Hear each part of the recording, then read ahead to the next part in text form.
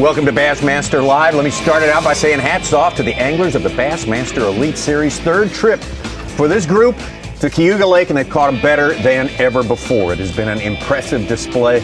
What a lake, and looking better than it ever has before. But things change. Every day's different, and we got a whole new set of challenges for our guys today. There's our Bass Track leaderboard, and Seth Feider coming from down about 5 spots in the top 10 to the top of the leaderboard right now, having a great morning. The morning yesterday was absolutely on fire. It's a little bit slower pace today, a little bit different conditions. We have a north wind, we got a front coming through, the humidity is significantly decreased, at least for now. And we're just looking for how these guys respond to that and who can do the best job of trying to overtake our leader, Jeff Gustafson, Davey. Well, it's going to be a tall task to do that because he's been catching fish really, really well the previous 2 days. But we knew this thing had to slow down just a little bit because we've broken records of being here in the past. Always been a good fishery. Looking at Hummingbird Lake, 43 miles long, basically lays north to south. 350 feet deep in some places, even deeper than 435 at the maximum depth of this lake, 435 feet. This upper end, the northern end, looking at Hummingbird Lake, a lot of the fishermen are concentrating up on that area. It's flatter. You can fish throughout from shoreline to shoreline in the middle. A lot of vegetation, not quite as much vegetation as has been here in the past. Several things contribute to that, the high water, the colder spring, that sort of thing. But there's still a lot of good vegetation, and these guys have certainly figured this thing out. Hey, Seth Feider, finally atop the leaderboard. He said the first day of practice, I called my wife and told her, get a plane ticket. I'm going to win this thing. Right now, Seth Feider does have the lead. All right. Well, it's the takeoff took place about an hour and a half ago. These guys have been out fishing, but we were there at takeoff time, of course, as we always are, to sort of take the temperature of these anglers. And we'll show you some of the footage from that this morning. How about our Toyota Bassmaster Angler of the Year leader, Scott Canterbury? Yeah, I mean, you know, we're doing good as far as that goes, getting as many points as we can get. Leading Angler of the Year. I've been super blessed. We just got to catch them again. You know, we want to try to win the tournament. I mean, that's what you go out to do, is try to win every one of them. And at the end of the year, you just build up as many points as you can get. Thank you, sir. I've still got to maintain that 22 pace, according to what Gussie here does, because he's kind of running away with it right now. So hopefully we can get up around 22 again and where that puts us. I've been catching as much as I can the last couple days, so I'm going to try and do that again today. And I mean, you just. If there's, I got to a point yesterday where finally they were all pretty big, but I had one that was 3.5 that I carried around for a while, and I just felt like there was a bit more room to upgrade that, and fortunately I did. But it's not easy. I'm not going out and lighting them up all together on one spot. It's all day, one here, one there, and I think it's the same for everybody. Great to watch, and looking forward to watching it. A lot of our top anglers had a great morning yesterday morning. The early bite was absolutely off the chain, as Chris Seltane said yesterday. But the thing that was remarkable was how Jeff Gustafson just kept catching them in the afternoon, Davey, when everyone else was maybe slowing off or slacking off a little bit. That's definitely what separated him. And David Mullins kept catching fish throughout the day. Chris Seltane, like you mentioned, had a great start yesterday morning with a 5-pounder and a 4.5-pounder, just like the first 4 or 5 casts of the morning. Like I mentioned a little while ago, this thing had to slow down just a little bit, but it'll be big today to see which guys can continue to catch these fish throughout the day. The morning is supposed to be the best time to catch these bigger fish, but Gussie was leading because he was able to continue to upgrade all throughout the day.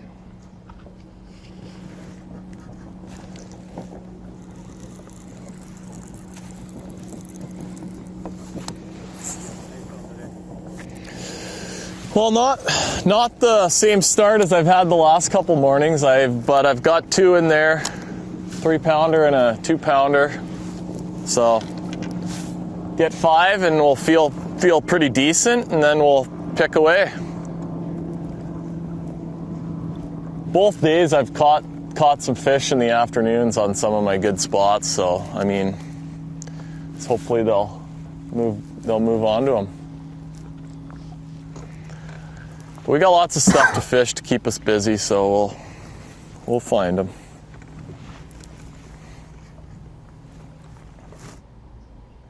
Been a matter of going from one place to another and finding them, as Jeff Gustafson said. He's not laying in one spot with a giant pile of fish by any means. There was a a lot of things these anglers are doing. We heard Gussie say that he caught all he could catch the first 2 days. People like Seth Fighter, a few of those guys, have laid off of the fish thinking 20 pounds, 21 pounds a day is enough. It's going to be interesting to see if these guys that caught all they could in those first 2 days have really beaten those fish up. Scott Canterbury has been off to a great start the first 2 days. There's been about 80 pounds of bass weighed in off of that spot. And you know at some point it's going to have to slow down. This morning might be the morning for some of these guys. Well, you definitely have to think about how you manage or budget the fish catch throughout 4 days of fishing. These guys have to be in the top 10 at the end of the day in order to fish for the championship tomorrow. 3 pounds back, and one of the anglers leading the way, in fact, chasing Jeff Gustafson, Chris Zaldane. This was earlier. Digging.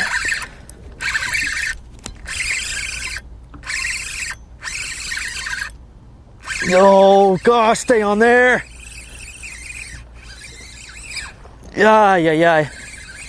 Come here. Come on. Come on. No. Come here. Yes. Sorry, Andy. I'm apologizing to the camera guy. Trail car hook pegged in the snout.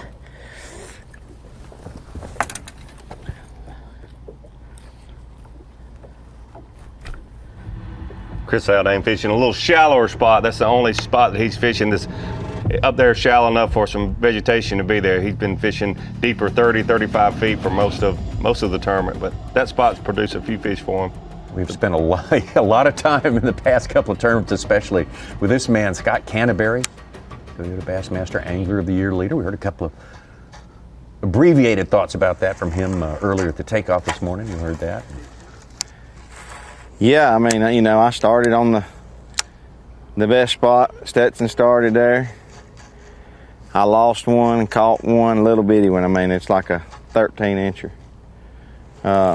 Stetson caught one there, and then he caught one flipping, but it's slow. It's really, really slow. The spot may have dried up a little bit. I mean, I know there's still some more fish around there. It's just a matter of them setting up right and you pulling up there and getting a bite or two. So I moved down about 400 yards. I caught a big one down here the first day. Caught a couple down here yesterday, but no big ones. Just flipping some thicker grass. So, I mean, it's gonna be a different day for sure. We just gotta grind it out, keep bouncing around. We'll be all right. We're gonna catch some. I mean, it may take all day, but we're gonna catch some.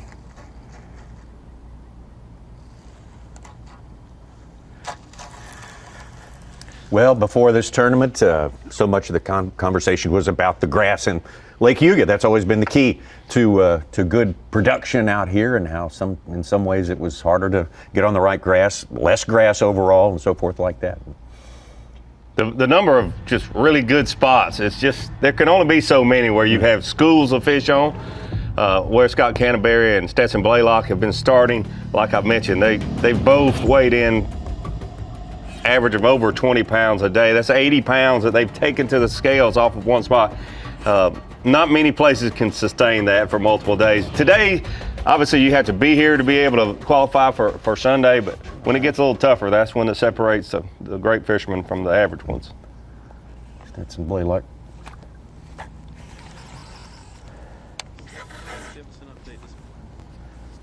Man, it's been it's one of those things that when you find a spot like Scott and I found, you want it to be magical all 4 days, and you hope and pray that it is. But in this sport, it's hard to find something by yourself, and we both found the same fish, started on them all 3 mornings, and today they just didn't bite. I did catch that one good one there. It's a heavy 3, and that's a key fish just because it's a lot tougher this morning. But we got cloud cover, we got a little bit of a breeze, not a lot, but a little bit. I thought they'd be biting. but we kind of milked it out good. Neither one of us got just a couple bites there at all. And then we just kind of started pitching around, and I ended up catching a pickerel in a clump of grass and kind of moved around to the other side of it and caught that second one, which is, it's not quite a 3-pounder, but it's a good heavy too. And you know, I felt like today could be one of those days if you didn't catch them early and things didn't, for me, only having that one spot that I felt like had the magic in it there. I felt like if they didn't fire there, that it could be a long day. I've still got a lot of confidence in what I'm doing and just pitching these grass clumps and casting around, covering water, but it's just going to be a game of decisions today, and making the right decision, hitting the right little spot at the right time is going to be huge. But we're only looking for 3 bites. We've got 2 good ones in there, so if we can just get 3 more to go with them, I think we'll be in good shape. They're going to have to be solid ones, obviously, with the way they're catching them, but I think we can do it. Well, if you had 2 in the boat this time yesterday, you were running behind. You were playing catch up right now, and Stetson Blaylock posted his thought that that puts you in pretty good shape right now. It does, and he hit on the same thing I was thinking. You just knew that one location that he and Scott Canterbury were sharing was not going to be able to withstand Sounds 4 good. days. Here's Chad Pitkin.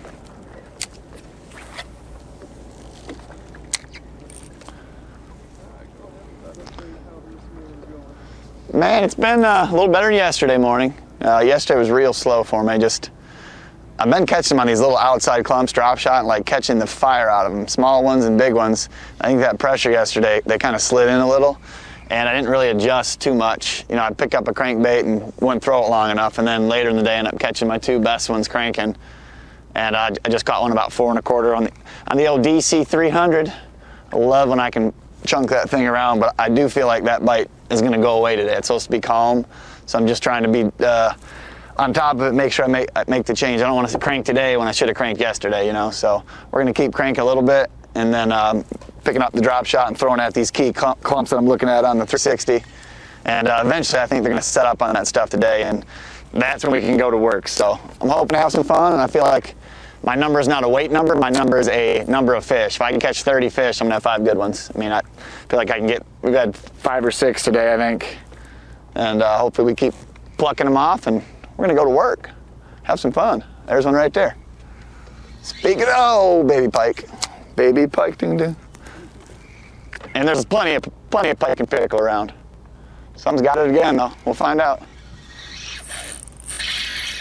That might be a bass, baby. That's a bass. What do we got here? Not a giant, but they're starting to get on those clumps. Whoop. Welcome to the team. For every 2 or 3 of these we catch, we're gonna catch a big one. It's gonna go down. And I'm excited. It's gonna be fun. Anytime you can go out and catch 30-some bass, it's a good day. Welcome to New York. Thank you, Mr. Fish. Let me get that big girl out of there. Switch side. We got 5 or 6. We let go of a couple small ones since my fish problem. That's what we're looking for, though. Get this guy over here. Let's go to work.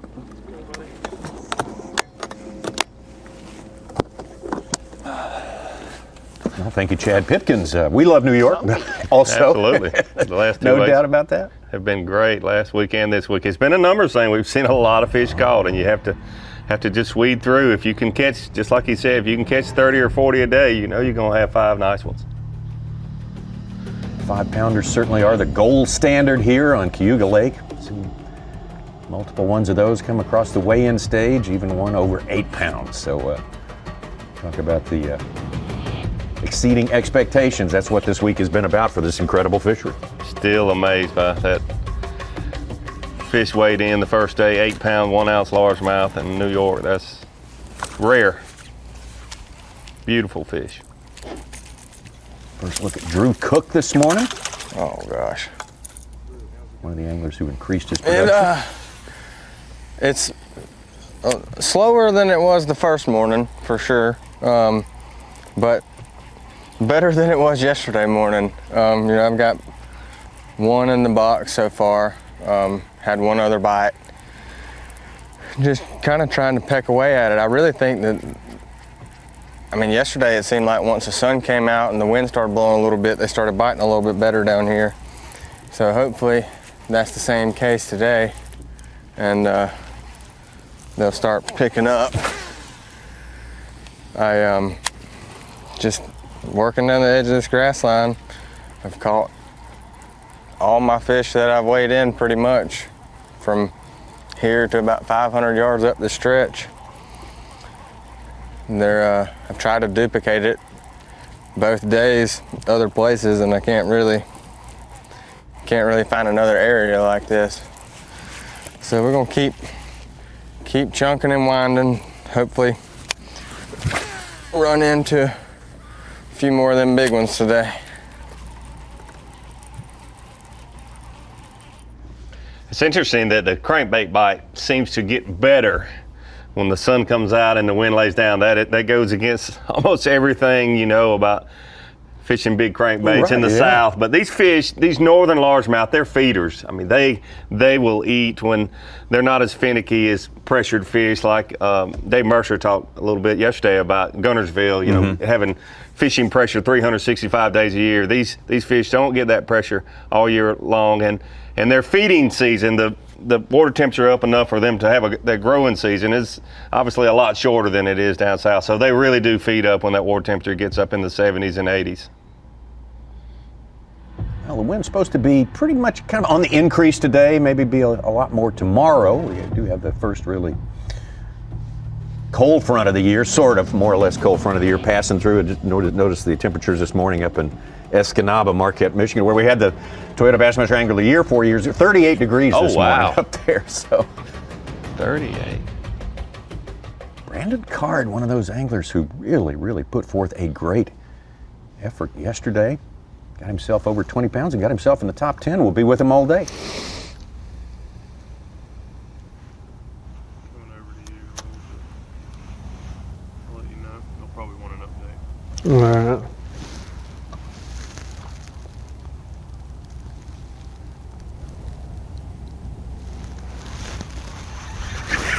There you go, finally.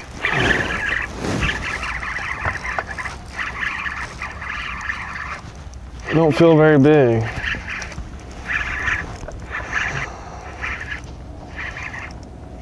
He's starting to pull now.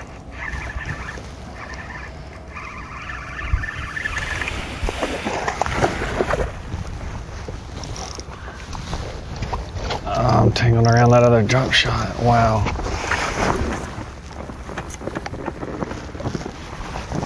Got him. Nice. Oh, I worked hard for this first fish. Chunky 3-pounder. They're so thick here, just little footballs. Boom, finally.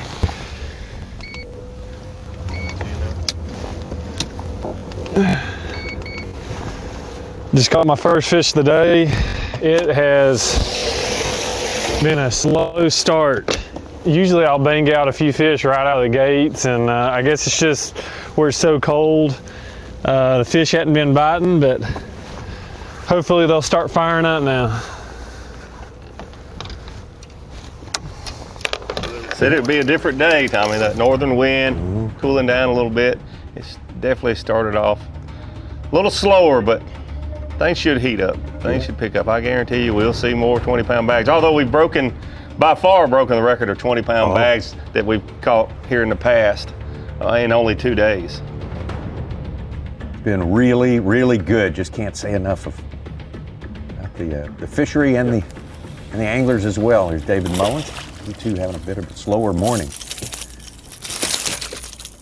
There's one of our constant companions out here on Cayuga Lake. The chain pickerel are quite abundant, and the problem is they live where the bass live and kind of go after the same stuff.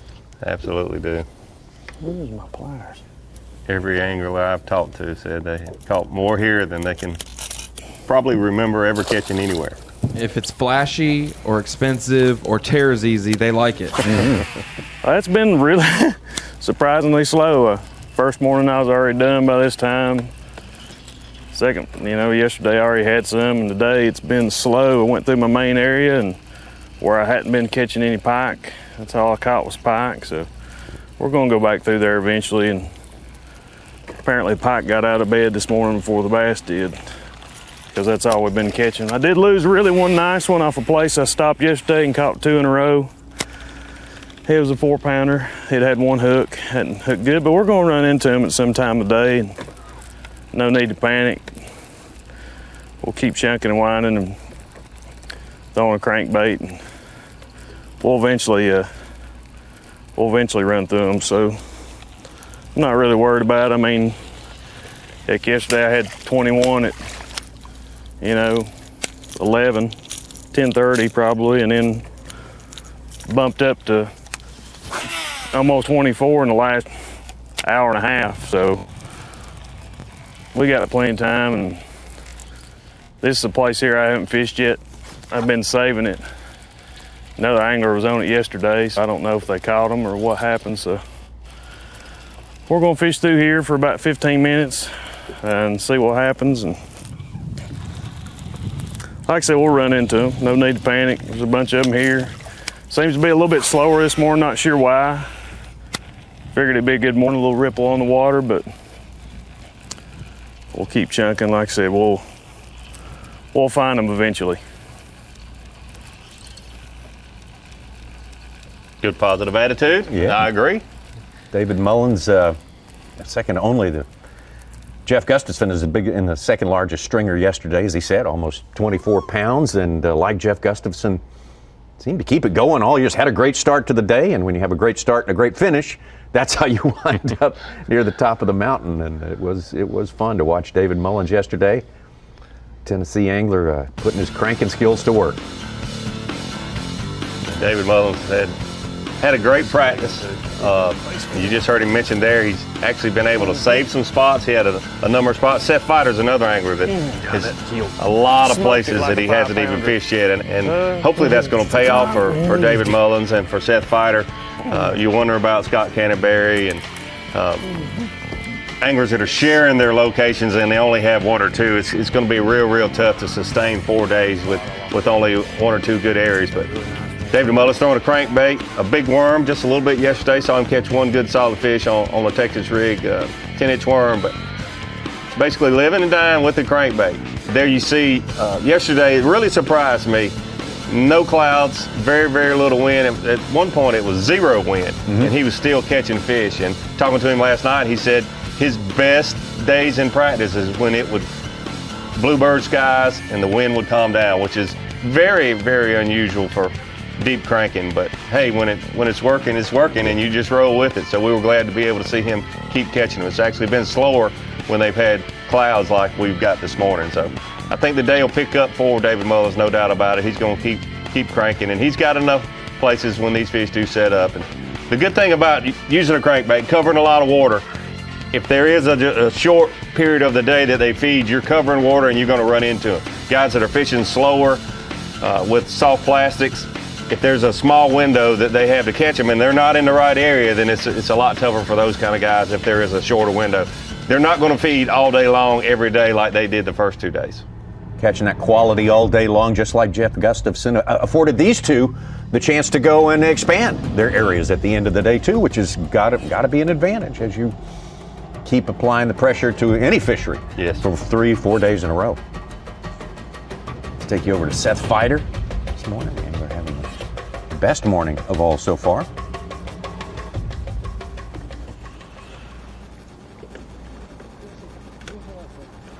Morning update. Going slow. Conditions changed, or didn't change, but not getting the conditions I want. Cloudy, windy, them deep guys are gonna catch them good. I'm hoping to crack them flipping, but I don't know if this wind will lay off and the sun might poke through. I think it can happen, but I don't know. We'll see. Might have to do something different today. Slow. Got 4 in the box. They're just nothing big. Got 1 3-pounder and a bunch of 2.5s.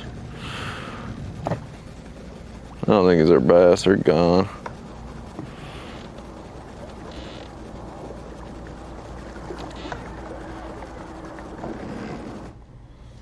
Seth's a little disappointed in the bite because it is slow for everyone. He doesn't realize it is.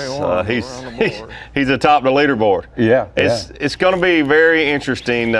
Seth was very excited, and when I've talked to him every day except yesterday, he was disappointed. He said, "I thought I could 21 pound them in 4 days, win this thing." And he said, "I've got to catch more than that. I got to catch more than that." He's been saving locations. He said, "I'm gonna actually go fish and catch everything I can catch tomorrow." He said, I've got to make up some ground, but maybe not. And like I said, you knew that it wasn't going to take 100 pounds to win this event.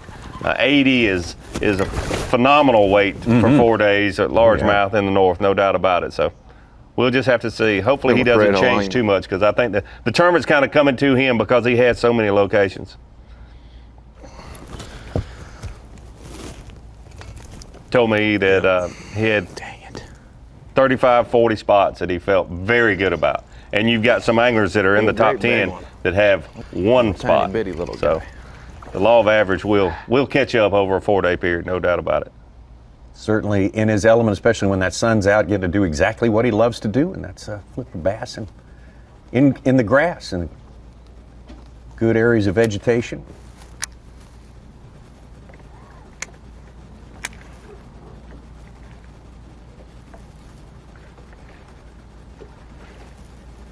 Small limit this morning, and thinking the guys are catching them out deep. Not necessarily so. Well, after the first day you think, well, they won't catch them the second day, and then when they caught them as good as they did yesterday, you're thinking, gosh, I got to catch 25 pounds to even have a chance to make up some ground with it. It's not looking that way so far this morning.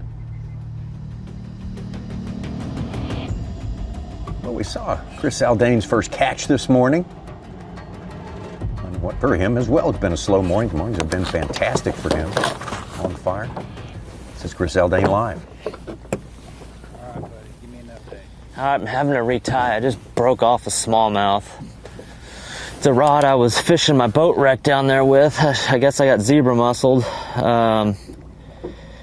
But I'm noticing the bait fish presence is it's real light this morning. The lack of wind isn't pushing the bait fish around into those ledges and points I've been fishing. So I'm kind of idling around. I'm taking the time to idle around on some of these spots and just kind of locating the schools of bait. And I'm actually seeing the smallmouth on my side imaging and 360 up here, making dents in the bait. So I'm just going to do this for a little bit here. Those real deep largemouth spots haven't produced this morning, obviously, with that lack of wind, like I said. So we're just going to keep an eye on the wind, and once that wind starts blowing like it's scheduled to, we'll go and hit those areas real hard. I've only got 1 fish. It's a decent one. In the back of my mind, I've got that southern structure down there, pipes and cement, blocks and things like that. So I know those are onesie-twosie type spots I could hit throughout the day, but I want to capitalize early on this deeper stuff, within an 8-mile radius of the ramp or so. But it's so critical right now is finding bait fish. I mean, that's what, the largemouth aren't eating the alewives that are that big, but, the perch and the white perch, yellow perch that are eating the alewives, the big largemouth are eating those.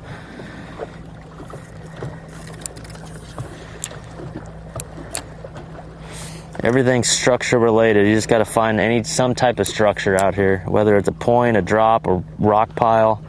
They're super hard to find, but once you find them, you'll find life.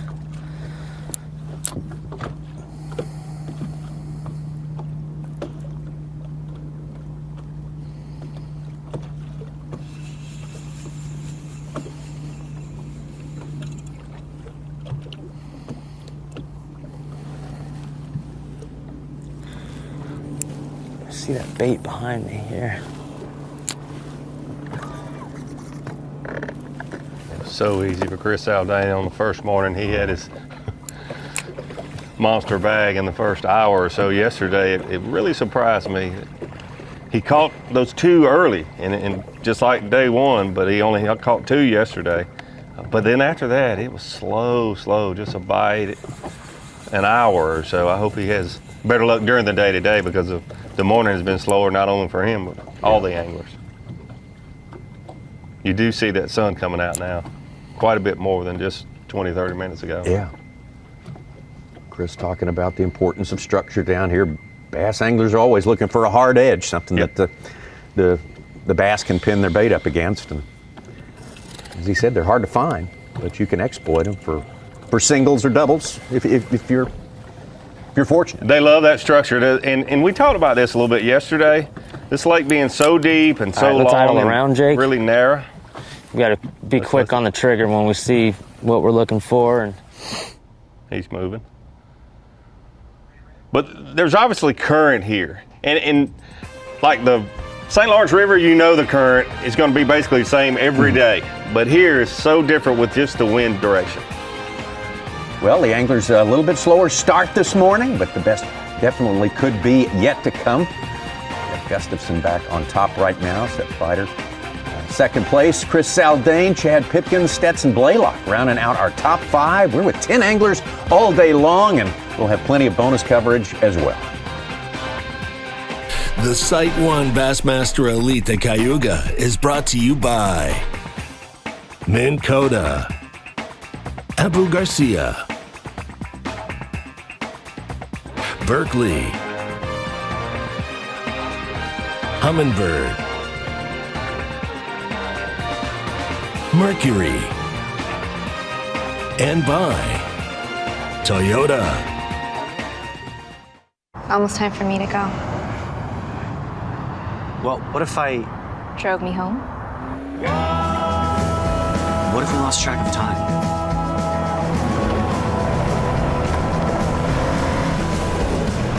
What if we took a leap of faith? What if you Missed my flight next week? The all-new RAV4. Toyota. Let's go places.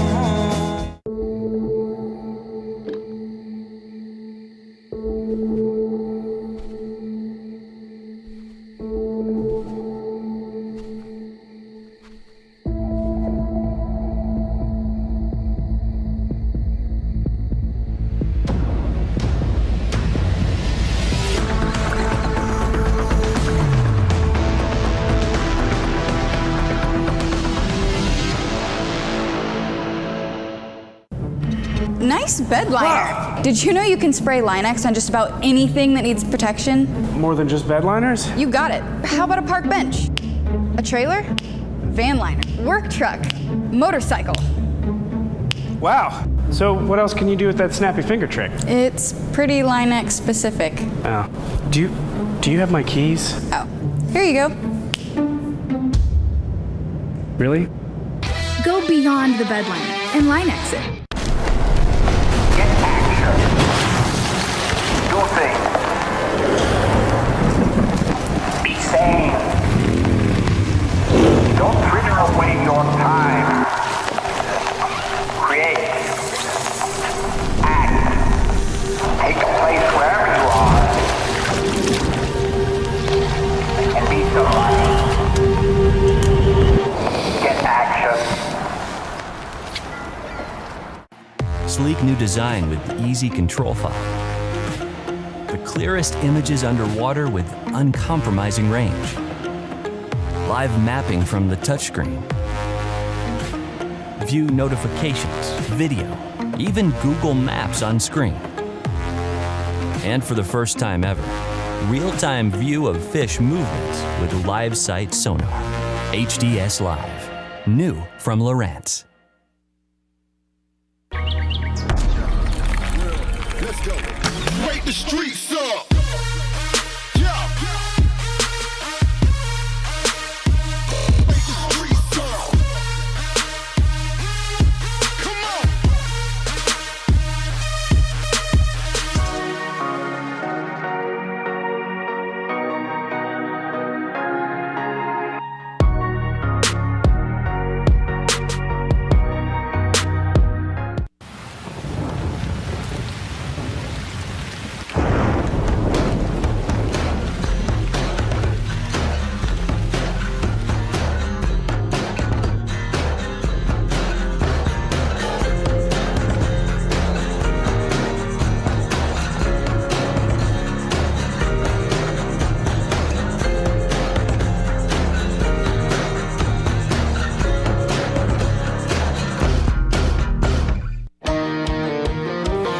At the pinnacle of super high output, 4-stroke outboard performance, you'll find Yamaha VMAX SHO. Yamaha's game-changing SHO technology. From exhilarating V6 models to the sleek inline 4s, there's a VMAX SHO for everything from bass to bonefish. It's an extended family of 4-strokes engineered for lightweight, inspiring performance, and rock-solid reliability. Discover VMAX SHO and elevate your expectations. You're watching the Sight 1 Bassmaster Elite at Cayuga Lake, brought to you live by Yamaha. Always a fishing treat, always a visual treat to come here to Cayuga Lake, here the Finger Lakes region of New York. Look at that shot right there. That gives you an expanded view of what's going on under this beautiful water here, this perfect clear water, this glacial lake up here.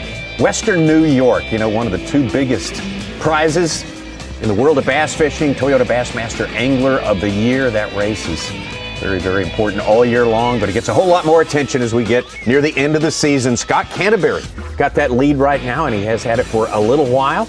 Drew Cook, who had the lead before Scott, has now pulled back up into second place there. He's done himself a whole lot of good here on Cayuga Lake. Bill Lowen had fallen out. He's been up and down during the course of this week. His point situation has changed dramatically, so it's still a living, breathing race for sure, Davey. It absolutely is. Bill Lowen did a great job yesterday coming back and keeping himself in contention for the Angler of the Year title. Scott Canterbury has been doing such a great job last week and this week, but much slower day for him this morning. Drew Cook, incidentally, also leading Dick's Sporting Goods Rookie of the Year competition.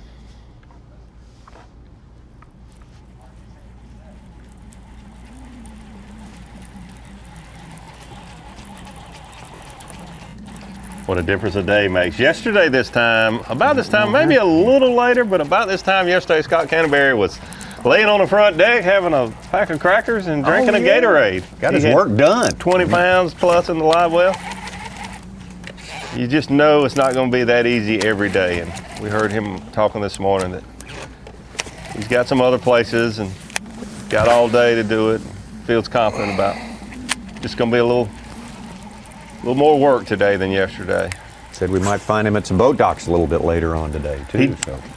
He sure did. He mentioned that yesterday, and we've not seen him do that. So he's got some other, as he said yesterday, a plan A, B, and C. And I think the boat docks were C. We'll see if he gets to that by midday today, especially if the sun comes out. You got to pay attention to his decision making. It's been pretty strong all year long out here.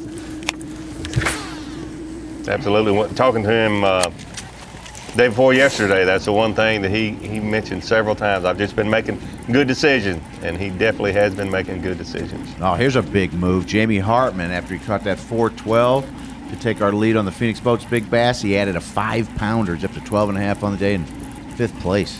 Wow. Watch out for him if he gets into 10th by the end of the day. We gotta. No way we can do that three times. No, we can't. Oh, maybe we can. Why not? Yeah. I heard him say on when he weighed in yesterday, talking to Dave Mercer, that he was going to go do something totally different. He had to step up his game. So if he's doing that, he might be on to something. That he's got 2 of the right ones and 2 little 1 and change fish.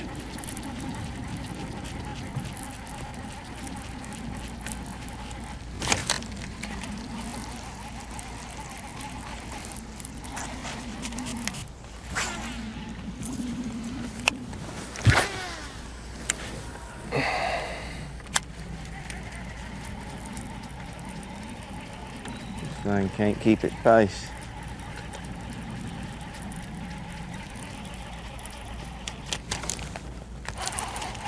Canterbury just a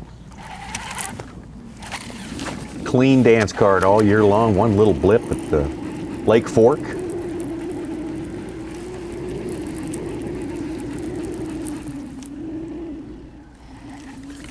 he's a great fisherman. Great fishermen making good decisions and having confidence in their decisions. That's the total package. And one of our anglers who, over the course of the first 2 days, said, look, I don't want to catch all the 3-pounders out of here. I might need them later on in this tournament. I don't know. What do you think of that approach, Davey? I think it's a smart move you're seeing today. I guarantee you, every angler we have a camera with right now would love to have a place they could go catch 5 3-pounders, and they seem so easy on day 1 and day 2. Like I mentioned, Jamie Hartman's got some experience here, so surely he's got other locations that he hasn't fished so far this tournament. Seth Fighter, and it really got my attention, not only him saying that he had such a good practice and thought he had a great chance to win, but having 35 or 40 spots that he felt he could catch fish on. That's impressive. When you've got that many places, you're going to run into them. In our bonus coverage box right there, that's Mike Huff. We spent some time with Mike on the St. Lawrence River. Looks like he got himself a keeper right there.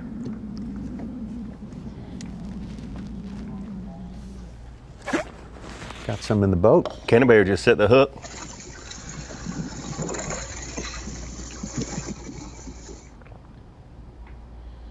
Let's see what he's got on the...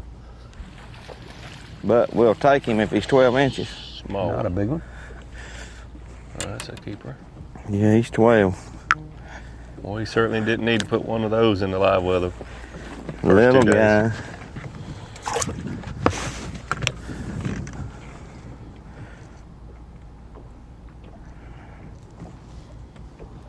Every pound's a point or more. That's a good way to put it. It really is. You would hate to come in with 8 or 10 pounds after catching over 20 the previous 2 days, but every pound is points. Huff was 19th after today. He's really helped himself in the Classic and AOY Championship hunt. He started the week 47th, and he's 39th right now. Well inside the projected Classic cut of 42nd.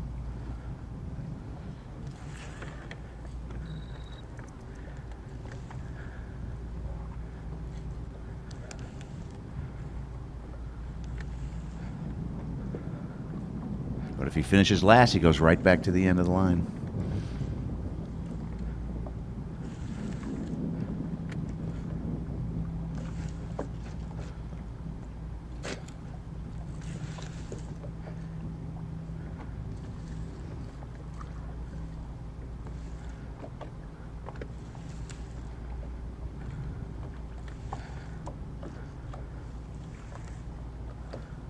This is the next to the last regular season event, but we still got a lot of fish to be caught to determine Toyota Angler of the Year. Yeah. There's a lot of fishing left. One bad day is still just a landmine for anybody who wants to hold that trophy. That's one bad day. Unfortunately, I've experienced it, and people when it gets late in the season think, well, you know, when Scott Canterbury's situation with a nice, comfortable lead, oh, it's his to lose. One bad day, and you go from leading AOI to 3rd, 4th. One bad day. Drew Cook is so in that race big time. He's certainly got his chances as this season plays out toward the end, and got a good hold on that Dick's Sporting Good Rookie of the Year trophy. This is most money you could ever win for being Rookie of the Year. Yes. It's a good year to be a good rookie. It's the same as my first AOY check. That tells you how much things have changed. That's a big one.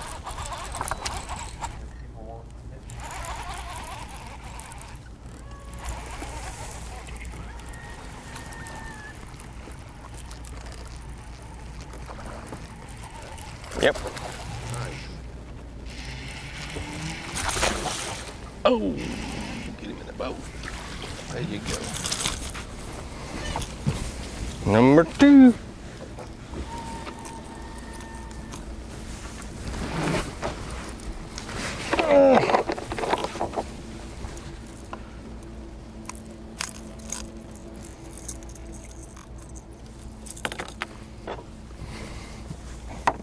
Oh, fatty there. I knew that grass felt good. It's crazy after you do something for so long. You know, you start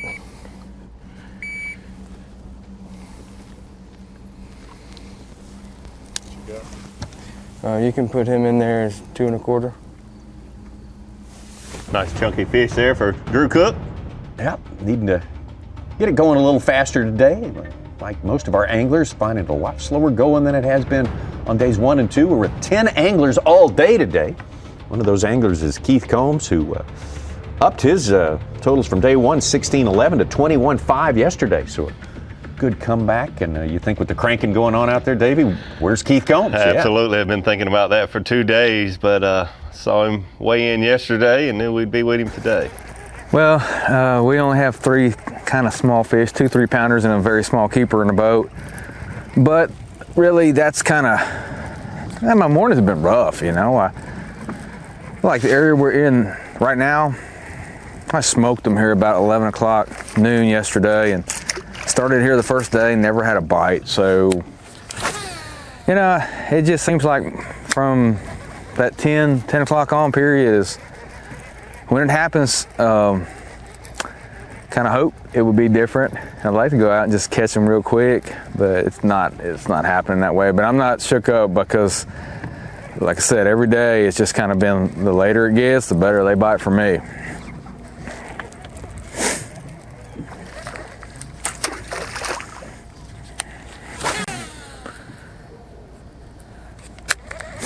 That's 10 o'clock. How about that? That's interesting. The first we've Not heard. seeing any bait. When I start to see bait, things really kick in gear, and I don't see that in the mornings. You start to see those big clouds of yellow perch and stuff floating around out here. It's game time then, but so far, none of that kind of action. And it's been slow.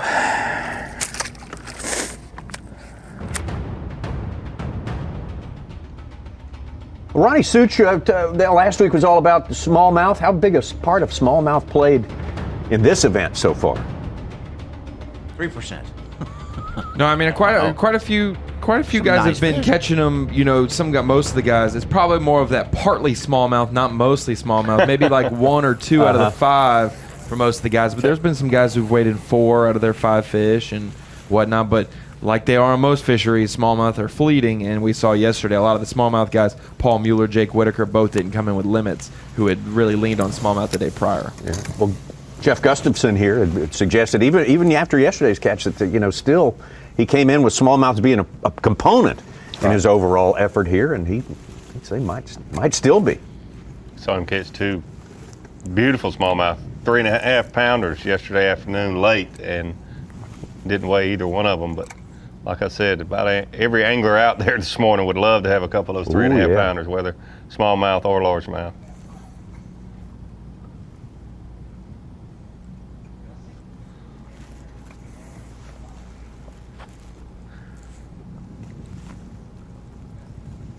Good to hear from Keith Combs that he has caught most of his fish from 10 o'clock on up until weigh-in time, because a lot of our leaders have been catching their fish early. Gussie and David Mullins caught them all day yesterday, but a lot of the guys, that first hour or 2 has been crucial for them.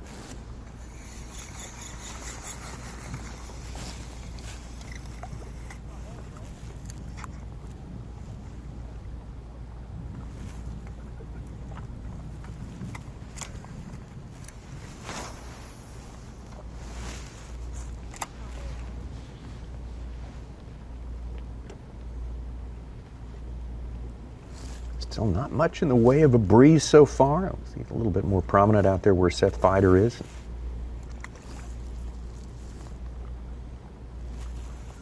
He started on the upper end all 3 mornings and then moves a little farther down lake and has been able to catch some better quality fish, but the number's not quite as good. But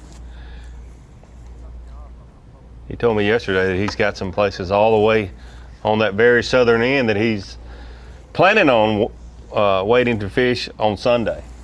So on Sunday, okay. Has a plan for Sunday. I mean, when you call your wife and tell her to be there on Sunday, you better be fishing on Sunday. You got a plan. When you wear a hat that says on them, you better be fishing on Sunday. I think he will. Yeah, Yeah, we love the risk takers, the guys who lay it out there, you know. Yes. If you're not afraid to do that. That's bold. Steve Kennedy was bold enough to go all the way down to the southern end of the lake yesterday. Caught him great on day number 1 and just absolutely had nothing doing yesterday. Very tough day down there yesterday.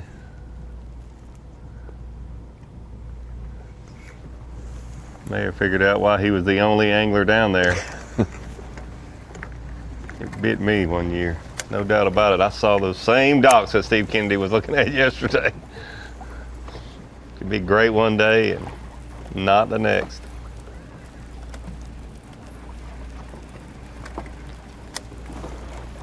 Typically the lower end, the deeper end of a fishery is more stable, but this lake doesn't seem to be that way. Snagged on it. Kind of hoping a bass would come and pluck it off there maybe, but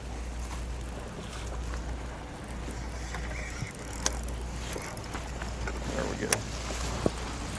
Bones hooked up. I think we might have a bass. No, maybe not. Can't tell. Nope, pickerel.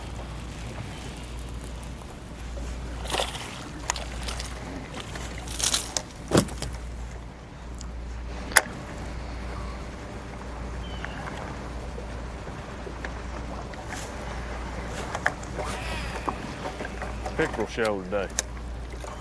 All teeth.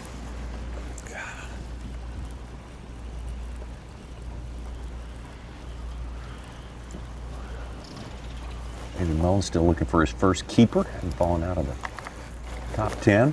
Somebody fired up the old chopper this morning, waking the neighbors up.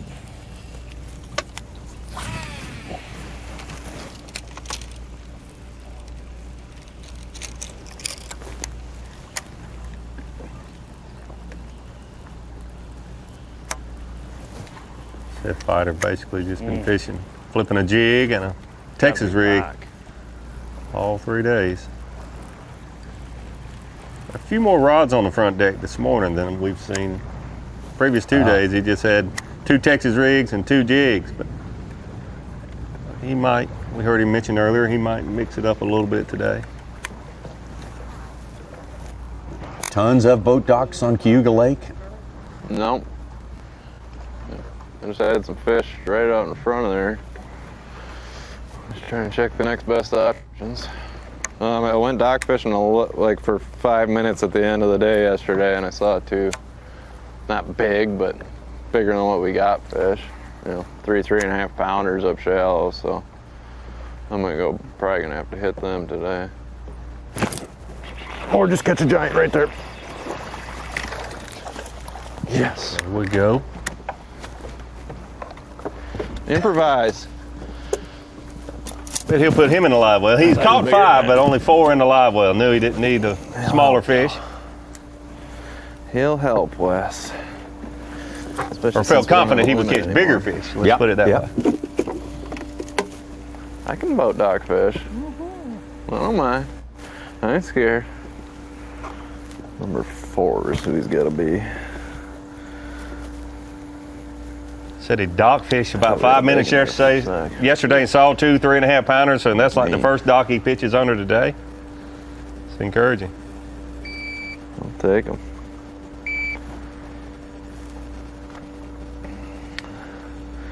Three and a half.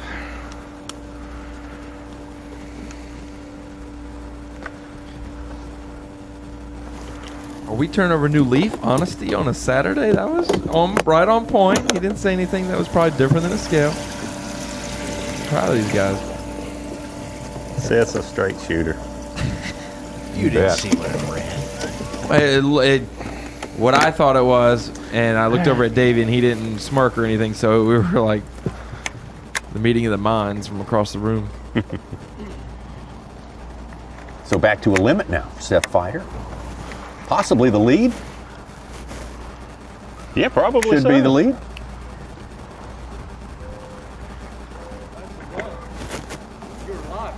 Just freestyling. Just freestyling, Wes.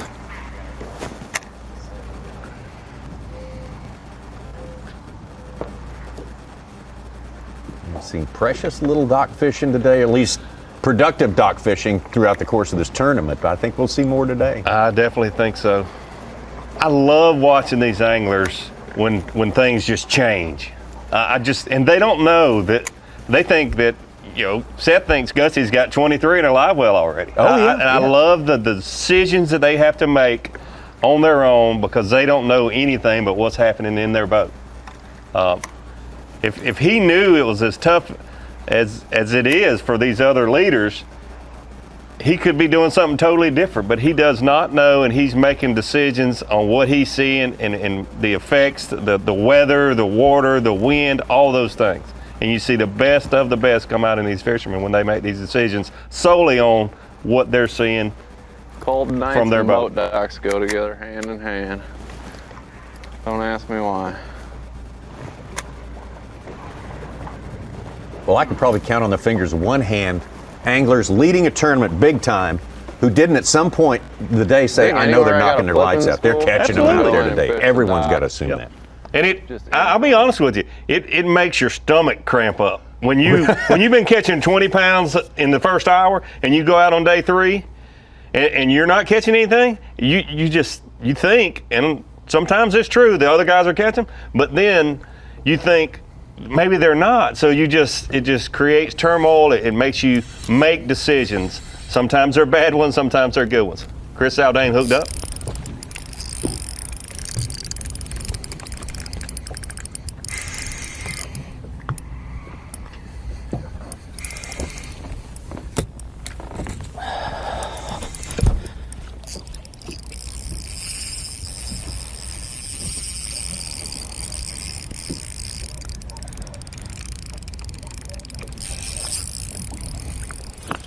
Chris has not been catching the numbers some of these other anglers have, but he's certainly the quality has been there for him.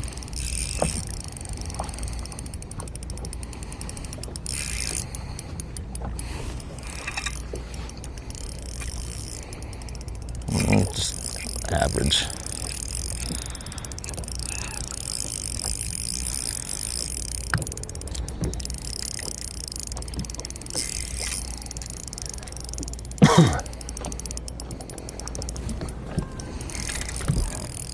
Got this one on 8, so I'll take my time a little bit.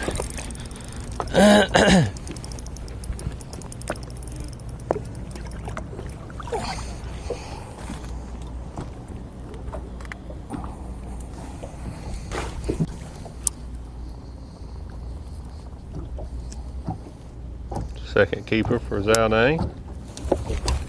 Hook.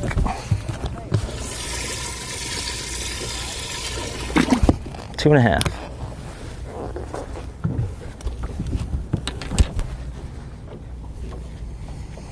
Should get him up into the top 3 for now.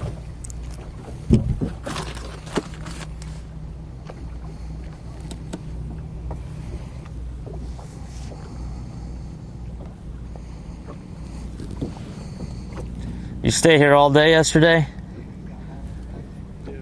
Yeah?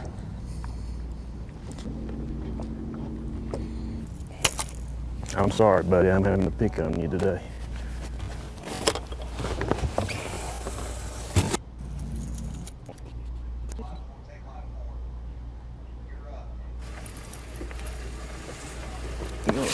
First keeper for David Muller? Yeah, been a while. He's like, whoa. How about that? Last cast, catch one. Oh, got the crankbait and the rope. That's great. He'd fallen out of the top 10. Yeah, it's still just the first quarter. Yes. Last cast changed the angle a little bit on that last cast and caught one.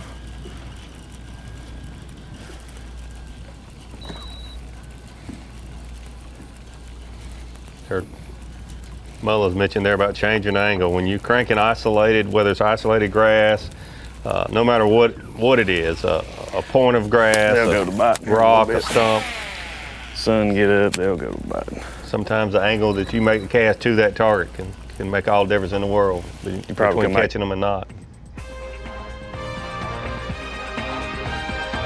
To get a little stirring of action out there on the water after a decidedly slower than the first 2 days start for these anglers. The morning bite not as abundant as it has been, but a lot of the anglers say for them it didn't get going until midday. So we got a lot to look forward to today. We're going to take you all the way to 3 o'clock. That's where we have the weigh-in. Bassmaster.com and decide the 10 who will move on, and there's a lot of ground to cover until then. The Site 1 Bassmaster Elite at Cayuga Lake is being brought to you live by Yamaha. Succeeding at the highest levels of fishing requires intense drive. Doing so with a boat that merely suffices isn't good enough. To lead the pack, you need a top-performing boat that gives you a clear view of the goal. A powerful boat that accelerates you to the top of the leaderboard. Triton is always looking one step ahead. That's why it's the driving force of performance fishing. You sons of fishes. Ain't enough fish on this lake for 2 clubs. Really? Well, we see plenty of fish live with Panoptics. Yep. Dang, we should get Panoptics. Maybe we'll just take yours. What's going on here? You boys have license? Yes, sir. Nope.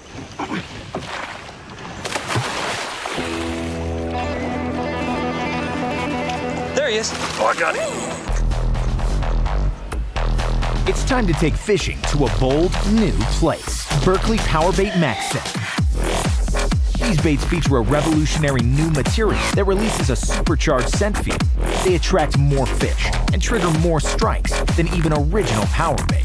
And all remain soft and flexible out of the package, so they're ready to fish. 10 forage-inspired natural matte colors come alive in the water. Berkley Powerbait Max Set. Fish bite and won't let go. Hey Bass members, Dale Jr. here. As an avid outdoorsman, it is great to see that Nationwide supports conservation efforts to preserve fisheries and waterways. Did you know that you can get a special discount on auto, boat insurance, and more with Nationwide? Call this number or go to nationwide.com/bass to learn more. Nationwide is on your side. Bassmaster Fantasy Fishing is back, and it's time for you to get in on the action. Sign up for free and pick your 5-man team to compete against your friends and thousands of bass fans from around the country. How will you stack up against the best? The grand prize winner will receive a 2019 Nitro Z18 boat with Mercury motor worth over $32,000. The 11 weekly winners will each receive a $2,500 Bass Pro Shops gift card and another $500 if you're a Bass member. Sign up and pick your team today at BassmasterFantasy.com. Yeah, you care about gear ratios, inches per turn, and ball bearings. But most importantly, you want reliability and dependability in the equipment you use. And at Lew's, it is a requirement. Regardless of the price that fits your fishing style, Lew's doesn't cut corners when it comes to the gear they build. The new for 2019 Lew's Speed Spool is evidence of that. Hey guys, Pro Angler Jason Christie. When I'm out competing, I want something that won't let me down. There's a lot of things that are important in a reel, but the most important to me is reliability and durability, and you're going to find that in the new Speed Spool LFS. The new Speed Spool LFS is loaded with all kinds of features. First of all, one-piece aluminum frame. That right there alone is going to set it apart from other $99 reels. Secondly, solid brass speed gears. Just like the Super Duty, that $99 reel is going to last for a long time. When you're cranking in that big fish, this reel is going to be solid and smooth, and all of that is thanks to the new P2 Super Pinion gear. This oversized gear is going to allow for smooth operation, cast after cast. This magnetic control system, which is externally adjustable, will allow a seasoned pro or a first timer to be able to pick up the reel off the deck and cast with ease. You can find all these features and more in the new Speed Spool LFS at only $99. The team at Lew's is adamant on delivering quality, dependable gear at a price that fits your lifestyle. Whether you are a weekend angler or tournament pro, the new for 2019 upgraded Speed Spool LFS is the best $99 reel in the market. Go see for yourself.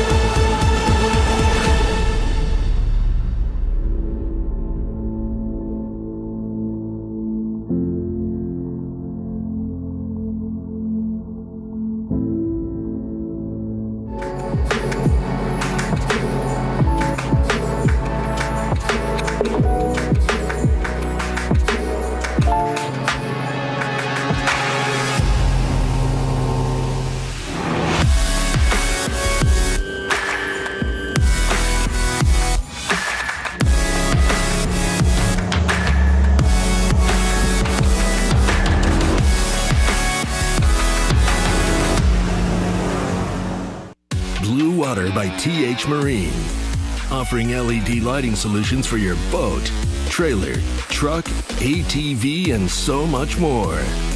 Engineered and built to be rugged with waterproof and submersible options. Designed for easy installation, Blue Water is available in a variety of colors and styles. All backed by a limited lifetime warranty. Blue Water by TH Marine. If you love bass fishing, then show your support by joining B.A.S.S today. With your membership, you'll receive every issue of Bassmaster magazine, plus great premiums, including a 4-lure starter kit. Click now on this video to join today. You're watching the Sight 1 Bassmaster Elite at Cayuga Lake, brought to you live by Yamaha. Hey, welcome. Thanks for joining us this morning on Bassmaster Live. Getting through the 8th tournament of the year out of 9 regular season events on the Bassmaster Elite Series. Generally, the more days you can fish, the better your results will be as you try to make that journey toward the Geico Bassmaster Classic, getting some points. Seth Fighter, and still in the lead. 5 fish early, trying to catch one on a boat dock right there. We'll let you watch a lot through our breaks here. We saw a lot of David Mullins during the break. Other things happened as well. It's getting a little more active out there, it seems like, after 2.5 hours on the water. Absolutely. It's heating up just a little bit. We saw it just fast and furious the previous 2 days, first thing in the morning, but been a little slower this morning. But the last 15, 20 minutes, things have certainly picked up, especially Seth Fighter and Jeff Gustafson. Speaking of Jeff Gustafson, during the break, we got something to show you. There we go. Look at that.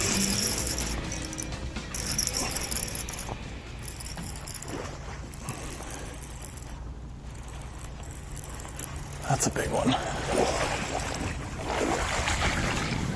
Yes, more like it. Well, not a giant, but picking away, 3-pounder.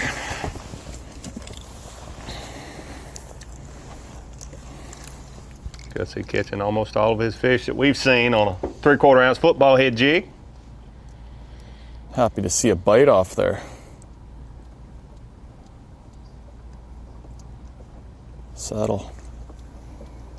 Settle down, buddy. Gosh. One of those.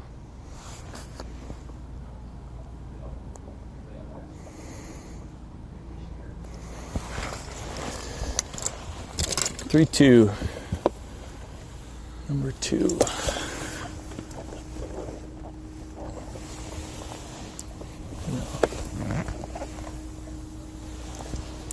That was during the break. Back live with Jeff Gustafson. Every 25-pound bag out here starts with a few 3-pounders that eventually leave and go on their way. And that's what you hope for, no doubt. That's what got to be part of the plan for the angler from Ontario, extreme Western Ontario, fishing his first year on the Bassmaster Elite Series.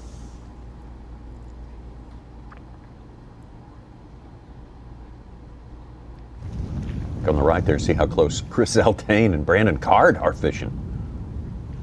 Right before we went to break, Chris caught that fish, and I didn't realize it was Brandon Card at the moment, but I heard him ask somebody, "Did you stay here all day yesterday?" And they said yes, and it was Brandon Card. So saw Chris bouncing around a little bit yesterday. Certainly didn't stay in one location the whole day.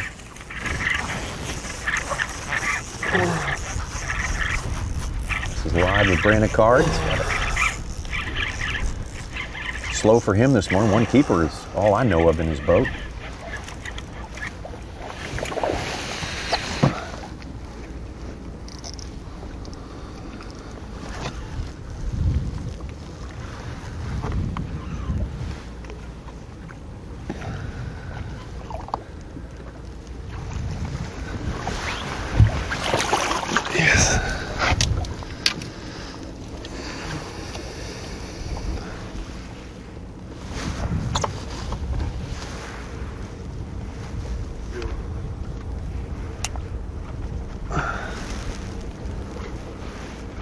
Dang it.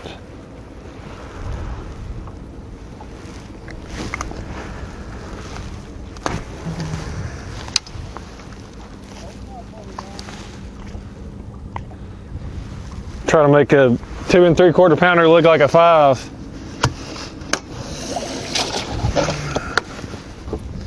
Number 2 for Brandon Card. Number 2. Slowly but surely. He's one of our big movers yesterday from 25th to 8th place. 2 anglers in our top 10 that we're covering today to start the day, the top 10 anyway, from Tennessee.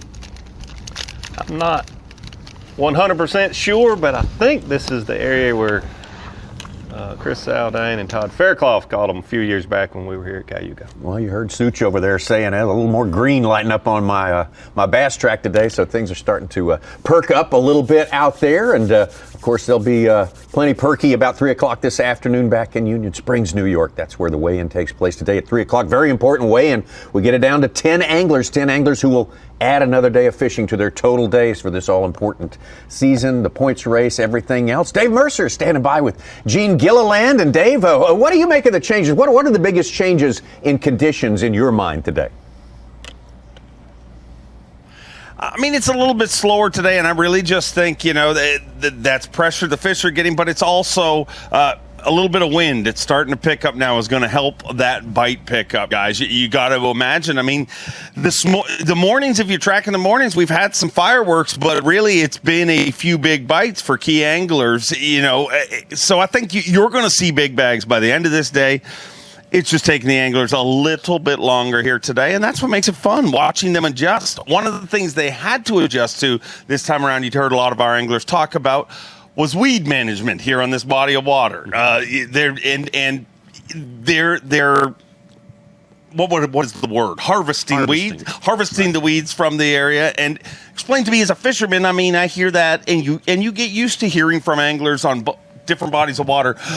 The weeds are gone, the fishing's bad, and that sort of thing. What's happening in this body of water from a biological standpoint? Well, there's two things, Dave. The harvesting is part of a plan that the county has for all of the lakes in this area. They've got these mechanical harvesters that go along and basically cut the weeds and roll them up on a conveyor belt, and then they haul them out. And what they do is, it's not like somebody out there mowing the grass, going back and forth and completely denuding the area. These things cut a swath about 8 feet wide. And the mayor was telling me yesterday that basically they just follow the shoreline, and they track along the shore, around the docks, and that sort of thing. So on the big flats out there that don't have vegetation on them, it's not because they've harvested all of that. They said that out of the several 100,000 acres of this lake, they've only harvested about 900 acres total, and that's just 8 feet at a time. And but what's happened is this has been a very cool and a very wet spring. And when you combine that with a lot of runoff, and if you drive around this area, everything's planted in corn or soybeans or alfalfa or something that gets fertilizer. When you get a lot of that runoff, it makes the water a little cloudier than normal. So you got high water, cooler weather, and the fertilizer and clouding the water, and you don't get the light penetration. So the weeds just don't grow as much. The weeds just don't grow as much. So the harvesting is a little bit of it, especially around the shorelines. But in the big open flats where a lot of these guys are fishing, it's really more just natural conditions that have knocked the vegetation down rather than any kind of treatments. The only kind of chemical treatments they do on Cayuga here is way down in the southern end of the lake. There's little patches of hydrilla that have popped up over the years that were the releases from aquariums. And they got started and they took hold. And they've been very aggressive about treating that chemically to try to keep that from spreading throughout the lake. But that's a very, very small area way down in the far south end of the lake by Ithaca. Everything else up here they don't really do a lot of what we would consider traditional management with chemicals and things like we see in a lot of places where there's a lot of the invasive species. How much of that do you think, as an angler, just hearing you say that, I'm just putting two and two together, you don't see some of the practices you'd see further down south when they're managing the lake for the entire year? I mean, I got to believe for a lake like this, where it literally, freezes in the winter. It goes through, a full off season basically and regenerates. Is that easier to manage? Or would it be more difficult to manage them down south, or is it nothing the same? Well, it's, the plants, especially the native plants here, are tuned into that. When the ice goes out, they start to grow. And because they have a very short growing season, those plants have evolved to generate very quickly. And you've seen it. I mean, you know how fast that the stuff can grow around here. So if something gets started, they want to try to get ahead of it. But their management season is very much shorter, whereas further south you go, you've got a long growing season, and you've got plants that you'll see different kinds of plants growing at different times of the year, and it takes management sometimes year round. That they don't obviously have to worry about this up here when the water's hard. Gene, I got to ask you this because I know somebody's watching. They heard you say there's hydrilla on the other end of the lake, and they're trying to get rid of that. As a bass angler, you're used to hearing hydrilla. I mean, why would you want to get rid of that? Explain to me the theory behind that. Well, where it cropped up down near Ithaca, it's a lot of docks, a lot of canals, a lot of boat traffic. And with the clear water that this lake typically has, the fear was this stuff was going to explode and basically clog things up so that they didn't have, people couldn't get it in and out of their docks, they couldn't get to the restaurants, they couldn't get to the marinas. And so rather than trying to catch up, they decided early on when it was first found that they were going to be very aggressive about trying to keep the hydrilla from getting out of control, because hydrilla is one of those things you can't really use a harvester on, because these harvesters, when they come along, they chop the weeds up and it rolls it up on a conveyor belt. Hydrilla spreads by fragments that are this big. So if you chop it up with a harvester, you're almost making it worse. It's like blowing a dandelion. Basically, Exactly. When you cut dandelions, everybody's seen all those little white puffs float in the air and spread dandelions. So what you're left with is chemicals. This is a water supply for a lot of cities. And so there's a lot of people that said, well, we don't want to get into having to use thousands or maybe millions of dollars of chemicals to be able to treat it. So on a long-term basis. So let's get after it and knock it out quick before it gets to be a problem. Doesn't matter where we go, Gene. I mean, anywhere in the country, you guys are always working hard, Bassmaster Conservation. But I'd say this trip to New York has been a challenging one, definitely, with what we went into within Waddington. Right. But you're leaving this after this event is done, and it's been an incredible trip here to New York. If you look at the fishing education that our anglers have got and continued to spread, and we saw Chris Zaldane even use it in this event. Yes. So not only that, but no matter where we go, you guys are always working something. I think New York's doing pretty good by the sounds of things. I think so. There's different challenges in different places that we go. And a lot of it's just a matter of educating not only our anglers but the public about what we're doing and what needs to be done and getting people involved in those issues.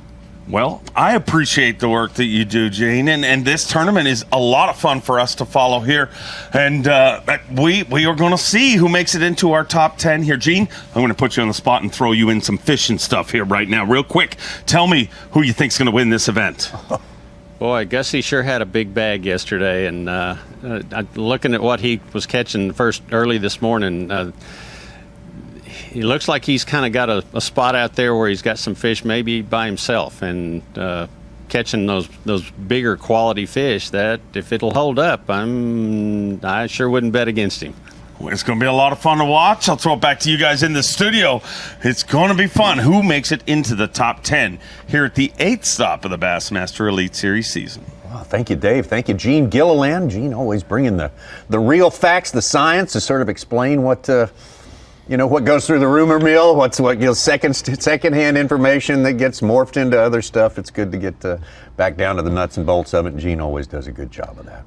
It's a great job explaining the lack of vegetation here this year compared to some other years when we've been here, and light penetration in the water is a big part of it. Water temperature, that colder spring and more rains, more stained water is certainly a big reason that. Yeah, I mean, you see it all over the South, all over the country. When you have that dirty water, you don't get that light penetration, and it'll certainly affect how good the vegetation grows, whether we're at Gunnersville or Cayuga. Well, I'm with you on that issue, Davey. We talk about, we don't want that mowing machine to chop up all our land, but it's a much better alternative than millions of dollars worth of chemicals. It's frustrating to see the certain places in the country, and see a fair amount of it in my state, that where they spray chemicals, herbicides in waters where a lot of them are water sources for drinking water for so many people. And I just have always wondered about if you truly know long-term effects of poisonous chemicals in your drinking water, and that's exactly what you're dealing with. We certainly don't know the whole story. That data comes in every day. So just like any aspect of science, it's ongoing.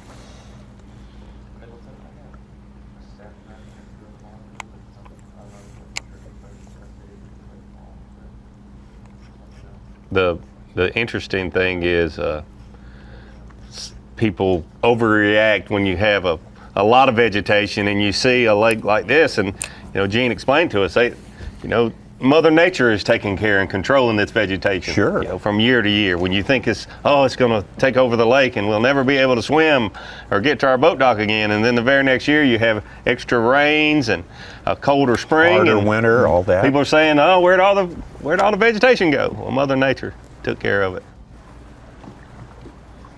Corey Johnston with a 4.5 pounder, a limit about 13 1/4, just jumped into 7th place. Rapala Live Watch, we got some bonus coverage of Jamie Hartman.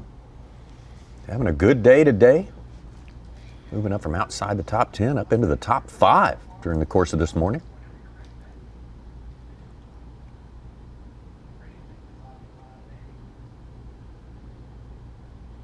You were certainly right. Earlier when you mentioned, look out if he makes it into the top 10 tomorrow. Yeah, especially if he's 10th. Especially 10th place, yeah. The morning started out really slow this morning, and wanted to cover a bunch of water with the crankbait. There's so much eelgrass and grass all across the top of the water. It made it really hard. So I tried 2 other baits, never got nothing going.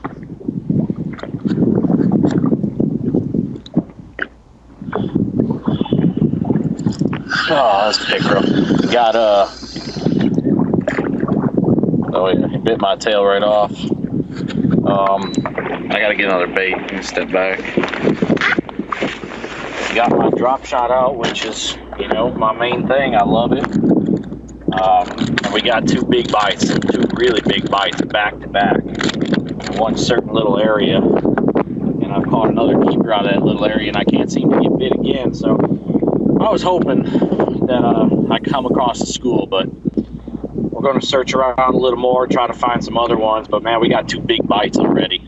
So 3 more, and we are 2 more. We're playing tomorrow. It's nothing more than that. A little bit windy to hear Jamie there, but we got the gist of it. 2 big ones making the difference for him. He's got the biggest limit of the day so far that we know of, and not by a little, but by a lot. Maybe if it goes like this, he'll start to like Cayuga Lake after a while. He's from Oneida, just down the road. I just can't.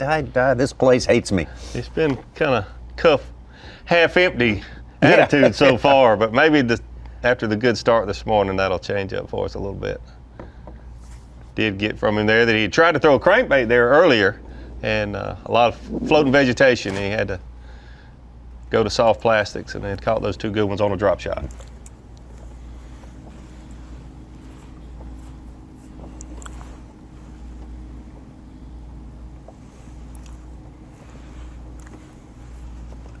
Gustafson still hanging in there, second place, about a pound behind Seth Fider. Saw Seth move to the boat docks a little while ago. Catch a good one over there. Caught a good one immediately. The first dock he fished, and he's been on them for a little while now. Hopefully that's, sometimes catching that one key fish can turn your day around in a positive way and sometimes in a negative way. It could be a lost leader, so to speak, and you waste some time fishing more docks, and that could have just been a lucky coincidence that the first dock he fished, he caught a 3-pounder. TH Marine Weather Watch there. Again, same temperature as yesterday, absolutely perfect. 72 degrees, cooler at night, mostly sunny, wind out of the north as a front passes through, the first of cool front, we'll call it, not cold front at this time of year, but definitely a change in the weather from yesterday.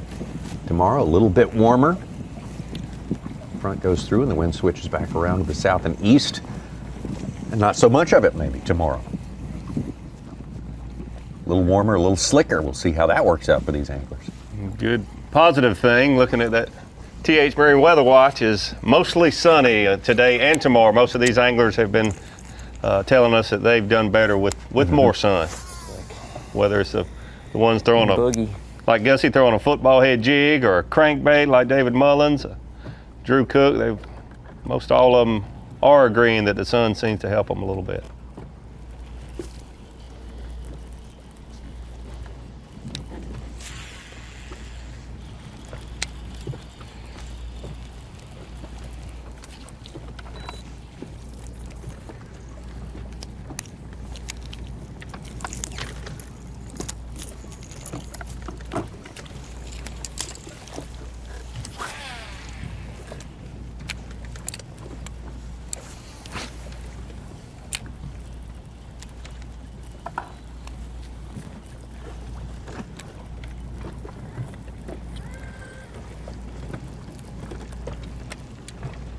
Still showing some green popping up there, Such. Some other guys out of top 10 catching them. Coming up off the bottom.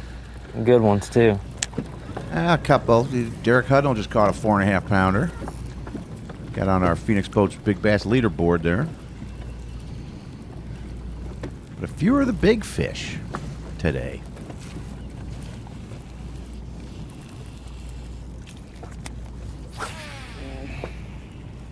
We have been spoiled the last 6 days prior to this one on live. We have had a big-time representation by big fish in our every our single day. Total creel numbers so far, but it's been fantastic. How a bass can have such a short growing season and get up to 8 pounds, northern strain bass, that's remarkable. I mean, they're eating it, you know. Jamie, look at that. Came out here on day one.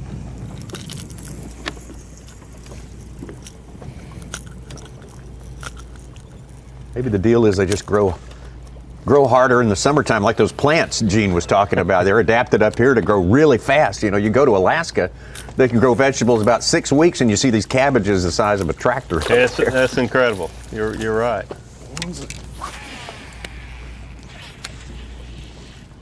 Now we just need to find a big one to eat it like that. I'd like to ask Gene. Maybe we'll get to talk to him.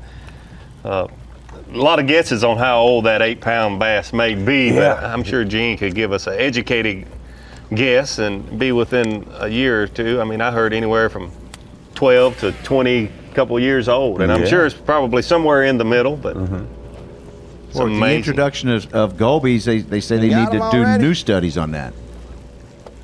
How fast the growth rates have become in smallmouth up there. Oh, the smallmouth on the St. Lawrence River and Lake Ontario, I'm sure that has changed 180 degrees from years ago. You can look at the size of the smallmouth's mouth compared to the weight from years ago. It's the growing rate's probably double on those smallmouth at St. Lawrence and Lake Ontario.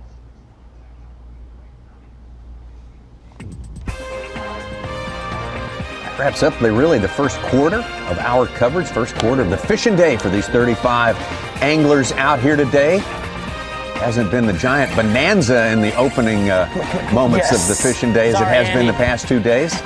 Guys are having to work a little bit harder. The conditions are leading more towards what these anglers said they wanted. So hopefully the fishing will pick up. You see Seth Fighter here catching one under a boat dock. He's going to be doing a little bit more of that as the sun comes out. We've had some of our top 10 anglers tell us, their best part of the day was right in the middle, starting about 10, 11 o'clock in the morning and going on. So, the big bags, Dave Mercer said it, you said it, Davey, the big bags are going to come in again today. There's no doubt about that. Gussie has been catching as many as he could every day so far, and maybe that'll be the right decision. Some of these other anglers have, sandbagged, saved some places for day 3 and day 4, and Gussie has just kept the hammer down, and right now he's atop the leaderboard. Gustafson on top, Fighter right behind him. Fighter says he'll burn it down today too, so we got a lot to look forward to. We'll be right back. The Site 1 Bassmaster Elite at Cayuga Lake is being brought to you live by Yamaha. Almost time for me to go. Well, what if I... Drove me home? What if we lost track of time?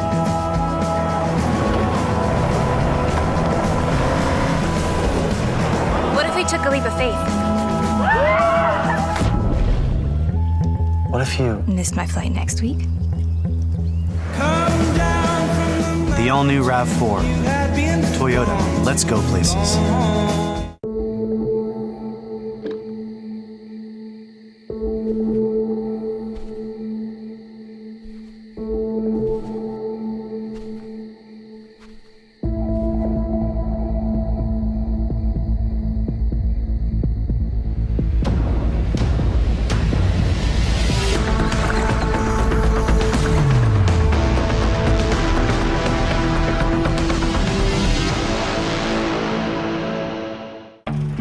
Mother Nature is my playground. When I hit the trail, I drive hard. And Mother Nature, she hits back even harder. Line-X protects my vehicle inside and out. Guaranteed to withstand even the harshest of elements. I've learned that anything worth protecting is worth overprotecting. Because when protection matters most, I Line-X it. Visit Line-X.com today. For the bass that thinks it's a bulldog. For the walleye that thinks it's a freight train. For the tuna that thinks it's a torpedo. For the tarpon that thinks it's a tarpon. You need the mono that thinks it's a braid. Suffix Advance. New advanced mono with HMPE braid molecules for strength, abrasion resistance, and low stretch. Suffix Advance. The mono that thinks it's a braid. At the pinnacle of super high output, 4-stroke outboard performance, you'll find Yamaha VMAX SHO. Yamaha's game-changing SHO technology. From exhilarating V6 models to the sleek inline 4s, there's a VMAX SHO for everything from bass to bonefish. It's an extended family of 4-strokes engineered for lightweight, inspiring performance, and rock-solid reliability. Discover VMAX SHO and elevate your expectations.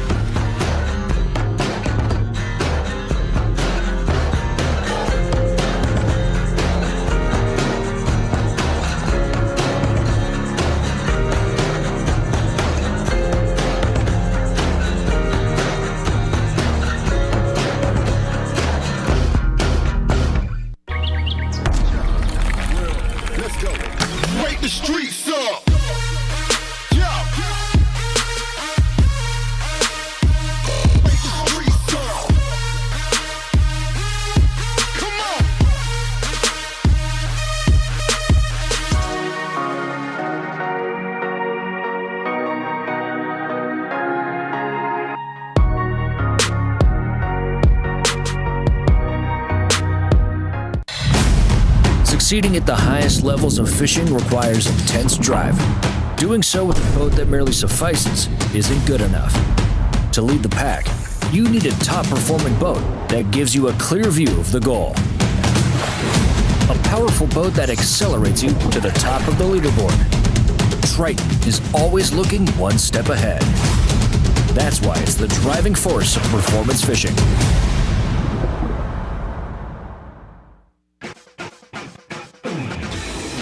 You're watching the Sight 1 Bassmaster Elite at Cayuga Lake, brought to you live by Yamaha. Fishing until 3 o'clock, and in some cases a little bit. No, I think they're all coming in about 3 o'clock today, our 35 anglers. I'm just going to see what it looks like when they take their weight to the stage, and if they can make it into the top 10, they get another day of fishing. Chance at the championship. Jeff Gustafson back on top. Started the day on top at 3 hours ago. Union Springs, New York is our host city. That's where the launch took place. Seth Fighter moving up the leaderboard a bit. David Mullins. Took him a while to get his first fish in the boat, but he's got a couple of them now, I believe. No, he's got more than that. He's limited out real fast. Things happen real fast. A lot of it happened during our breaks here. We can get caught up on all of that. Fishermen aren't the only ones having success. There's a not an angler, but I guess Looks like you a could say pickerel, not a bass. Well, yeah, not 100%. I think it's There was some bass, pickerel, and catfish. I mean, it's Saturday. You're gonna have to put up with some local pressure. That's a local osprey on my hole. Yeah, he's been looking forward to Saturday all week long, obviously. Saw me start here yesterday and here this morning. He's picking them off. Yeah, look who I hadn't seen in here all week. That's right. That's so right. Chris Zaldane and Brandon Card fishing very, very close together on a spot that has been one of the key spots for Chris Zaldane for sure. Here we are live.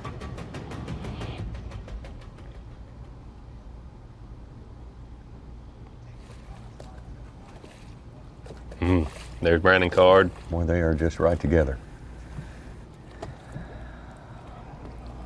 Hey, looking for an update? No. How we doing, Jake? Got to catch a few more fish first and then maybe get an update. Well, before I make the run down south, I figured I'd come here and grab a couple off these rocks here. There's one cast, one angle.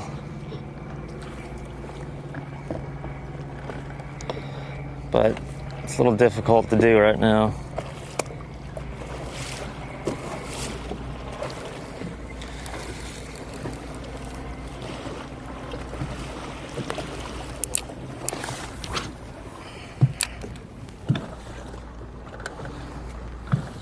Silence is deafening sometimes. Well, yes, that's that thing of we saw some of it yesterday. Two anglers, both arriving at the same spot. Catch another one.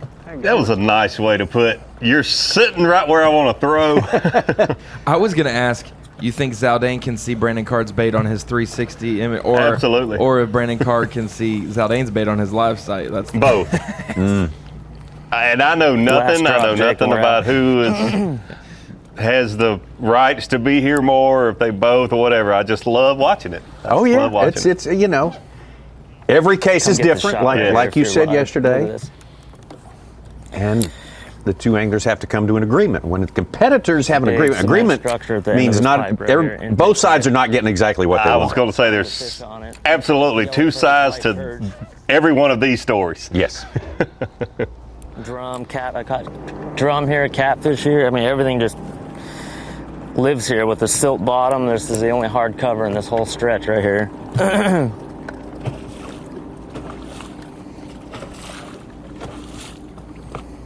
We were able to catch one off of it, but we got to bounce.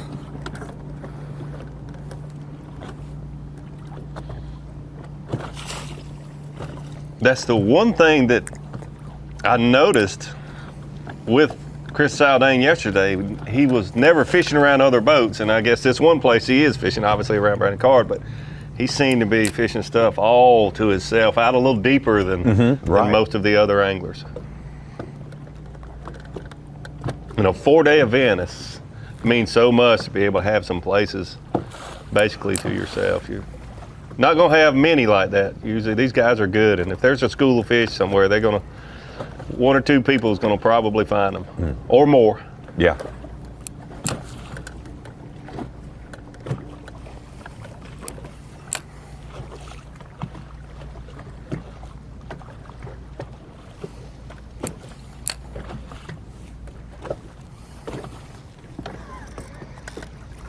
What's funny is you said this might be that last spot.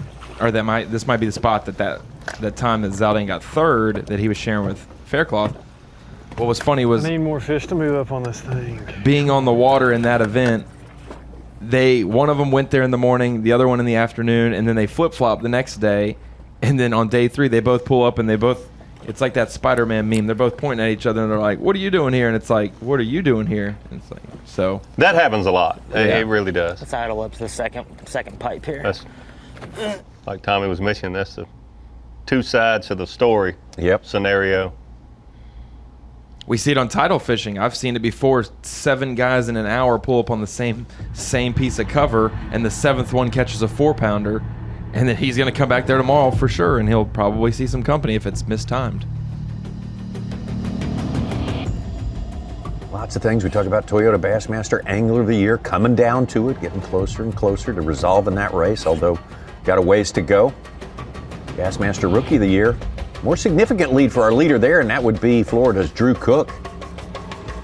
Did himself a world of good up on the St. Lawrence River last week and has definitely done well this week. That's a solid lead with only one regular season event left to go here in the Dick's Sporting Goods Bassmaster Rookie of the Year. $10,000 go to the winner. $10,000 to be a rookie out of Florida and come up here to New York State and have a couple of your best tournaments. That's you got to figure Drew Cook was ready for the Bassmaster Elite Series. Absolutely. Said he got a little help here on this one from his buddy Dave Mullins. Only had a couple bites the first and second day of practice. Clued him in on the bait to throw, a crankbait, as you see he's throwing it here right now. And what to look for: isolated vegetation, little clumps of grass.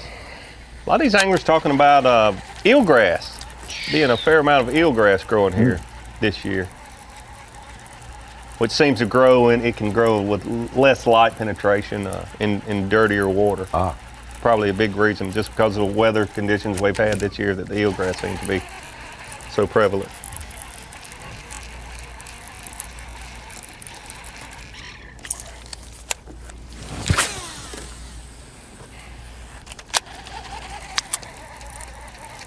Drew Cook's got not one but 2 races to concern himself with, because he is also in second place now to Scott Canterbury for Toyota Bassmaster Angler of the Year. So Drew Cook does fantastic through the end of the season. Scott Canterbury somehow has a misstep or two. Oh, it's a lot of fishing left, no doubt about it. No doubt about it. Drew Cook seems to be so calm, cool, laid back, even when we've seen him on and off the water. I don't know if he realizes just how good a season he's actually had in his rookie year, to be leading Rookie of the Year by that wide margin, about 60 points, but also second place for Angler of the Year with only one regular season event to go. I mean, there's guys that have fished 20-year, 30-year careers that have never been in this situation. Oh, at the top tier. Yeah, sure. I did when I got to his house earlier this year for Zona Live. Since me and Drew know each other from college, I told him at dinner, I said, "Hey, just know, not everybody gets to do Zona Live with Zona, so it's an honor, it's an opportunity, and you better catch them the rest of the year, because this will be some great momentum if you do getting that opportunity." And he's called them not as good as he'd hoped, but about as good as you can. Yes. Now we know why. You challenged him. No. Yeah. No, I was just making it aware. I was making him aware of. This is what I was saying. Circumstances. Yes, that literally. This is you might never get the call again, so enjoy it. He may or may not, but it's definitely a fact that there's a lot of people that have fished numbers of years on the Bassmaster Tournament Trail and never been in this situation he's in, with only one regular season event to go. I think Z coached him up a little bit before we got on the elites here. Maybe made him relax a little bit. Now all the rookies will want to be on Zona's show. Oh, yeah. all the veterans too. Yeah. Look at that season right there for Drew Cook. Look at his worst finish, just a 39, 3 out of the cut at Winyah Bay. That is a super strong effort right there. Yeah, it really is. A 4th, a 6th, a 7th. I mean, that's rock solid. Rock solid. And so diverse, you know, whether you're in St. Lawrence River, St. Johns River, Lake Fork, obviously one of his best tournaments there, Lake Hartwell, all those places fishing so different this year. Lake Lanier, just a real rock solid 12th place finish there. Drew Cook certainly having a great year. Every year our rookies arrive just seemingly more ready to go. Oh, yes. More sophisticated, more poised, and unflappable, a lot of them. They're definitely, you see the quality of angler coming to the Bassmaster Elite Series as rookies every year. And that I've been around it for 25 years, that rookie class gets better and better every single year. Chris Johnston, the 5-pounder. Got 3 fish on the day. A little development to report to you right here. Chris Zaldain says, you know, I gotta go. I gotta bounce. I caught one here. Just leave this situation for a while and see what I can find somewhere else. And so Chris Zaldain, moments ago, he did make that move, and here's what happened.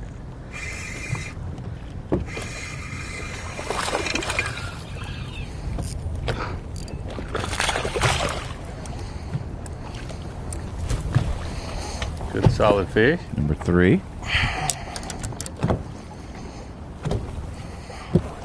I don't even know what it is. Is it 14? Oh, Lord, yes. Yeah, it's 14. I think it's 14, yeah.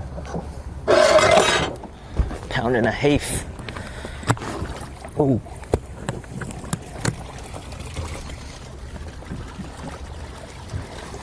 That's not good. I think if you had anything in here, I probably soaked it out. Okay, cool.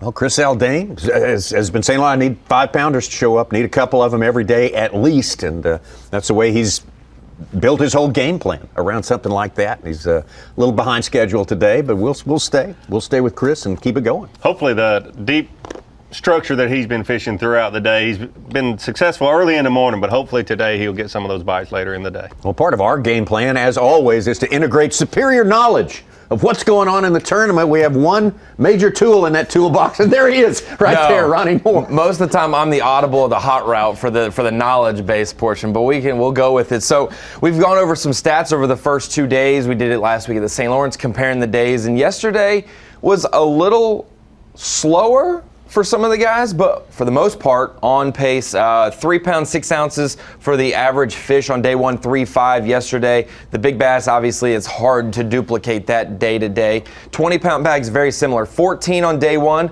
to 11 on day 2. The biggest number, though, to look at, that top 35 cut. We talked about it yesterday. I even underguessed it. You said 16.10, you double that. That is 33 pounds, 4 ounces or so. So I was like, 32 even will be the cut. You did say it that. went up yesterday, 33.6. So the cut line went up weight-wise. And then obviously to get in the top 10, you still had to have basically 19 pounds a day. And one, our best guys to do that, we've seen a couple of them on live, a couple other on live mix. Our top 5, Jeff Gustafson, Chris Zaldain, David Mullins, Scott Canterbury, and Seth Fighter, really all doing 5 different things, which is really unique. Then you have your 6 through 10. My question to you, Davey, we've got 3 or 4 new guys, first-year guys in the Elite Series in this top 10. What do you say for the top 10 is their career Bassmaster winnings? If you had to total up career winnings, yes, for just Bassmaster events out of these 10. Out of all 10? Yeah, 10 anglers. All together, one number. All together, one number. The 10 that you just showed. These 10, yes, our top 10. Geez. I know, I had to throw a trivia at you. It's a little mean this early in the morning, but it's a little higher than people would think. I'm going to say 3 million. What do you say, Davey? Tommy? I'll go 3.7. 4,072,000. Wow. For 3 or 4 new guys. So a couple of those, Keith Combs over $1 million, Blaylock and a couple of those guys right there in their short careers, almost at 500,000. Zaldain's got to be up there pretty good. Yep. Sure. Yep. Yeah. He's Brandon Card as well. some high. An odd little trivia, performers. but hey, you always get them right, so I had to get you one that you. Well, I didn't have enough time to do the math there. I was a little short. My estimation was after taxes though, so I think I probably was right on. It might only be like it only maybe That's like right. Everybody's got a loophole. Yeah, especially the ones that have won the most. They probably didn't pay any. So we're trying to give him a chance. One more. Come on. Right here. Got it. Should get bit right here. I have not seen it yet. This is the throw. Either way, that's a lot of money. Line her up, go to work. Eat it. Eat it. Come on. Combs had 1,044,000. Zaldain with 692,000. And we had 2 pros with 466 and 467,000 respectively, and then 421 and 2 of them in the 300,000s. It's right there. Yeah, cards. Almost Yeah, a half a if I million. pick my crankbait back up, we're gonna find out quick. Drew What? Cook's at 110,000 in his first year. I'm okay with that.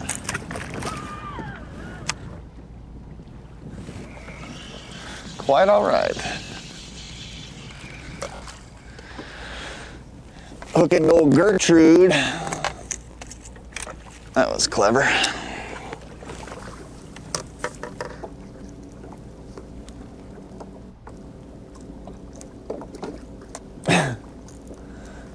Sometimes you wonder how that can even happen.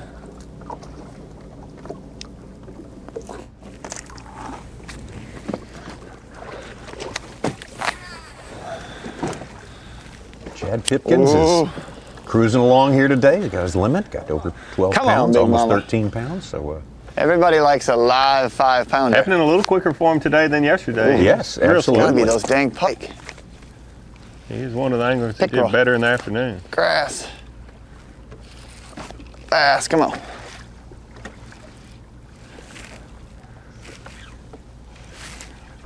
We are due for a big one. We've been catching them. We've caught about 10. We just haven't caught the right 10 yet. We've got one of the right ones.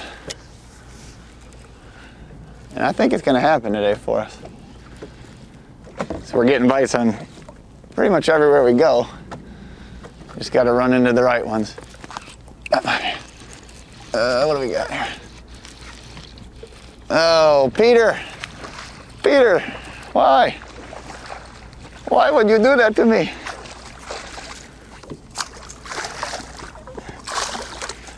You gotta go in strong with the Vulcan death grip. And don't let go. You think he wanted that thing? Oh man. Phone it back and get it back. Looking at the pike there with the crankbait in his hand. I was talking to Clark Winlet last night, and he said on day one, we saw Chris Zaldain giving a fellow angler some baits and helping some guys out. He had that good stringer early in the day. Clark said that he had a pickerel and a crankbait and got hooks in his hand, 2 different hooks on different fingers in his hand, and the pickerel was still on the crankbait, and he didn't have a marshal that day, so he was in a bad predicament there. And Chris Zaldain came by and was able to get the hooks out of his hand for him. And so Chris Zaldain, that day one, was certainly helping a lot of folks out in different ways. He was a one-man service organization. A real there. pickerel there. Well, he's a good guy. You expect that from Chris Zaldain. When you got hooks in several fingers and the fish still on the bait, it's a bad little situation. You need a little help. I think all of our anglers would like to have the time they've spent during this tournament dealing with chain pickerel back added to their time they have remaining to fish in this tournament. We would might mean a fish or 2 more for them. A keeper fish.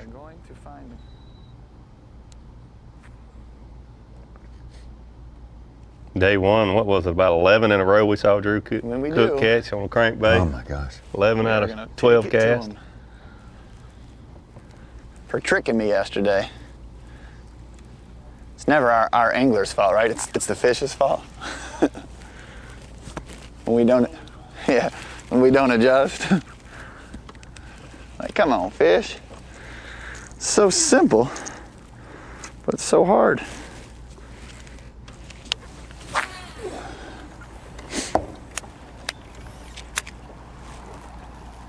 Come on, Bertha. Make it real easy for us. We need to set into one again where we know it's her, right on the swing. Rod bends down at the handle. Doesn't really move. That will be all right.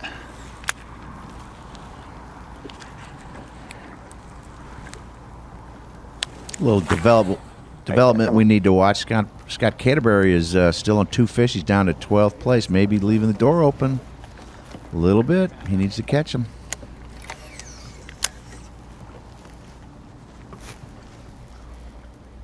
He certainly hasn't had that door cracked in 2 weeks. So no. By the time he let a little sunshine in to give somebody a chance, he has been rock solid. All year he wouldn't be leading, but St. Lawrence and the first 2 days here, he has been on fire. Do it. Another more than one Canadian on fire in this tournament as well. Of course, we've had Jeff Gustafson with the lead most of the day. Corey Johnston now moving up into the top 10 there. Corey with just one of the most brutal days you can imagine a fisherman going through at the St. Lawrence River. Just, I don't know what you call the law where everything that could go wrong goes wrong, but is that Murphy's Law, I guess? Murphy's. Yes, and he's due some good luck, some good fortune after that day. So maybe today's his day to really shine. Chris is even making a move from like 31st place. He's got a 5-pounder and a 3.5. He's at it's 16th with 4 fish. The morning's been kind of slow so far. You know, I started on my main area, caught about a 3 and change, and another one about 2 3/4. It was slick, calm, and yesterday afternoon I caught him pretty good cranking. So I'm waiting for this wind to pick up, and right now I'm just kind of finesse fishing around the area. Just caught one close to 5 and another about 2.5. So, you know, they're here. It's just a matter of putting it in front of the right ones, and I think kind of wait until this wind picks up and they really get going.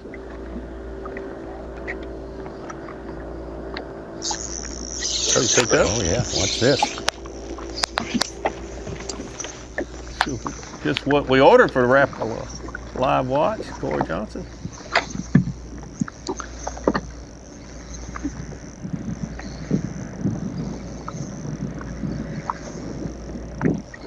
Might be a toothy one, I'm not sure. Feels like it.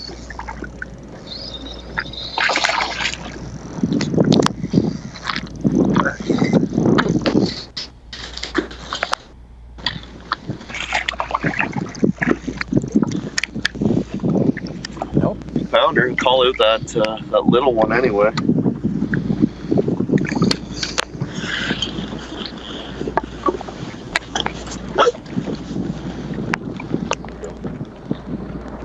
Go.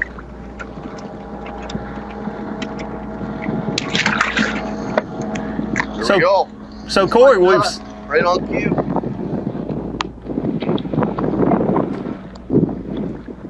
Marshall Frank doing some Once this wind picks up, it's going to be on fire, I think. So doing some top shelf camera work for us out there. Yeah. Yes. Rising to the occasion.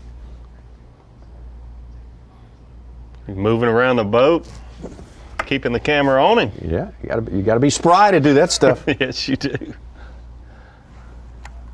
Corey Johnson. Rarely do we go through a tournament where, even 3-day tournament like the Classic, where whoever wins it has always got to have one day where it's more of a challenge. Yes, absolutely. I mean, you just got to figure that into the equation. And before we came in, and I just went and checked on those, and there was Ghost Town. So maybe it's an afternoon thing. I found some nice smallmouths the last day of practice, and I've gone around this time in the morning the last 2 days and checked those spots out, and there's been nothing there. They're deep. I mean, if they're there, I'll see them on the screen. And so maybe it's just more of an afternoon thing. There were some big ones, and they're love to be able to catch some of them. So hopefully we'll give it a few more hours, and then we'll go do that little circuit. But it's an option anyway. I'm just sort of camped out here right now on one of my good spots where I've caught quite a few big ones the last 2 days. And it's a little rock pile out here, and I know they can't all be just gone or caught. It's there's got to be a few around still, so keep jigging around. Got a super marshal there with Corey Johnson. Boy, he is great camera work. He is got a good looking camera too. I got to figure out what kind of phone that is. That's some nice stuff there. Jeff Gustafson earlier this morning. Still in the lead, but right now he's got less than half of what he had this time yesterday. He does, and then I think he was just talking about, he checked a place that we saw him yesterday afternoon catch 2 3.5 pound smallmouth with ease in just a few casts. It was a new place that he found yesterday. He just went and checked it and did not get a bite there. And hopefully some better things happen in the afternoon for him on those smallmouth type places. Well, when your leaders are challenged a little more than they have been throughout the tournament, gives you an opportunity for other anglers to move up. Corey Johnston, we just saw right there. Jamie Hartman, definitely improving his status in this tournament. Mike Huff, had a good day as well, moving up into the top 10. You made a good point earlier that a 3 or 4 day event, you rarely see an angler go that long without having a challenge on one day, whether day 1 or day 3. If you never fish multiple day events, it's a challenge, especially with 4 days. Seth Fighter doing very well today, although he probably wouldn't tell you that right now. He's behind overall than what he has been the last few days. So it's a different timetable today, that is for sure, and we'll be back with some more after this. The Site 1 Bassmaster Elite at Cayuga Lake is being brought to you live by Yamaha.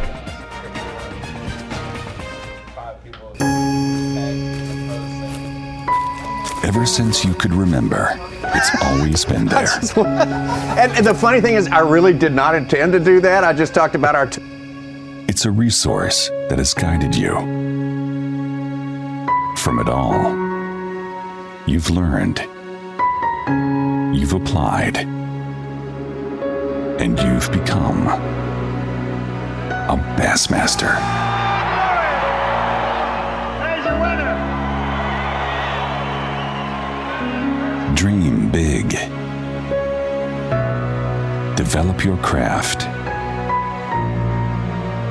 Believe in yourself. And win on the biggest stage. You can do it, buddy. He is your champion, ladies and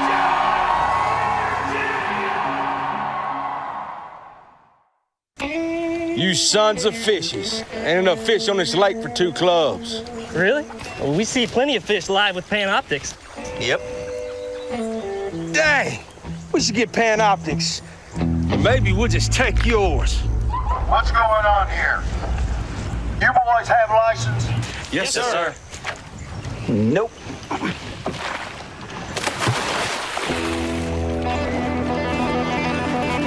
There he is. Oh, I got it.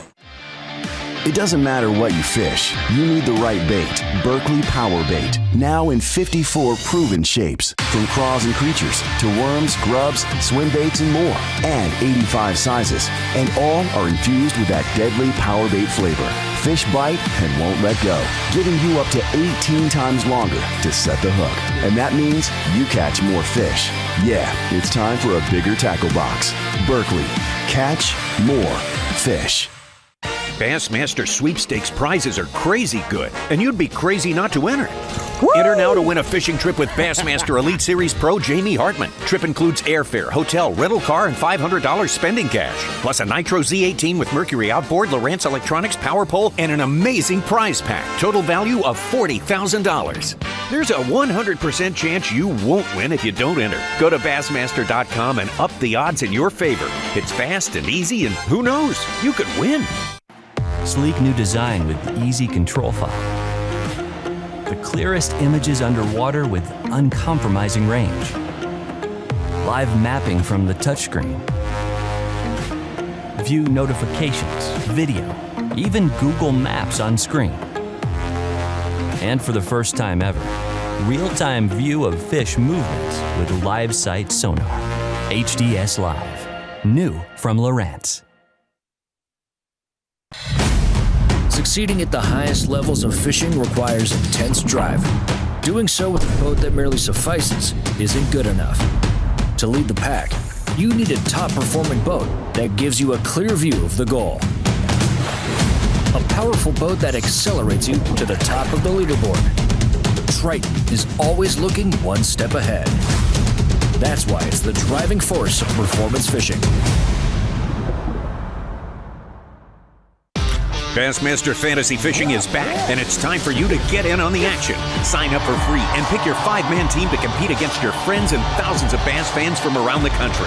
How will you stack up against the best? The grand prize winner will receive a 2019 Nitro Z18 boat with Mercury motor worth over $32,000. The 11 weekly winners will each receive a $2,500 Bass Pro Shops gift card and another $500 if you're a Bass member.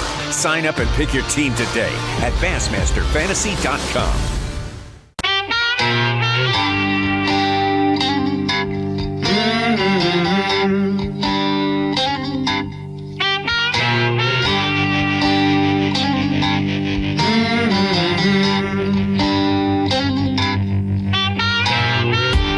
Well, let's all walk down the simple road.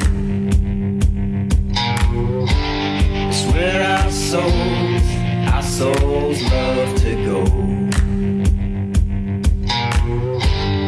Following our own 2 feet, going places that we love to be, and walk in the direction that supports you and me.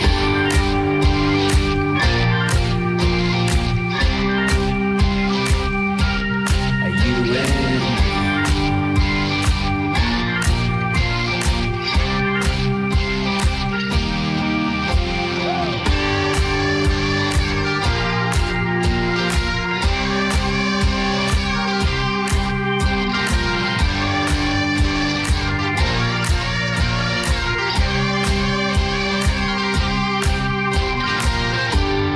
Let's all walk down the simple road. This is where our souls love to go. Following our own 2 feet, going places that we love to be, and walk in the direction that supports you and me.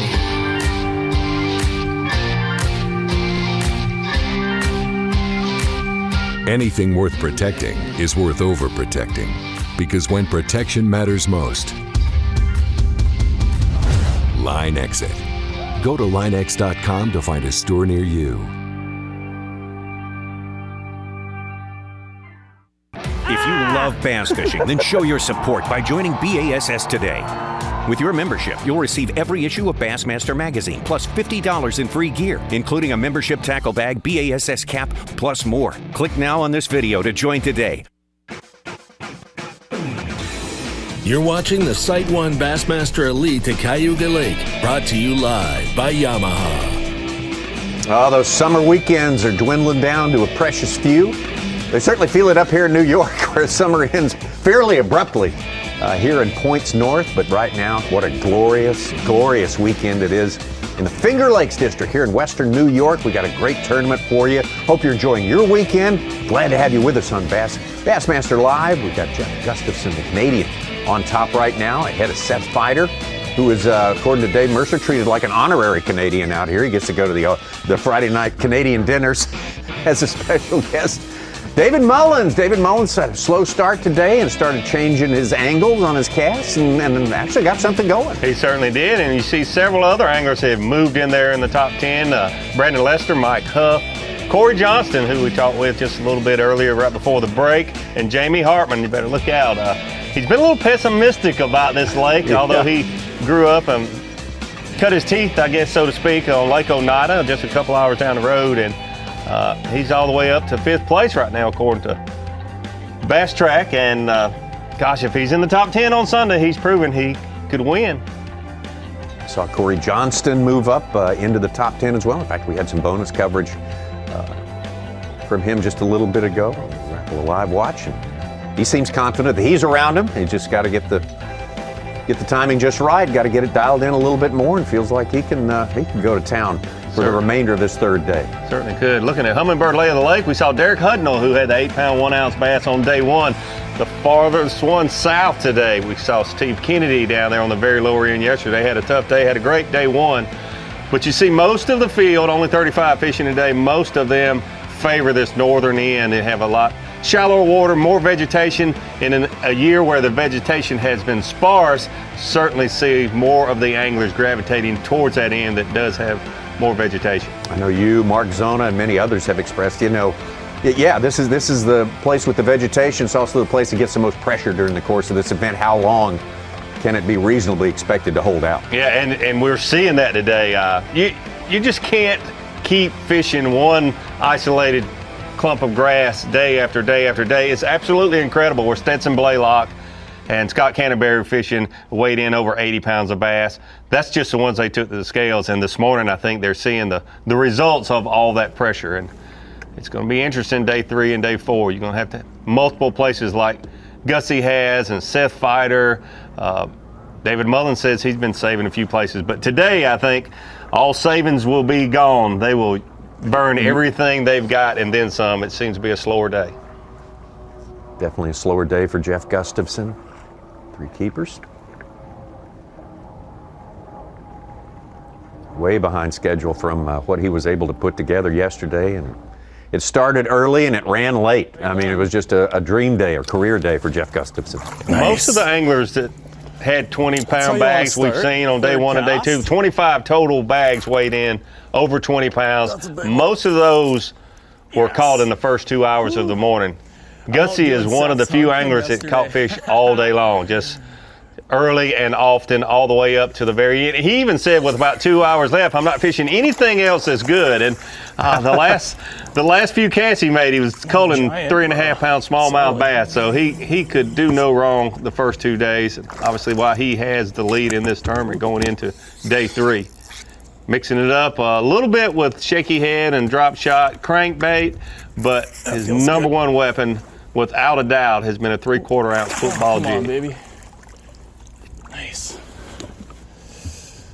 Just everywhere he went, the quality was there. There's another good one. Another good one. We heard that quite a few times from him yesterday. That's just not as just big couldn't as I stop. thought, but here's another advantage to to that jump there, single hook on that football jig. I don't want to jinx him because sometimes when you say this, they'll lose a big one, but his landing percentage is very, very good with a jig versus some of these anglers using the crankbait and the treble hooks, losing a few of these fish. Although not as many as we saw last week with a smallmouth. Those aerobatic smallmouth bass with crankbaits. That can be trouble, no doubt. That's a rougher fight to get into. It sure is. Almost every time. Come on, baby. Real good fish for him here yesterday. It's 5-pounder. There again on the football jig. A nice move from Brandon Lester. Finished his limit with a 4-pounder. He's up to 14 3/4 and 5th place from 15th. Back out live. Jeff Gustafson, Chad Pipkins.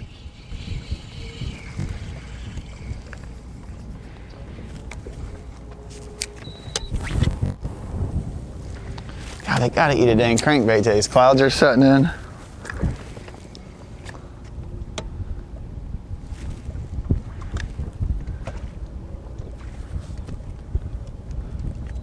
There he is. Be a bass. Come on.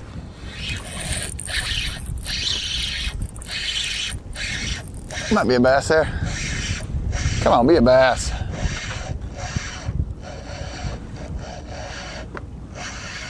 A little bass. A little better one. They're on these clumps. Lovely lady clumps. Little chunky one. Come here, buddy.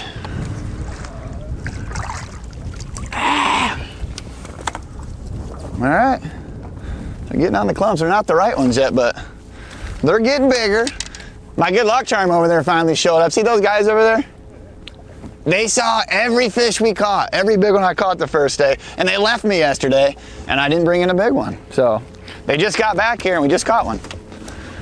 Thanks. Not a giant, but we'll go good with a couple 5-pounders.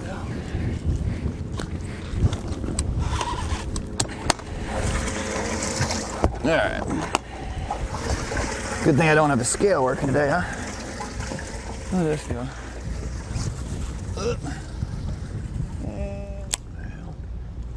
Chad Pipkins, tell you what, steady. Steady. He certainly has been. Solid all day yesterday, all day today. That may be the... Not quite as many fish on day 2 as day 1, but today has been steady. Probably one of the ones I've seen. Welcome fish for Scott Canterbury. A little bitty, but we'll take him right now.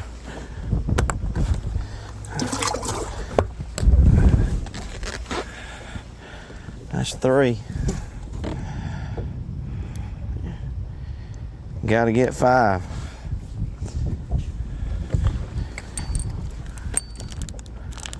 Need some weight too.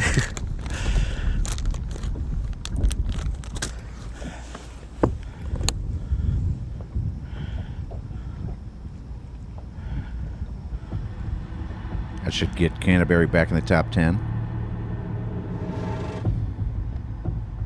A little ray of hope there for, not that he needs a whole lot of rays of hope. David Mullins now, talked about him kind of getting his morning on track after a slow start. A couple, 2.5 hours to catch his first one. That might be a decent one. One here. hooker. Ooh. Look at that, it's got one hook. Does look like a good fish. One hook. It'd be a miracle if I land this one. Oh, it just tore too, did you see it? How did he not throw it? He finally got rid of it. Would have been his best of the day, I think. Oh, absolutely. Wasn't no landing that one. Right here he says, take a look, he tore it.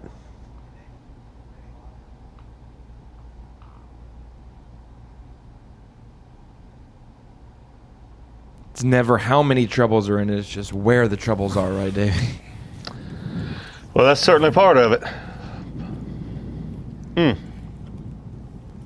Just talked about Gutsy's landing percentage with a jig being much better than crankbait. Just, there's a just dramatic example of it right there. It's a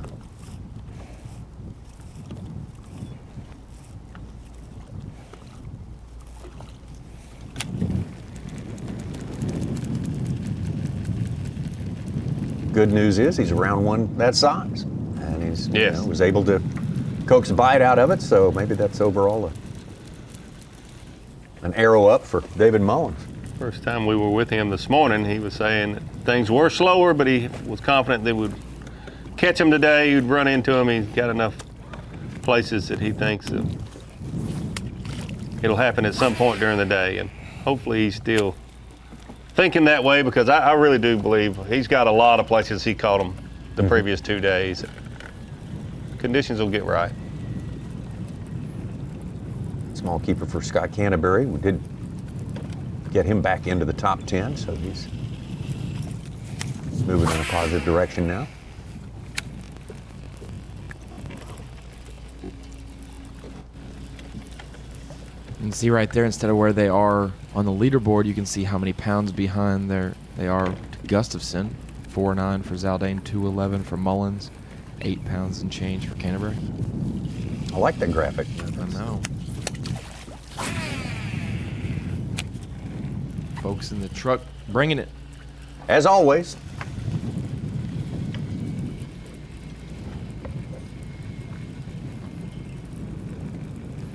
Great tools everywhere. Oh man, toolbox is abundant. Overflowing. Yes.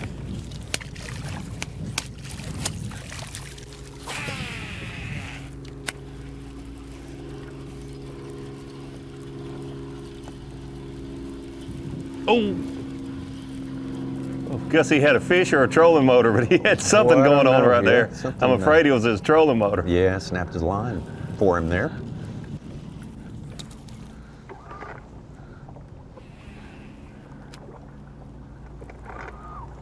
Just cut my crankbait off with my trolling motor.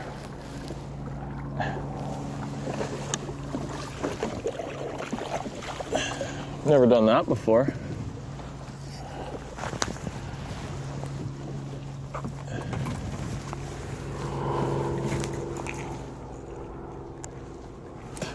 Okay, I'm gonna retie this and we're out of here.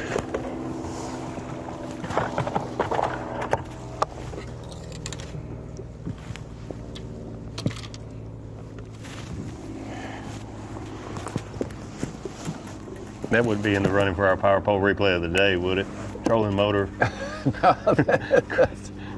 Cuts crankbait.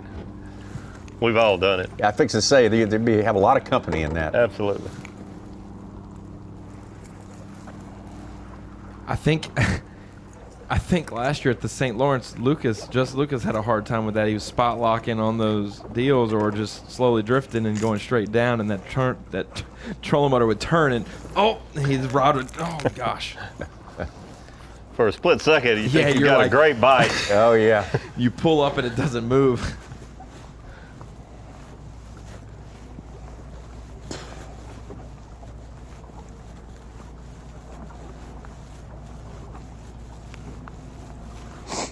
Think Scott Canterbury has gone to Plan B. We haven't seen him fishing this shallow matted, looks like eelgrass. Said if he needed to, he'd go to Plan C, which would be boat docks.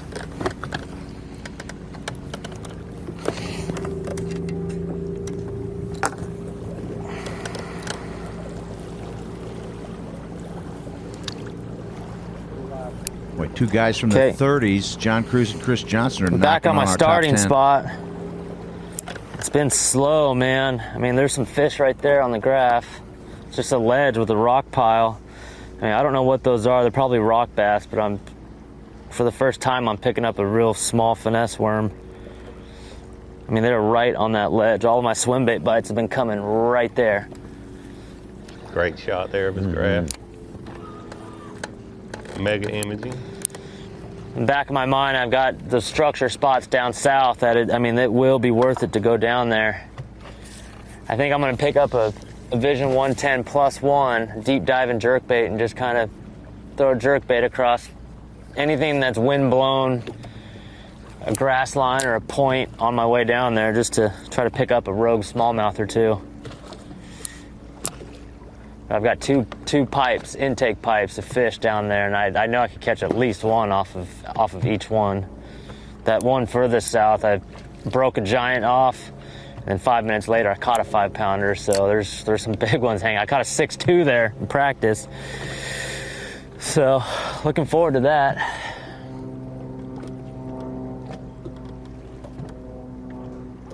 Speaking of 6.2s, fighters do a big fish. He's had good solid limits, but not a big one like most of these other guys. No.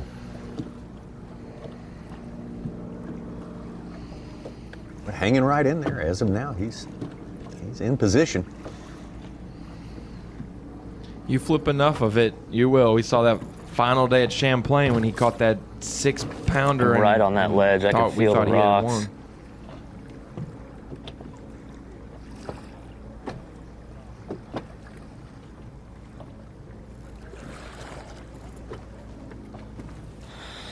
I'm going to tidy up a little bit because those structure spots down south are just strictly a drop shot.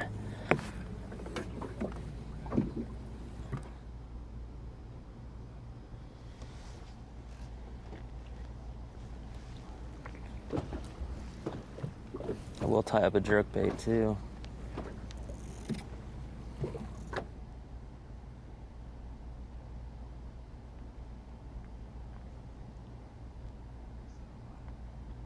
You talk about Seth Feider, and again, a great position, no big fish as yet today.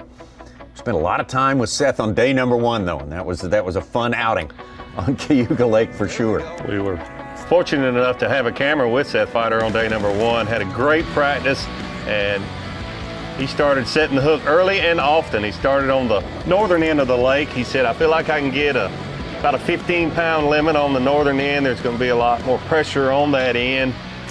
Get a good limit in the boat and then head down south and catch some bigger fish, and we saw him do that.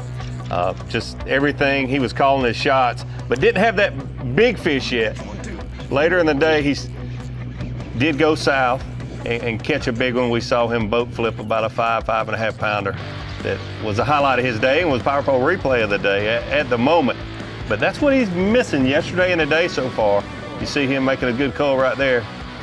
Got to catch that 4.5 to 5.5 pound fish. He's catching a lot of 3.5, 3 3/4. We saw him cull about 10 that size on day 1, if you remember, Tommy. And we were thinking by the end of this tournament, he's going to be needing some of those. And here we are on day 3. I'm sure he'd love to have a few of those fish. Oh, absolutely. Yeah, and just completely joyous day for him on day 1, doing exactly what he loves to do. Yep. He said everything was just like he would draw it up. He said it's my favorite way to fish. I cut my teeth on Lake Minnetonka. It has this vegetation. Here's the 5.5 pounder that he caught. Oh. He's flipping the milfoil and a mixture of different grasses from about 7 to about 15 feet deep. Absolutely what he loves to do. He needs another fish like that. Did not get one yesterday, although he did have 21 pounds. Have you seen one that fat before? You need one that size. Could make a big move if he'll catch a big one like that today. He said, I'm going down south fishing some stuff that I've been saving. Today I'm fishing everything. I got to make a move. Right now he's in second place, about 2 pounds back. Be interesting to know where he does think he actually stands. Yes. Out there on the boat. As we talked about, probably thinks he's way further down the leaderboard than what he is. Willing to bet he doesn't think he's in second. No.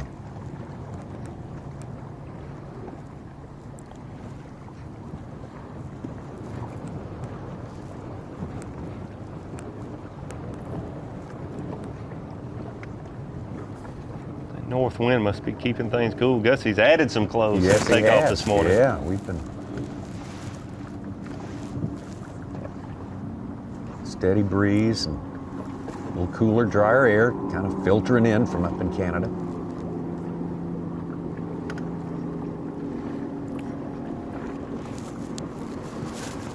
Looks like he's fishing what we've seen him catch most of his fish on this week, a 3/4 ounce football headed jig.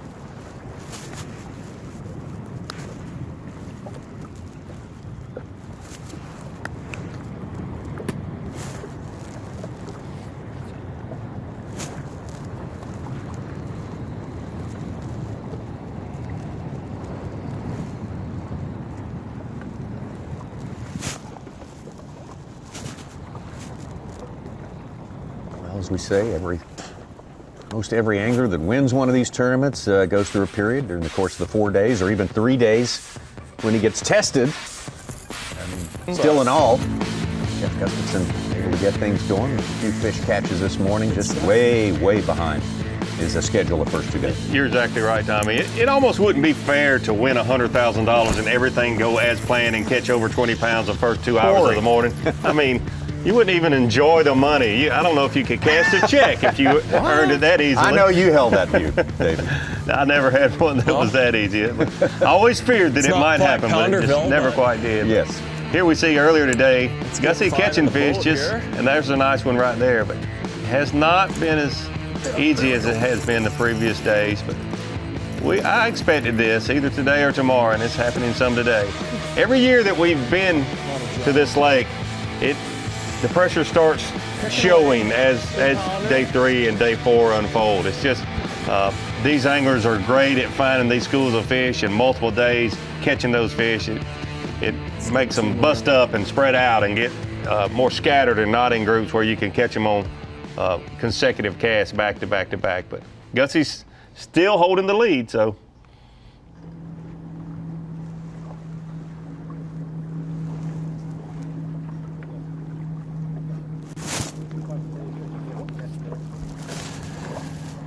I don't know.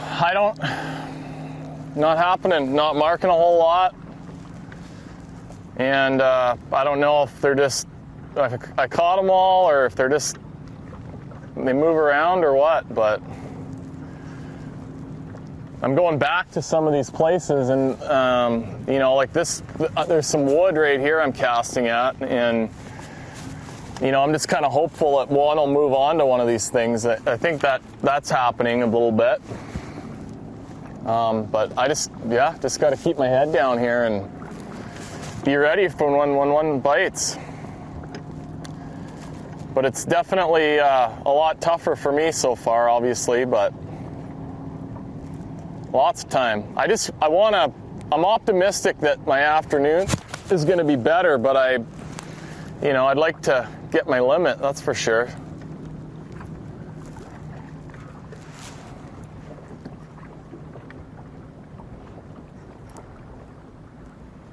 Limit always a big booster during the course of any day of fishing, especially if it's a long time coming.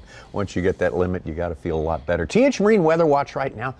Look at the temperature having dropped down to 64 degrees. That's you can feel that, and you just mentioned that Gussie put more clothes on there. The wind 5 miles an hour. It's gone from mostly sunny to mostly cloudy and dropped 8 degrees or so. Weren't we at 72 about 72. An hour ago? We were right on the money for 72, so we're going. There's a different feel to that. You can imagine it's a little less humid, and just things change. I mean, little subtle changes in the weather, although that's not so subtle, or affect the whole cycle of life out here on the lake, and you got to adjust. So many tournaments about running with the leaders while everybody's catching them big time on the first 2 days, and then figuring out a way to be a smart guy the last 2 days, make the right moves. You would hope that some of the anglers that have been saving a few of their schools of fish, small groups of fish, it would pay off as this tournament unfolds, and it certainly looks like that's what's happening. Seth Fighter has closed that gap a little bit. All right, we got a lot more coming. We got some more fishing for you before we get to our break, but we'll take a break ourselves right now. The Site 1 Bassmaster Elite at Cayuga is brought to you by Nitro Boats, Power Pole, Skeeter Boats, Triton Boats, Talon, and by Yamaha. Almost time for me to go. Well, what if I drove me home? What if we lost track of time?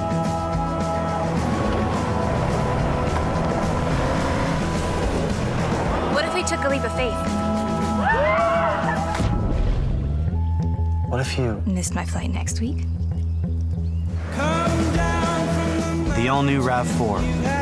Toyota. Let's go places. Let's go. Wake the streets up.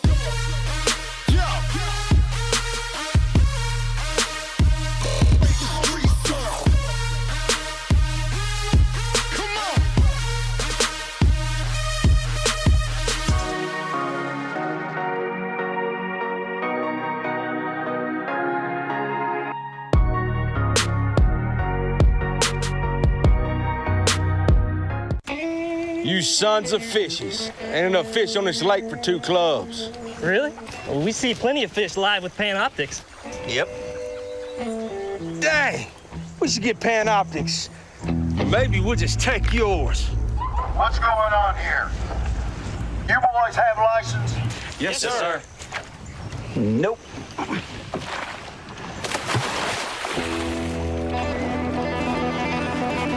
There he is. Oh, I got him.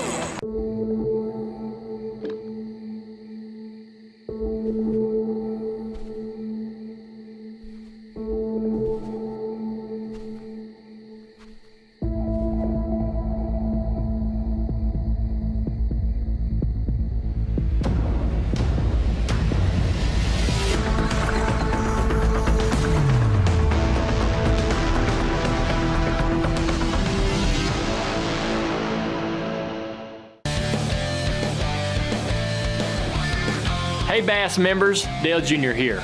As an avid outdoorsman, it is great to see that Nationwide supports conservation efforts to preserve fisheries and waterways. Did you know that you can get a special discount on auto, boat insurance, and more with Nationwide?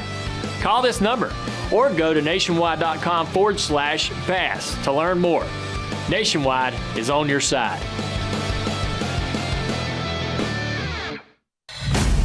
Succeeding at the highest levels of fishing requires intense drive. Doing so with a boat that merely suffices isn't good enough. To lead the pack, you need a top-performing boat that gives you a clear view of the goal. A powerful boat that accelerates you to the top of the leaderboard. Triton is always looking one step ahead. That's why it's the driving force of performance fishing. Sleek new design with easy control file. The clearest images underwater with uncompromising range. Live mapping from the touchscreen. View notifications, video, even Google Maps on screen.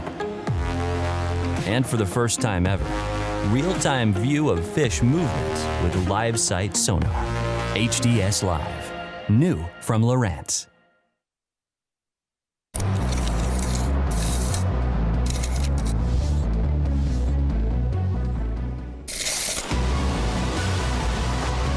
This reel allows you to cover more water, make more casts, giving you more opportunities to catch more fish. The new Revo Rocket, Abu Garcia for life. Craig Morgan here to put a plastic drop-in bed liner head-to-head with our Line-X spray-on bed liner. Let's see which one comes out ahead. Let's face it, these drop-in bed liners look cheap. They're made of low-quality black plastic that's sure to fade, crack, or warp over time. Line-X, on the other hand, can be color-matched, is fade-resistant, and sprays seamlessly over your existing bed. It's guaranteed to perform for life. So drop the drop-in and Line-X it.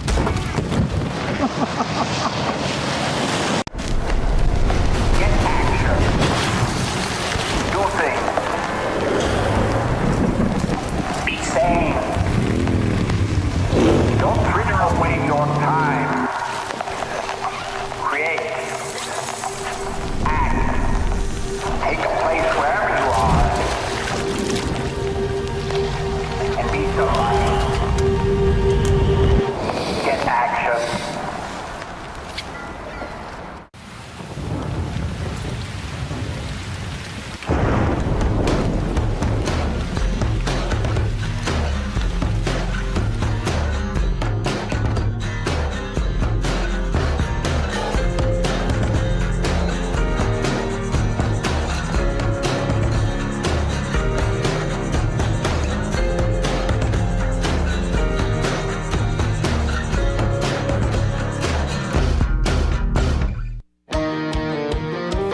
At the pinnacle of super high output, 4-stroke outboard performance, you'll find Yamaha VMAX SHO. Yamaha's game-changing SHO technology. From exhilarating V6 models to the sleek inline 4s, there's a VMAX SHO for everything from bass to bonefish. It's an extended family of 4-strokes engineered for lightweight, inspiring performance, and rock-solid reliability. Discover VMAX SHO and elevate your expectations.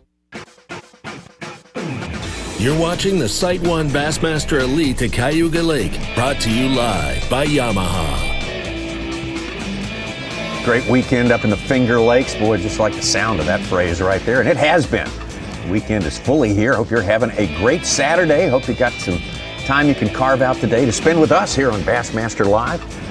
First 2 days just way past anyone's expectations of what this lake would produce. It's been modulated a little bit today is a good way to put it. It's a little bit more in line with expectations, but we also have expectations of the bite picking up as it has midday, and of course late in the day. It's been a definite late bite for these anglers who are on them on this lake. We got 35 anglers down from our original 75. The end of today, after the weigh-in, which starts at 3 p.m.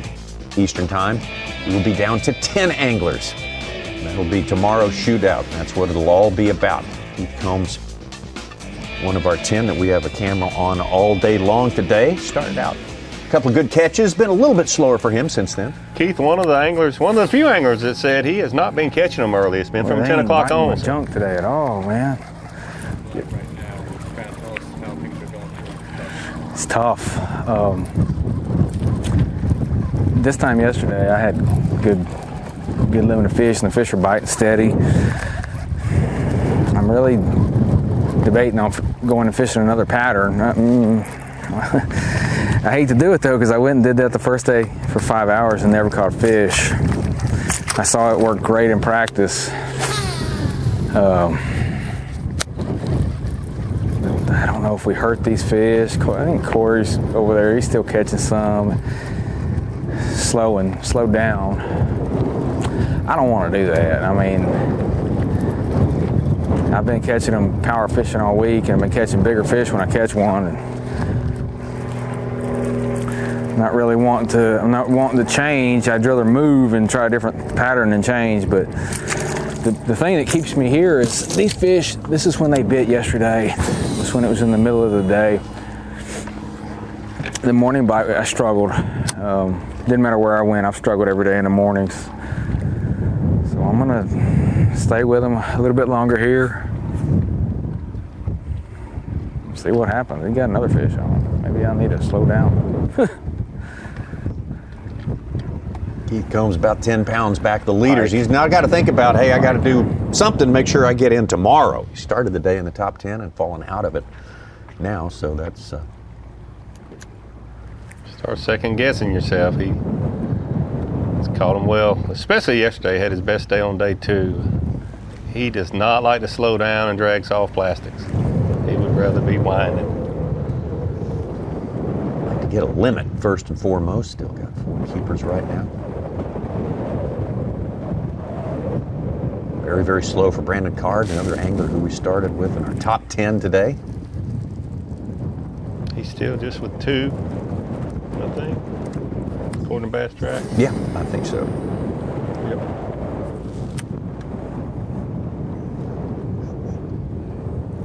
He come off. You got to be kidding me, man. Gosh almighty, that was a big one. Oh, Jesus.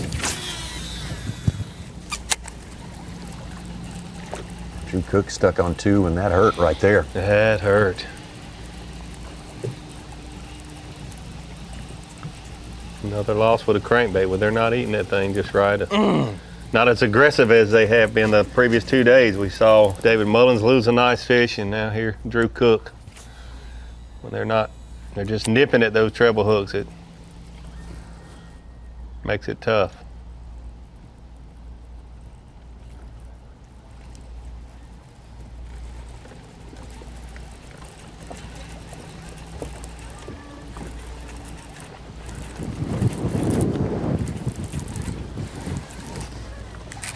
Jones is hooked up. Be a pike. Feels too big to be a pike. It is a pike. Not the kind he wants. No. God, he's got a big old mouth on him. Okay. Right where I caught a 411 first day.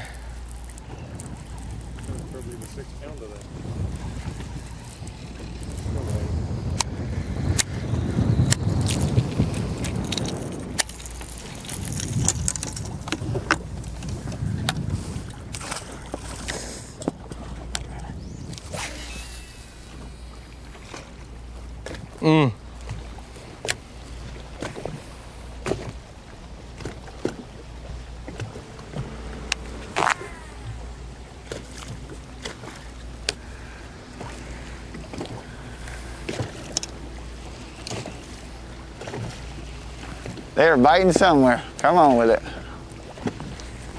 We're not here.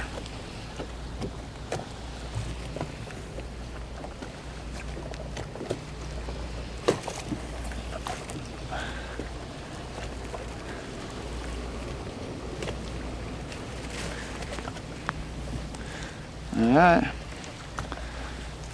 We'll give him a little worm sandwich. Serve it up, big mama. Chad's been mixing it up with a crankbait and a drop shot, fishing isolated clumps of grass.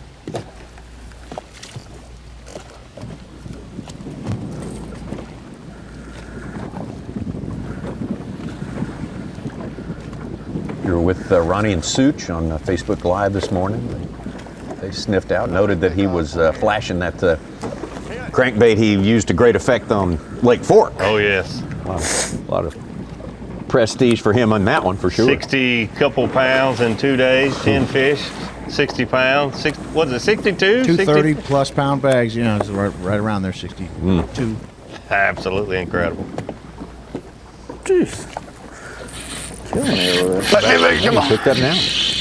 You running at me? What are you doing? I think it's a good one. Well, I told you they're down there. They're just not, they're not the right size yet. I just cranked through there. We're getting bit where we're supposed to. They just need to grow. But we're getting closer. There's no way I can catch me 15 more bass and not catch a couple 4 to 9 pounders.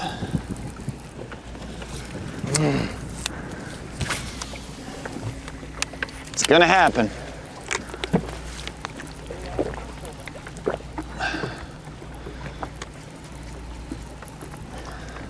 There's too many fish.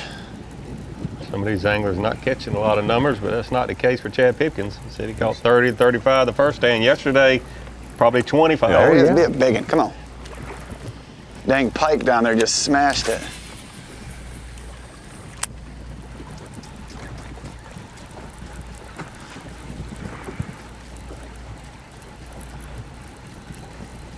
Something's changing though. I just cranked right through there and I just had a couple bites doing this, so.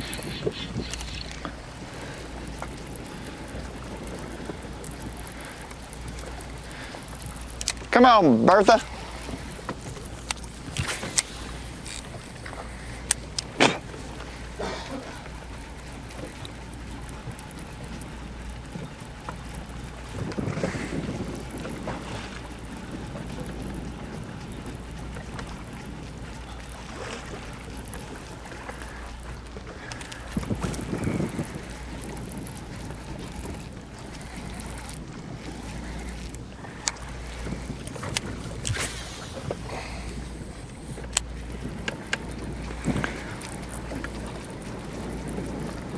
Both of our leaders in Toyota Bassmaster Angler of the Year having, at least for now, fallen a little ways out of the top 10. There's another important cut line coming up in that race too, and that's number 50.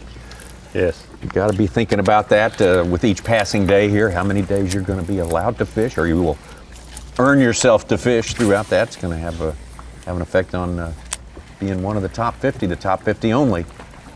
Go to Toyota Bassmaster Angler of the Year end of the season tournament. Having cut the field to 35 today, there's some anglers that, some I'm sure are still in New York, some of them driving home or other places to fish, that are down to just potentially 2 more days in their season if they don't make it into that top 50. And that's certainly not what you want. No. Still some room to move there, that final event. Get in that top 50 and have a chance to make the Bassmaster Classic 50th anniversary at Lake Guntersville. Don't want to miss that. I'll be there. Yeah, oh yeah. I hope. Me too. I hope I'm there. I was about too. to say, I'm not going to say that too, so I don't know. Good Lord willing. Yeah. I guess I should say. As long as I can keep flying under the radar, I might be there. Well, you said you set your clock back 10 years. No, that's right. I got the reset yesterday. Yeah, you'll be at the 60th. Talk about that leaderboard. There we see a little bit of tightening up of that race between Scott Canterbury and Drew Cook, although both of those guys were a little bit behind their normal pace today. And there's that cut line for the Classic, and Clark Wendlandt is the man just inside of that one. Cliff Prince, Paul Mueller, who won this year, Mike Huff and Brock Mosley, and Kelly J, Derek Hudnall, those guys. Derek Hudnall fishing today, got a chance to move up some. Cliff Prince fishing today, could gain some points. Everybody wants to make it to the Bassmaster Classic. I guarantee you, every one of these Elite Series pros wants to be there fishing, not just there working the show. Brandon Card hooked up here. Slow day for him. Oh, it's not big, but it is a sign of life. Oh man. I told myself that I was going to lead this spot if I don't catch one before 11. I mean, catch my third one before 11. And here it is right around 11. Finally caught number 3. I guess I'll stay a little bit longer.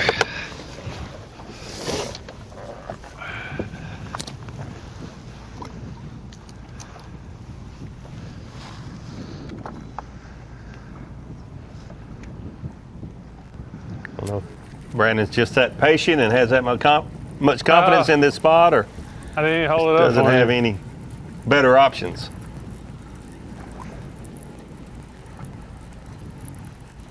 Three fish at 11 o'clock is slower than it's been for him. I guarantee you. He had 21 yesterday, I think it was, wasn't it?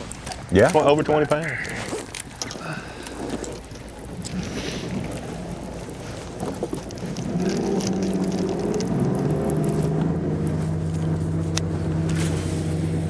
We all love to see these anglers catch fish. I know we all do, including myself, but I enjoy seeing the gut tighten up, as I mentioned earlier, and seeing a Keith Combs, grit his teeth and what does he do next? Seeing a Seth Fighter, not knowing that he's actually doing just fine, but the adjustments that he makes, and along with all the other anglers we have cameras with, I really enjoy watching them. See him sweat, huh? Sweat a little bit. Yeah, there's some stuff you love watching and some stuff you just can't look away. Good point. Two different categories there. Good point.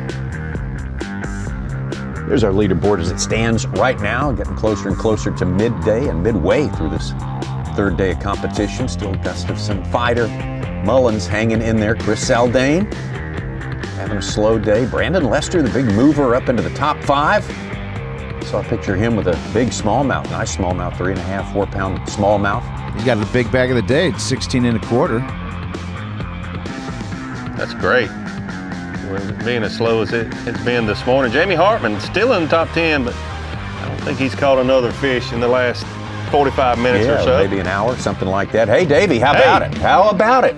Do I hear that music? Yeah, you do. It's got to be the Power Pole replay of the day, and it's got to be our leader, Gussie, who has just put on a show the last 2 days, catching them early, late, and everywhere in between. Certainly got to be our Power Pole replay today. Been slower for him this morning than the previous 2 days, but I feel confident he's going to, by 3 o'clock weigh-in time, when he takes his fish to the scales with Dave Mercer, he will have a good solid bag. Maybe not a 23 or 24, 25 pound. It's been slower for him today, but he caught so many fish yesterday, and the average size, 3, 4, 5 pounds. Very, very few small fish. Catching almost every one of them that we've seen on a 3/4 ounce football jig, like this one right here. He's switching up a little bit with some other soft plastics. Caught a few on day one on a crankbait, but that has been his number one weapon there, that football jig. Gussie has to be our Power Pole replay of the day. All right. If he can hang on to that lead through the tougher conditions today, well, he's got to be a confidence booster for him.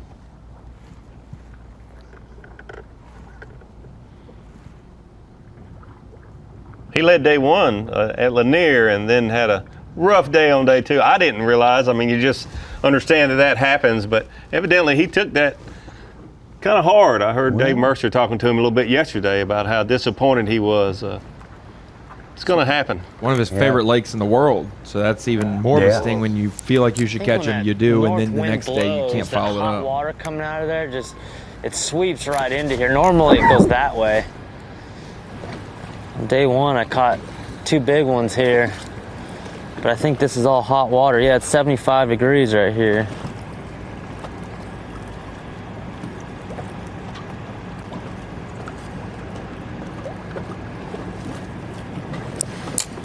Folks enjoying a beautiful day around the lake. When we do see set fighter or someone close to the shorelines, people outside in their yards, on their boat docks, everywhere. Last cast.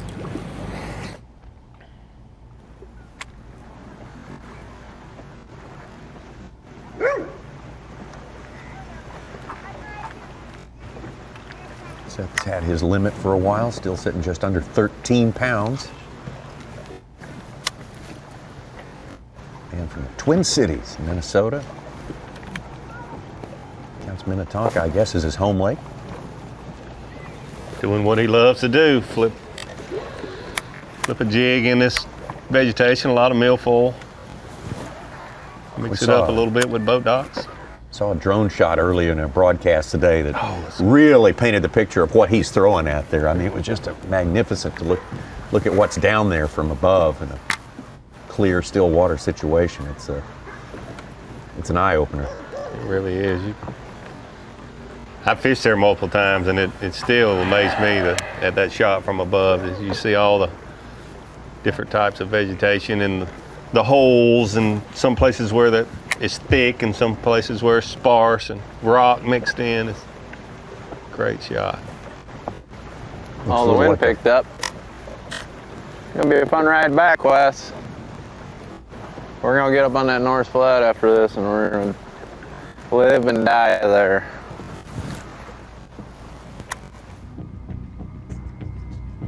It's what you love to hear as a cameraman, I would think. It's gonna be a rough ride back. Wes loves hearing that. I know Wes loves to hear that. That's just a challenge to him. Let's take a look at Keith Combs. Trying to get that crankbait bite going, thinking about other options. This was moments ago.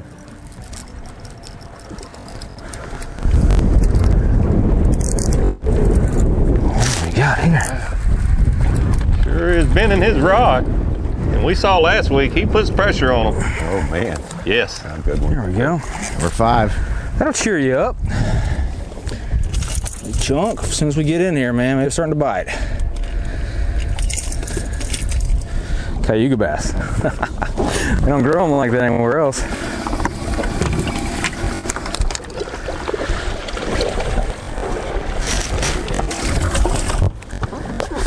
All right, that's fun.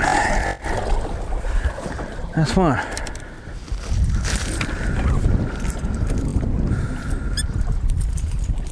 So cool to see the exact same crankbait, same color, same bait as he uses Very in promising, Falcon. because that's the first. We've got like 7 waypoints down through here that I've caught them on, and very first one we came to.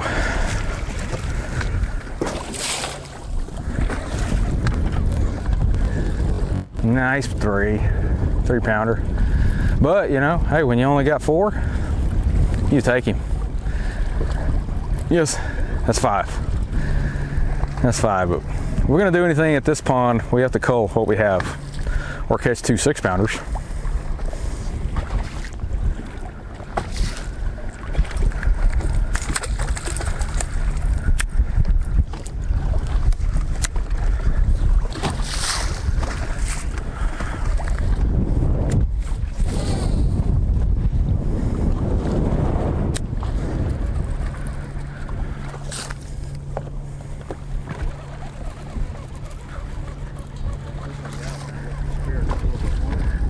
Yeah, Combs in the ninth. I got a little frustrated at the last spot. I can't get on the bite. A couple guys catching them around me, and some guy drifts in on her. He's like, I could see it coming from like 5 miles away. He shuts his boat down. He's probably a nice guy, but just drifts in, like drifts over my line, drifts over Chris's line. Said, oh, I didn't think I'd drift in here, but man, you know, Hey man, you're a fisherman, obviously too. You wouldn't like it if I did that to you. So, anyway, guy in the nitro, I apologize.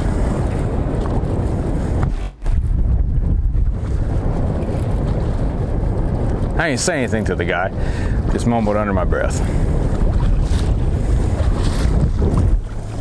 Keith Combs, such a nice guy. He feels bad about just thinking bad thoughts. Yeah, that's right. Yeah, you know, that's, wow. He's hooked up? No? Yes, he is, I think. Might be a pike. I believe that's a pike, yep. Chris Johnston, another fish. He's almost to 17 pounds. Jumps in our top 10. Wow. A little moving going on from 31st he was. We're not going to end it on a chain pickerel. We got to show you some other stuff from what we've seen this morning, including Seth Fider, Scott Canterbury. That was early this morning. Scott Canterbury having a much tougher day today than he has for the last 6 or 7 days that we've been covering him in a row. All of our anglers finally going a little bit slower today. If you're someone who can buck the trend this afternoon, get things going, rolling big time, you can make big time advances in this tournament as we get closer and closer to the final day. Championship day, very important tournament. As they all are. Facebook Live coming your way at 11:40. The live mix is on all the way through the break. We will take our break, be gone for an hour, and come back and see you with more Bassmaster Live.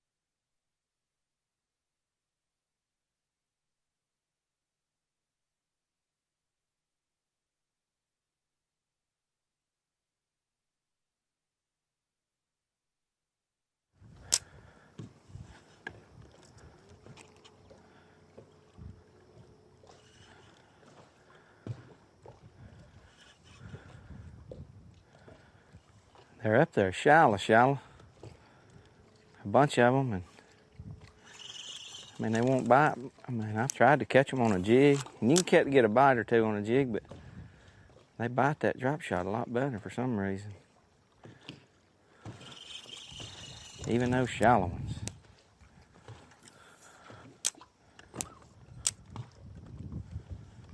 Well, mate, gonna jump in? I thought he was gonna jump in.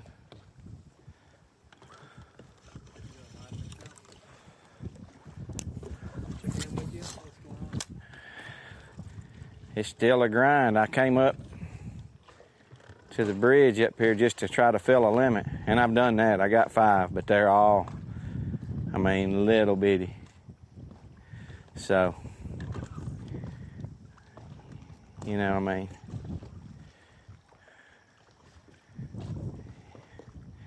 I need to do some major culling.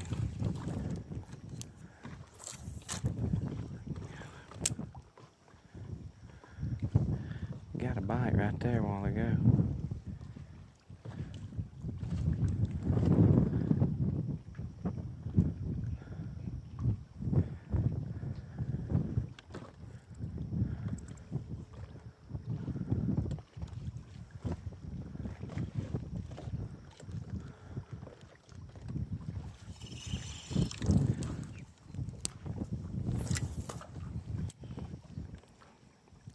There's some better fish in that around us, or has been.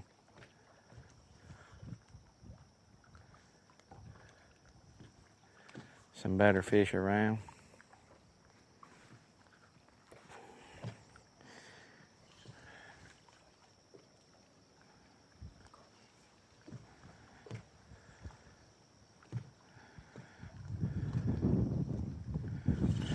I just need a couple of good bites. 3-pounders, a 4-pounder. We're sitting right where we need to be.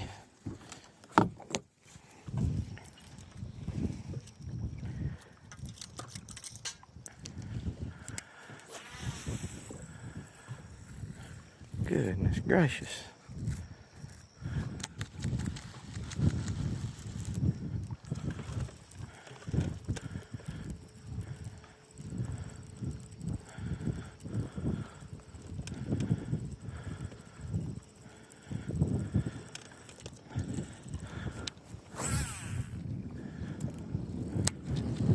So finicky.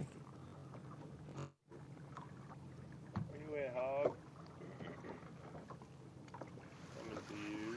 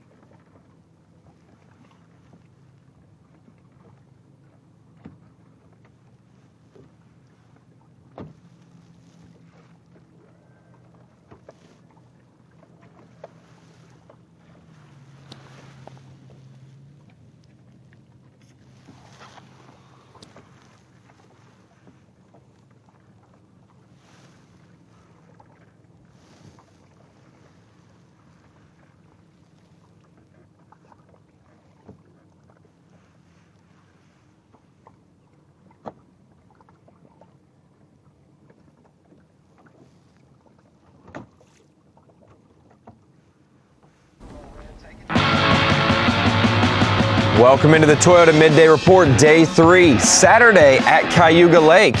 Saturday seemingly a little...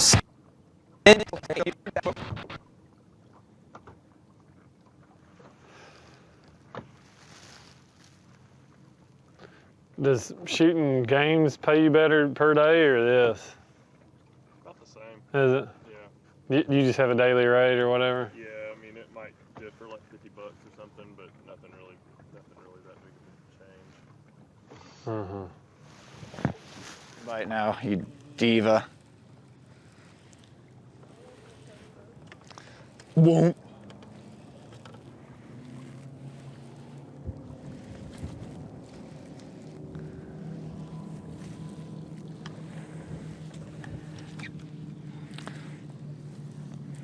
Spent a lot of time through here. Hasn't really happened.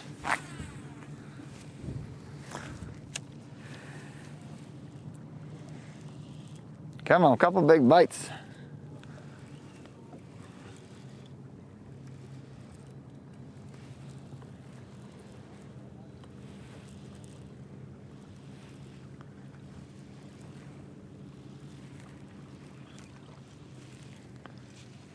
It gets less windy, then it gets windy. I know. I'm like, here it goes, drop shot, and I'm like, oh, crankbait, come on.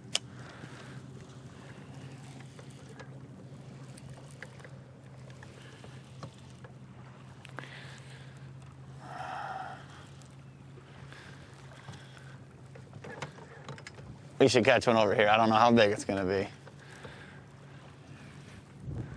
This corner's been good to me.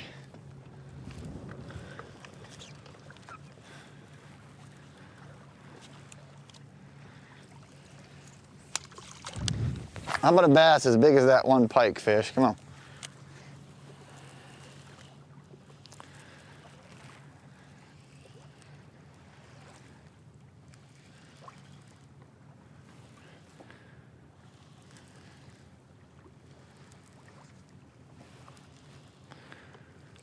I seem to be getting off the crankbait.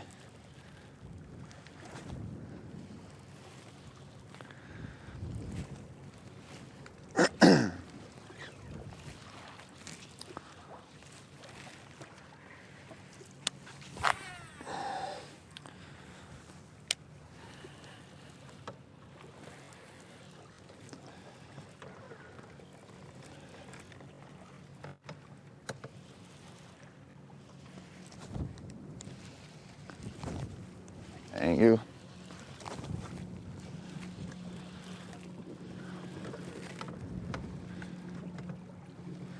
Come on, one big cranking mega.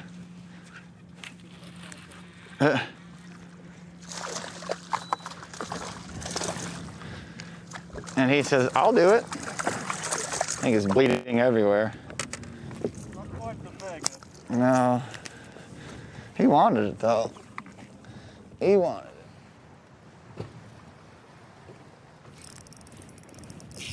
Come on, baby. Good one. Stay on there. Stay on there. Big one.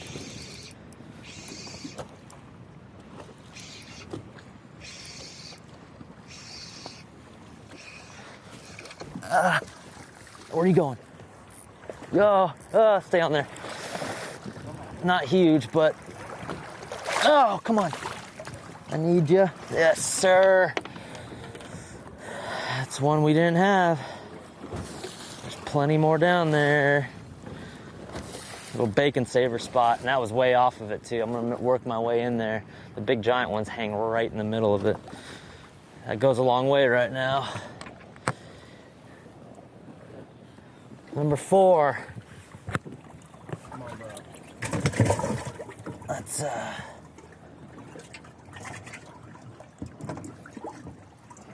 might have to pop that one. That one's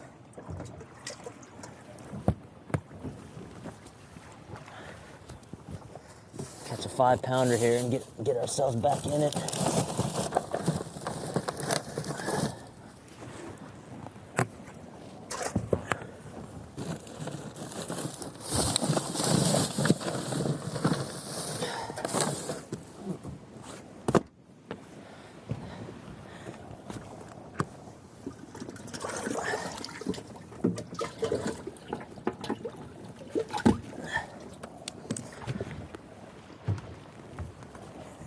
care of these fish because we're so far down south here. What that ice doing? Say again? What that ice doing? Oh, 2.5.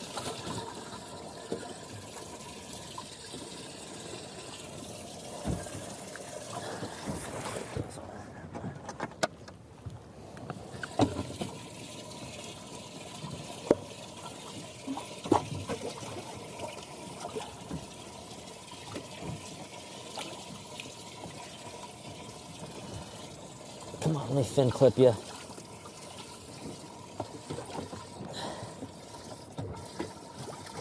I'd be okay with catching a limit of those for, you know, on a day like today. I know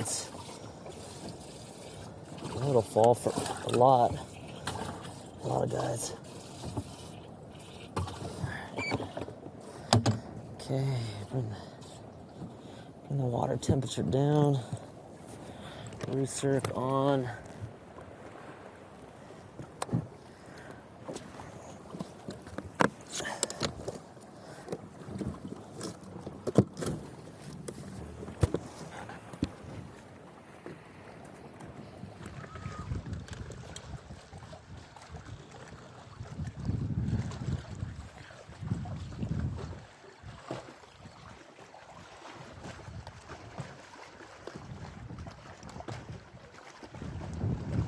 Get thrown off, skim across the surface. Oh yeah. And like now, dude, if I just rode one and got beat like that. Yeah, exactly. Just jar it up. Is that not weird? How the human body works?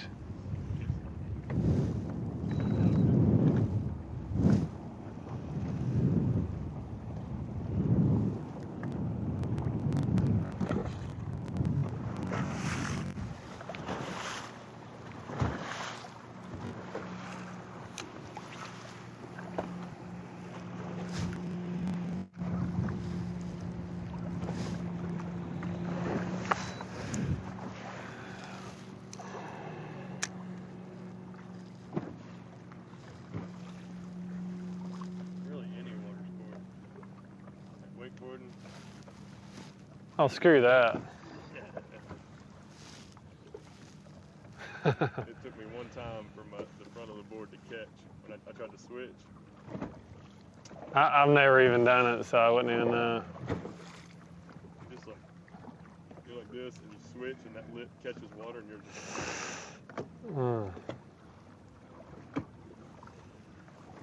Doesn't sound too fun to me.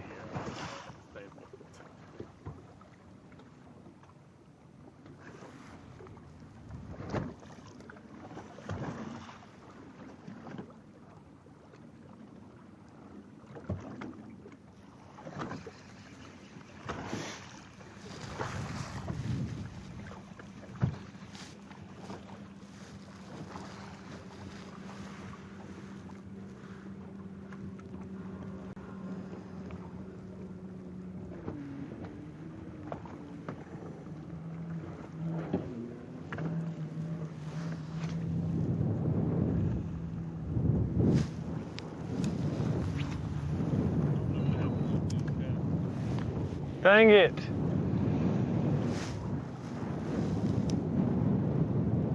It was like looking good for a second.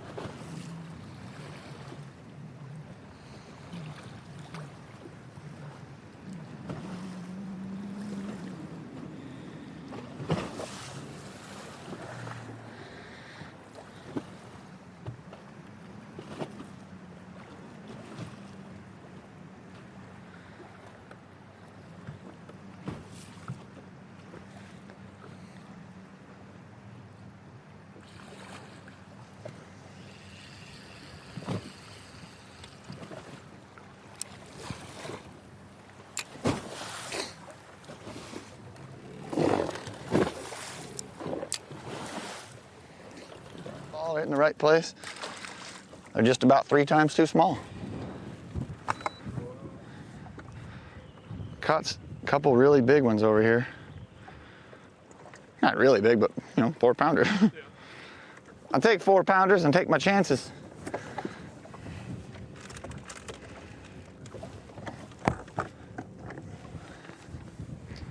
They're getting on the fall like they're supposed to.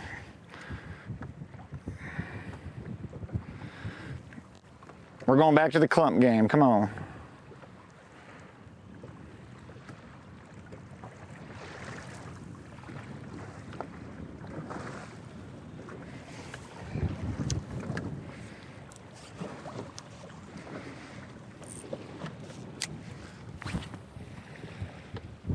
Come on, big girl.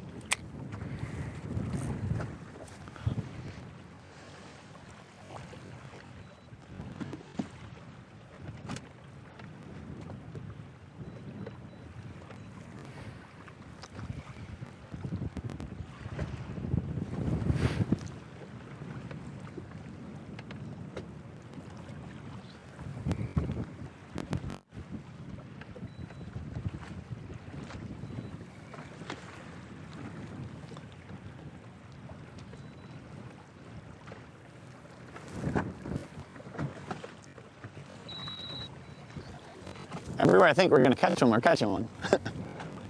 We just got to think we're going to catch a bigger one.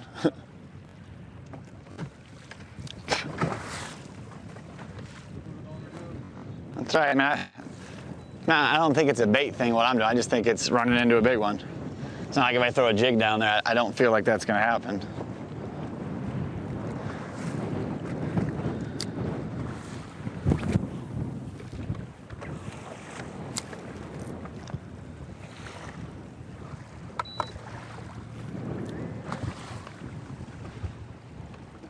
Come on, big mama.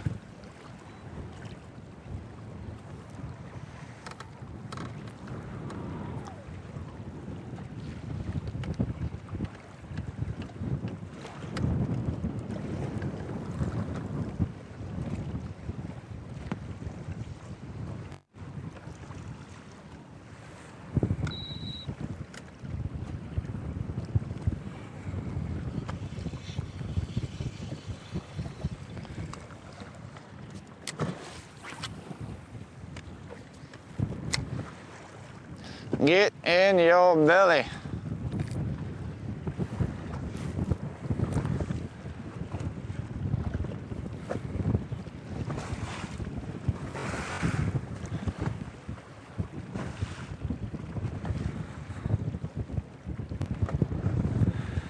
See another meat market right up ahead. Here we go. Ready for some meat? Eat the meat.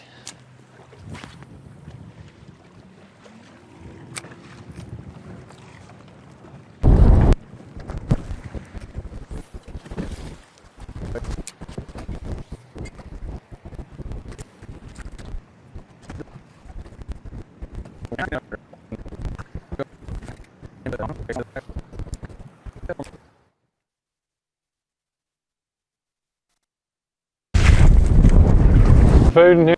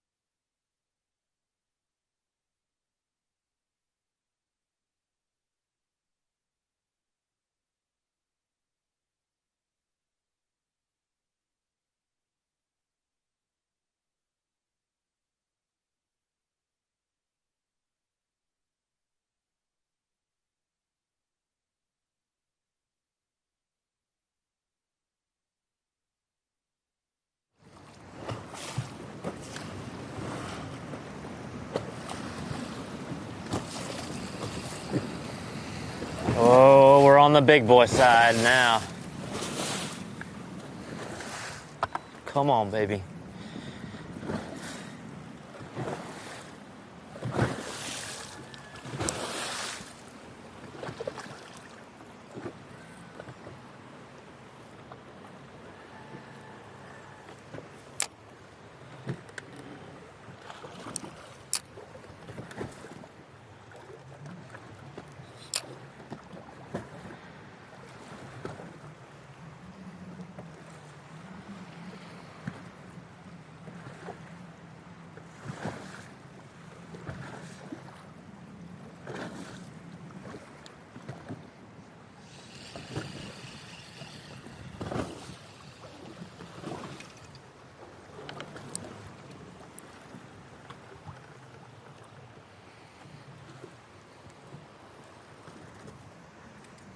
That cast right there, man. Whew. Got a 6 and a 5 and broke one off right there. I've got anxiety, man. I don't want to get cast in there. I just know. But I'm calling out a literal 2-pounder with this one, so it's going to be a big bump in the weight.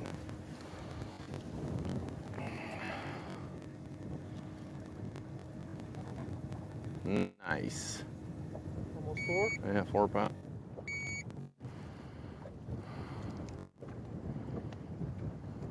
Yep, now we got 15 and a half. Boom.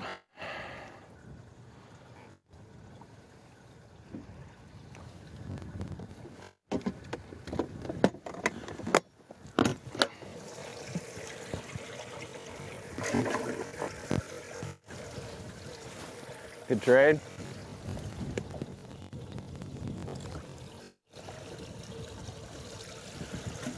Oh, good Lord. We needed that one bad. All right. Let's go. Guess I'm just gonna have to finesse these little piles. Used to be able to just go up there and throw a jig up there and crack one.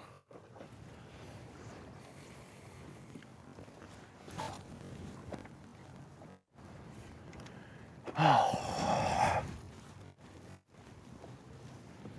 Needed that.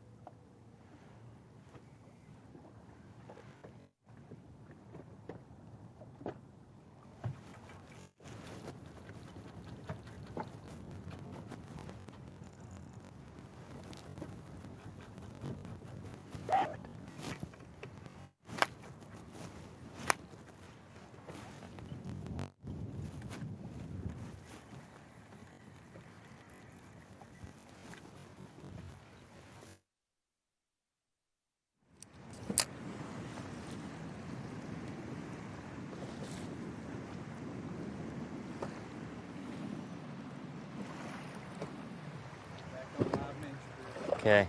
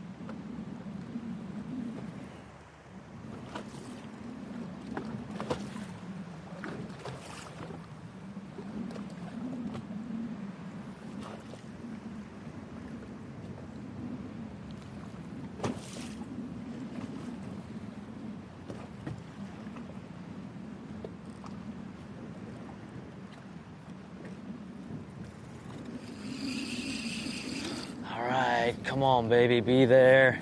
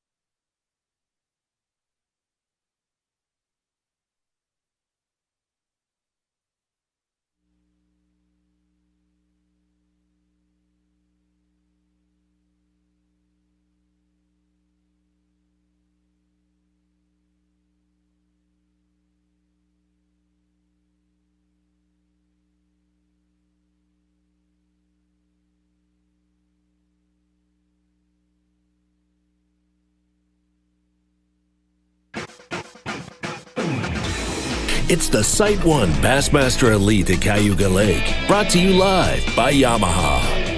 It's Bassmaster Live. Welcome back. Hope you're having a great Saturday. Welcome to Western New York, the beautiful Finger Lakes, and specifically Cayuga Lake here. Union Springs, New York, and we are right in the thick of it in day number 3. Very important day in the 8th stop of the year for the Bassmaster Elite Series. Got 35 anglers down from our original 75. And after the weigh-in today, we're down to 10 to battle it out for the championship on Sunday. Hope you'll be able to join us for that as well. We'll be here for 6 hours on Sunday. But right now, to catch you up on the first 4 hours or so of today, let's have our Toyota Midday Report, starting with our leader. Dick's Sporting Goods Rookie of the Year race, Drew Cook. Drew Cook is a leader of Rookie of the Year, been in the hunt for Toyota Bassmaster Angler of the Year also, which is a great feat for him in his first year out on Bassmaster Elite Series. Had a camera with him on day 1. Said he had a tough practice, but his friend David Mullins had helped him out a little bit and said throw a crankbait, told him what to look for. Had a good day 1. Also a good day 2. Today's been slower for him. Currently in 10th place with 51 pounds, a little over 51 pounds. Sticking with that crankbait, not mixing it up a whole lot. He's had a lot of success with it. It's just been a little slower for him today. He continues to lead the Rookie of the Year by quite a bit. And had a fantastic year, Drew Cook. Yeah. 10-10. He's got his limit in the boat now. Went for the longest time with just 2 fish. Let's get out to Brandon Card, show you what he's been able to do this morning. And this morning was slow for Brandon Card. Another angler that it was a slower start for him than it had been. Had a good bag yesterday, over 21 pounds. Brandon Card's been here several times. He knows this lake, and the northern end of the lake is where he's spent most of his time. That's where you have more vegetation, even though there's not as much of it throughout the entire lake. There is a little more on that northern end just because it's shallower, flatter, warmer water, just the depth range that vegetation can grow in. Been on one place all morning, caught his 3rd fish this morning. It was almost 11 o'clock. I think this is the fish here. So it's been obviously real slow for him, but had so much success here on day 2 that been patient with it, and he's just hoping that some bigger fish move up on this spot that he's been at all day long using a drop shot. Exclusively. Brandon Card. Now this happened while we were away right here during our midday break. Another keeper for Brandon Card. Looks like he mixed it up a little bit there. It's not a drop shot. Looks like it might be a swim bait. I think so. So 4th fish for Brandon Card. Keith Combs, of course, Crankers had good luck yesterday. Talking about David Mullins and Keith Combs, you got to expect got some heightened prospects in the. He's definitely in the same category. Well, I'll have to admit, Mark Zona and I were texting yesterday saying, "Where's Keith Combs with this good crankbait bite going?" Unfortunately for us, he didn't have a marshal with him yesterday, so we didn't realize that he had 21 pounds in his live well when we were asking, "Where is Keith Combs?" Keith Combs was catching them just like this. What he likes to do, he loves to crank. He had a little slower start this morning, but he is one of the anglers that said that he's been able to catch some fish after 10 o'clock. And he did just that this morning using this, I think it's 6XD Strike King crankbait Keith Combs is using here. Chartreuse powder blue back. He uses that crankbait all over the country. We've seen him use that at Lake Fork, Toledo Bend, Falcon Lake, and he's using it here in Western New York at Cayuga. Did a lot of head scratching this morning. Couldn't figure out where the bite had gone, but then he got back on him again. He's got 15 and a half in the boat now. Scott Canterbury started out in the same area, general area as where he's been. That's up in that north end of the lake there, and it's much slower for him to start his day. He's had a great start the previous 2 days. Him and Stetson Blaylock sharing this area. They weighed in over 80 pounds from this one spot. He was easy on day one, easy on day two. Had to know it was going to get a little tougher at some point, but boy, it slowed way down this morning. I think Scott Canterbury left there with only that one little small keeper. Mix it up a little bit. He said he had a plan for A, B, and C plan. He moved over, I guess, to his B plan because he said the third option would be flipping boat dots, but he's been able to put a few fish in his live well, move back into the top 10. As far as we know, he's still on B, moving up into the top 10 yesterday based on a good campaign overall. Stetson Blaylock, you mentioned him being out there in close proximity to Scott Canterbury, and Stetson Blaylock had about as quick a start as anyone this morning. It was hard to sustain all through the morning. Yeah, it started off just like the previous 2 days there on that spot that he's sharing with Scott Canterbury. Put a good solid 3-pounder in the boat. Looked like things were going to be deja vu, but it slowed down dramatically since then. He's only been able to catch 2 other fish this morning, so still got time, but he needs to put those 2 other fish in his live well to fill out his limit. Yeah, he's under 10 pounds right now. Chad Pipkin, now he's had a definite philosophy. I'm going to go through numbers, and the arithmetic will catch up with the rest of the field. He's been fun to be with the last 2 days. Chad Pipkin's been catching a lot of fish, especially on day one. Said he caught 30, 35 keepers. Just a numbers thing. He said if I can get that many bites, I know I'll have a good 5-fish limit by the end of the day. Yesterday was a little slower for him. Today, actually moving along about like yesterday, maybe a little bit better. He's mixing it up with a drop shot and a crankbait. The same crankbait we saw him using at Lake Fork to catch over 60 pounds of bass in 2 days with a 10-fish limit. Hasn't caught the size here, obviously, but having a great tournament, mixing it up with the crankbait and drop shot. Isolated clumps of grass he's been able to look for and cast to using his Humminbird 360 imaging to make direct cast to these isolated clumps. Has been a big part of his deal. Today he's caught a few on a crankbait, but not as many. Some of those isolated clumps he throw a crankbait in, not get any bite, and then throw a worm in and get those fish to bite. You can tell they're just not as aggressive as they have been the previous 2 days. Has been able to maintain his spot in the top 10 throughout most of the morning. Right now, though, currently, as you say, Davey, the size still hasn't quite showed up for him yet, even though he's catching them. He's just outside one spot in 11th place. Staying positive. Hopefully he'll get a few better ones for him this afternoon. Make that top 10 and be able to fish on Championship Sunday. Starting the day in second place, Chris Zaldain. Can't keep our eyes off Chris Zaldain. Such a factor last week and just seemed to pick up where he left off this week.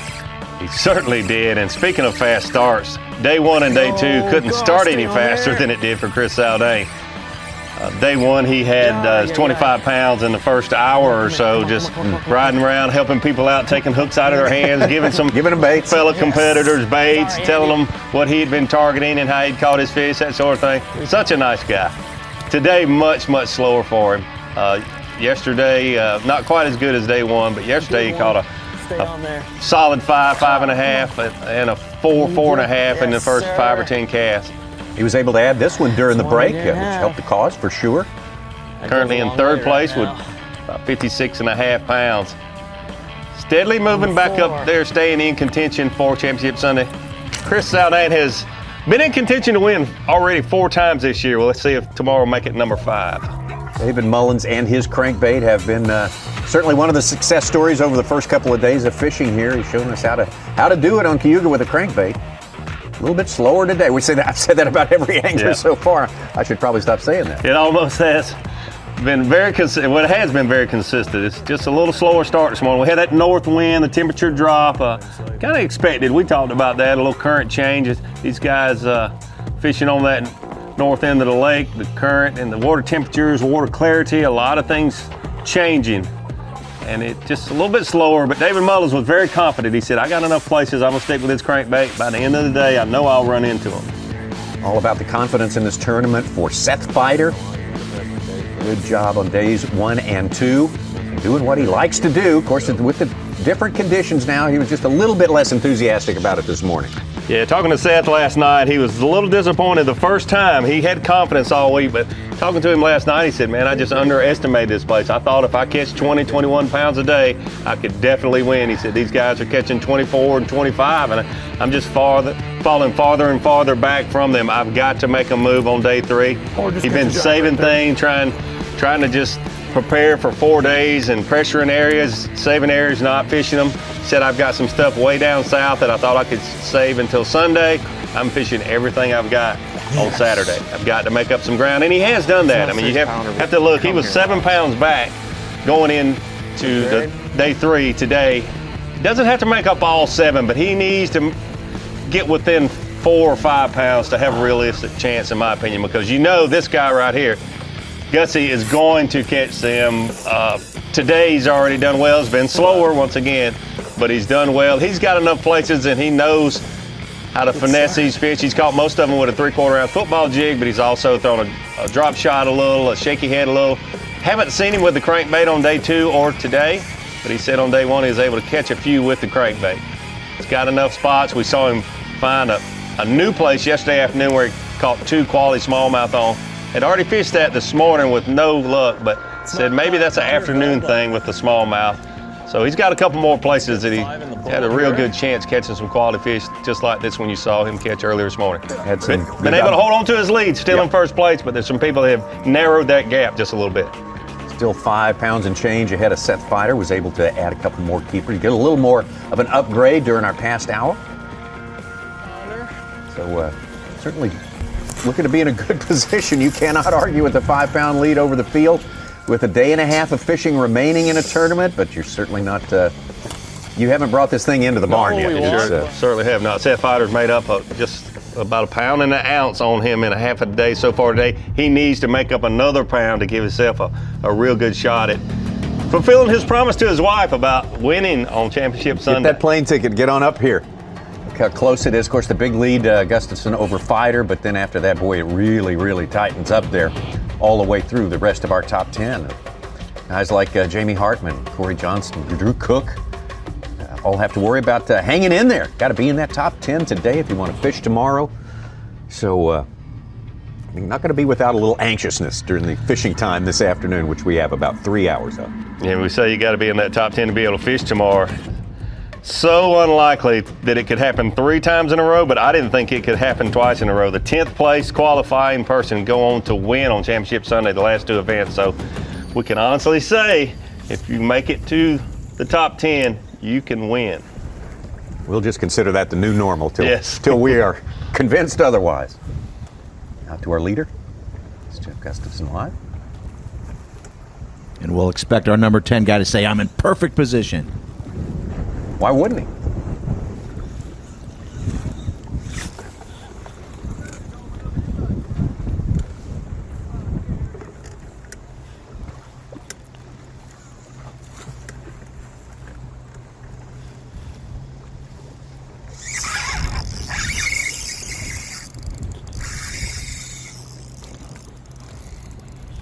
Helper.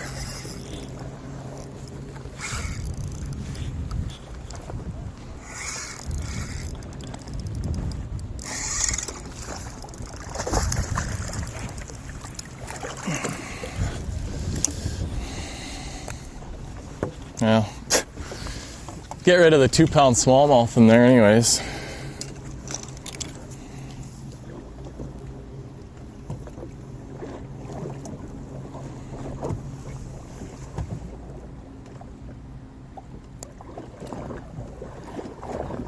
Two and 3/4. That'll actually go a long way. Helps him 3/4 of a pound, that erases half of the amount that Seth Fighter had gained on him. Yeah. What's that? Okay. We have a new weight baseline as of today as to what's significant, what is not. No big ones. Just got a 2 3/4 and got rid of the 2-pound smallmouth, so we're just slowly upgrading a little bit at a time, but hopefully we'll get a couple big ones and have a respectable bag.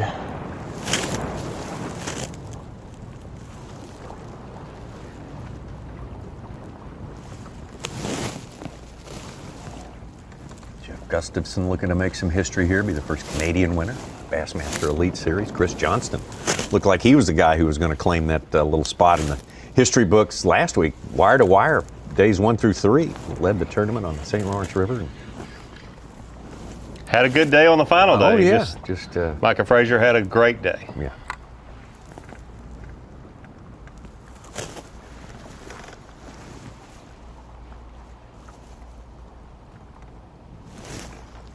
So I looked at this at the St. Lawrence, and I don't know how this applies, but I think it's interesting to see where the eventual winner of the event was after day 2. After we made the first cut, you make the top 35, where they were in the standings, how much they had to grow or sustain blows from the rest of the field. Mm-hmm. First event, Rick Clunn was 5th after day 2. Mueller was 2nd at Lanier. Brandon Cobb obviously led wire to wire at Hartwell. Stetson Blaylock was 6th at Winyah Bay after day 2. And then Brandon Cobb was 6th at Fork. We go down to Gunnersville, and Jamie Hartman was 17th. And then last week, Frazier was 12th after day 2. So for the most part, if you're not, other than maybe our 2 biggest comebacks, you better be in that top 6 after day 2, unless you're going to have an epic final day. But and probably leading really is not necessarily where you have to be. Exactly. Yeah. The only person to do that Probably a pike. is Brandon Cobb. Hartman was what after day 2? 17th. Wasn't he like way farther 40 back than that? 40-something after day 46th. 1, yeah. Yep.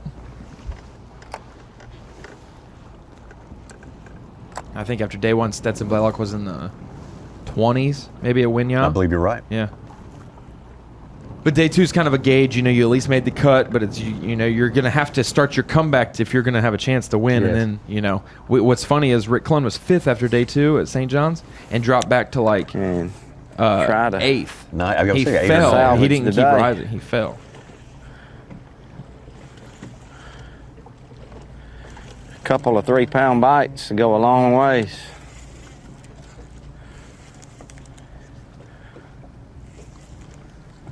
Okay. Sitting on the south end, real clear water. It's just structure off the bank here. It's a cement pillar for that intake pipe right there. Loaded with mussels. Yesterday I broke off a giant. I caught a 5 here, and I've caught a couple fish here to fill out my limit. I'm just gonna take my time fishing around it. I'm looking on 360 and I can see the pipe that comes out, and I can see the structure, and I can actually see a couple fish on it. And I'm just slowly inching my way. It's almost like flipping, like deep flipping underwater. I'm slowly inching my way every foot because I can't get on top of it and in that gnarly stuff because those mussels will cut my line every time. So I'm just like casting in front of it and a foot closer each and every time so I really get a feel for it. The big ones have been biting on that back corner right there. Caught a 6.2 here in practice, 6.20 in practice. Just drop shotting it. It's sitting in 33 feet of water.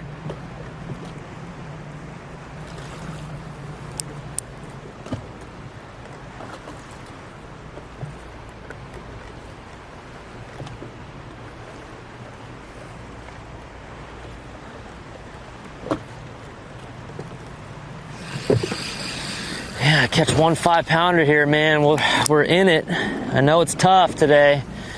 that we'd be in it if we catch a 5 here. Just want to survive today. The air is real cold and northern winds. Just not a good day for fishing. I'm sure a couple guys probably caught them decent this morning, but man, all my deep stuff was just not firing. Just want the opportunity to, within 5 pounds or so tomorrow.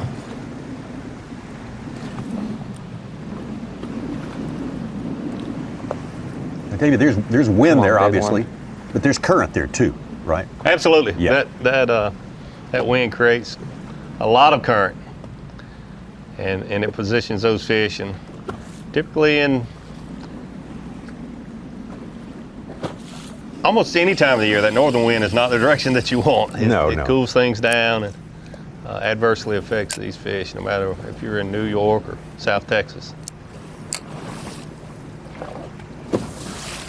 The lake being so deep, I wish I could. Spot lock is so I wish I knew key. more about how much current it might create in a lake that's 435 feet deep. Yeah. I mean, it's got to be quite a bit. So I can slowly pitch my way to it and stay out of trouble. I know that when one bites it, I got to maneuver it outwards. I don't need to break another giant off like I did yesterday. It's like a big grouper. It took me right down into that cement pillar.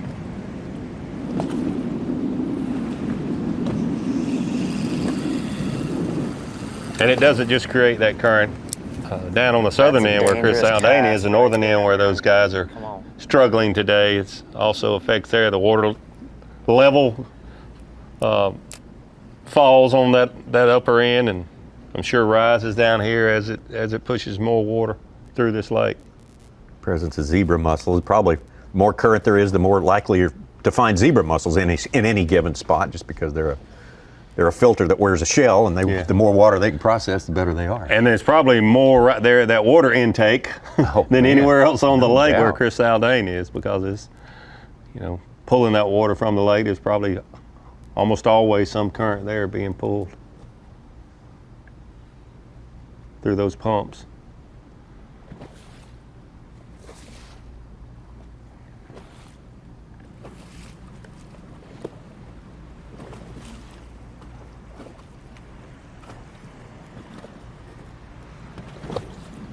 See the deficits all these guys have to Jeff Gustafson. David Mullins with a spinning rod in his hand. Definitely the first time he's had to do that this week. Mm-hmm.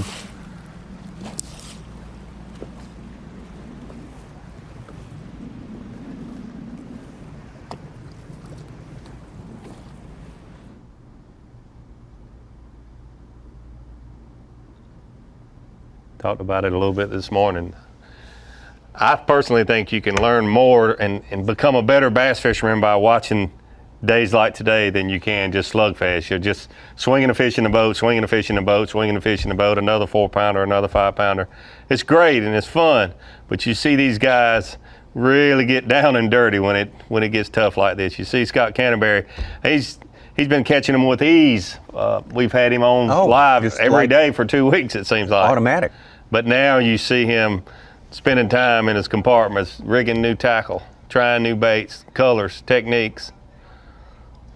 Well, he is a veteran who knows this game inside and out, and that'd be a good guy to watch for any sort of decision making. I think Gutsy has been cut off by pickerel 3 times in the last 5 minutes. Yeah, he's frustrated there. Bonus coverage for you.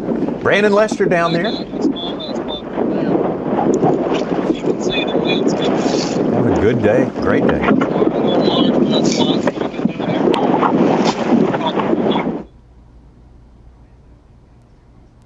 A little too much wind to hear what he has to say. We would like to hear about it, because talk about 16 pounds plus. That's a strong effort on a day like today when things are way tougher.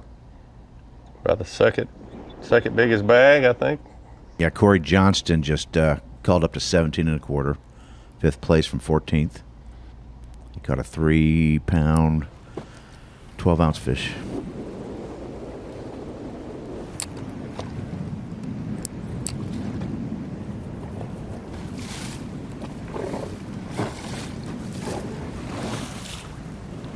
Corey having a good third day. After such a tough first day last week at the St. Lawrence River, he deserves to have a little good fortune. Oh, good luck. yeah. It's, universe owes him one, I think. Yeah.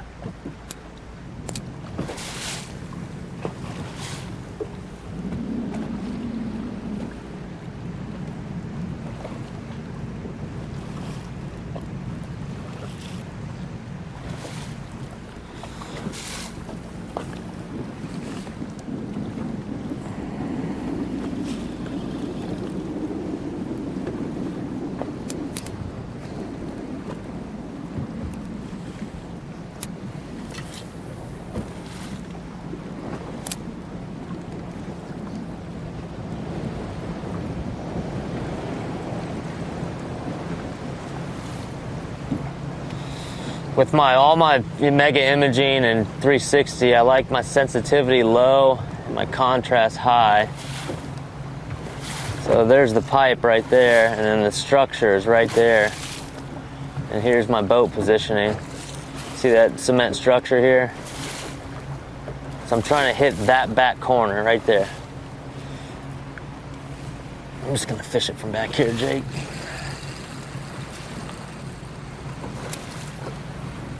Back left just a hair, so it's like right back here. Good? Okay.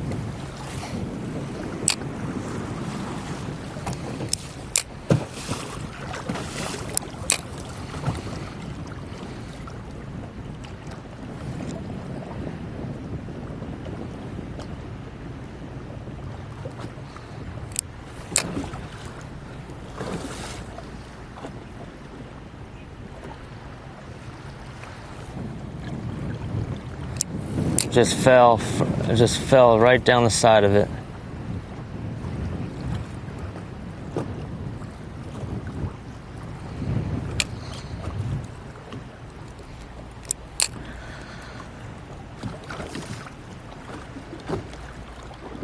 One of Chris's best fish yesterday came off a piece of concrete pipe. I think it was this same probably place. this one, yeah. You're lucky to get that fish in. His line was frayed. Oh, man. 15 Yeah, feet up his leader. It's touch and go.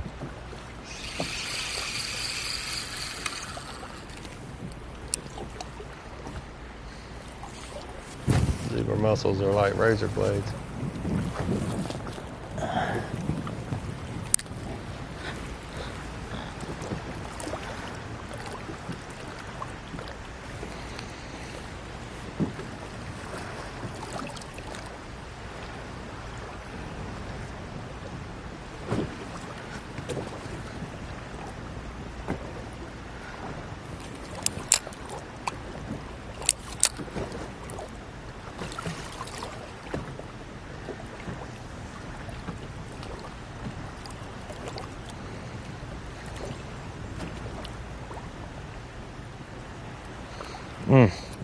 Gosh.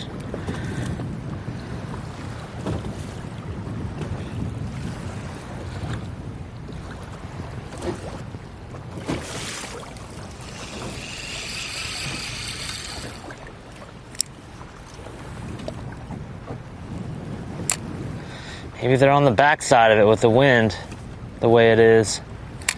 Better get back on that back side.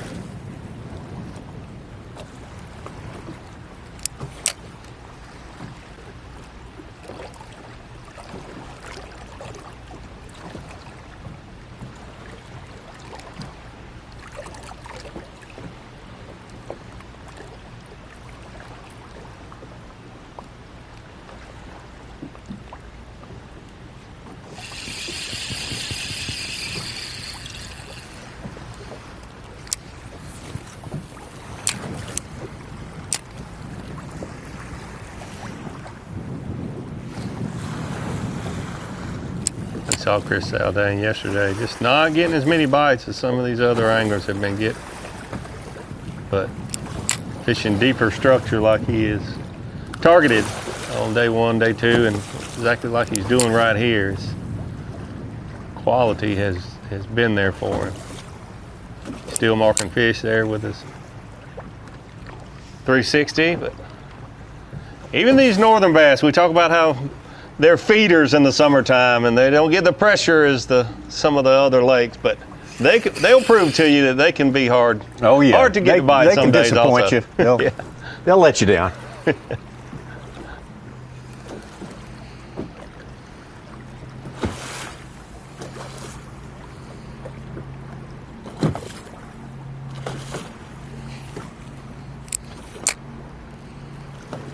Gosh, it's gnarly down there. I'm feeling my weight. Donk, donk.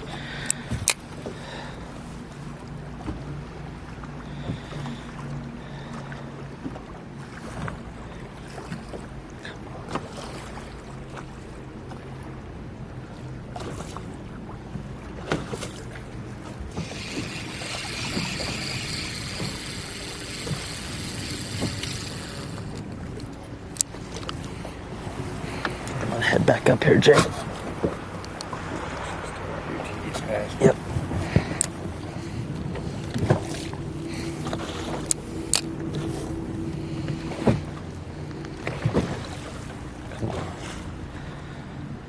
I know there's big ones swimming all around here. Mullins is hooked up. Hopefully a bass. Still got his spinning tackle out here. Pickerel.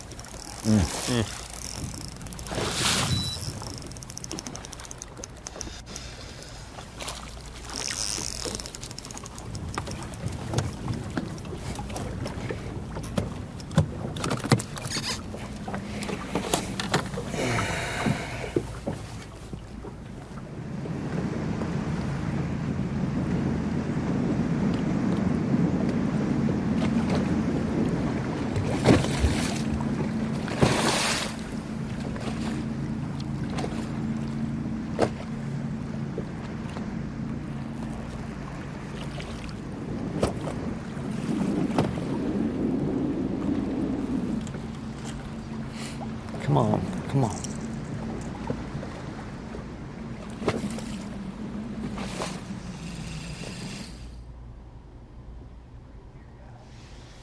Chris Saldane knows that.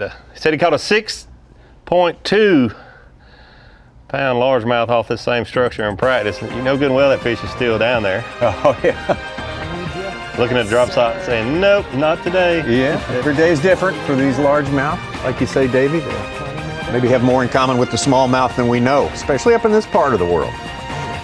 It can prove to you that they can not bite just as good as any other species anywhere else in the country. No telling when they'll clam up, and no telling when they'll start eating again. We know from experience it could be any moment here. Yeah. And it will happen here like everywhere else all over the lake. Is that what we've got on the way in the next half hour of fishing? We got 2.5 hours left to go.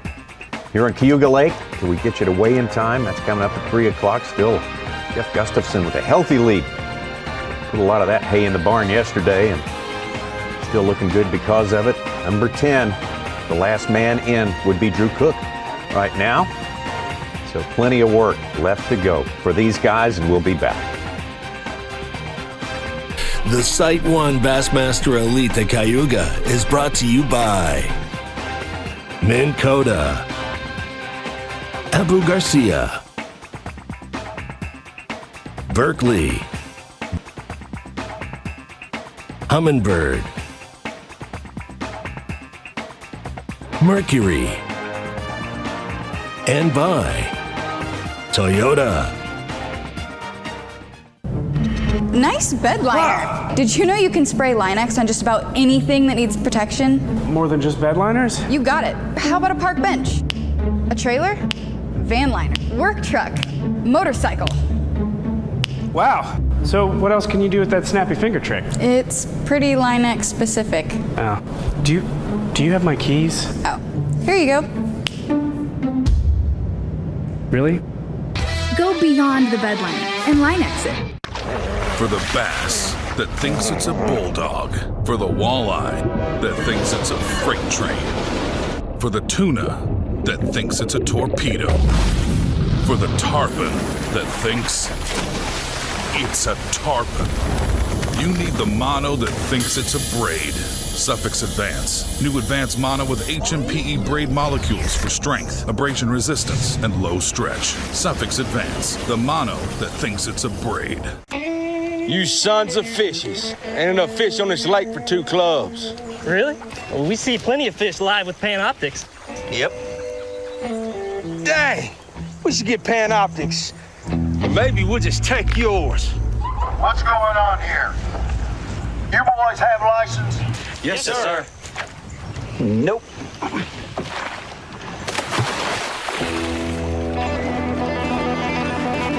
There he is. Oh, I got him. It's time to take fishing to a bold, new place. Berkley Powerbait Max Set.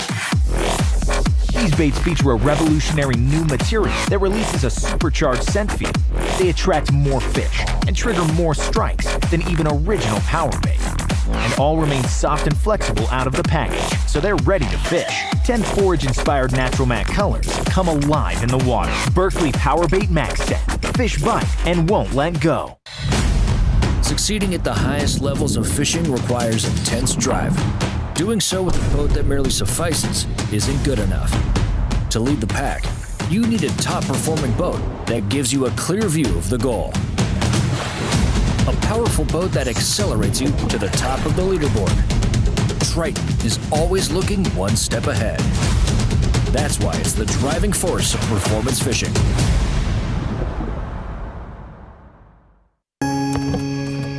Ever since you could remember, it's always been there. It's a resource that has guided you. From it all, you've learned, you've applied, and you've become a Bassmaster.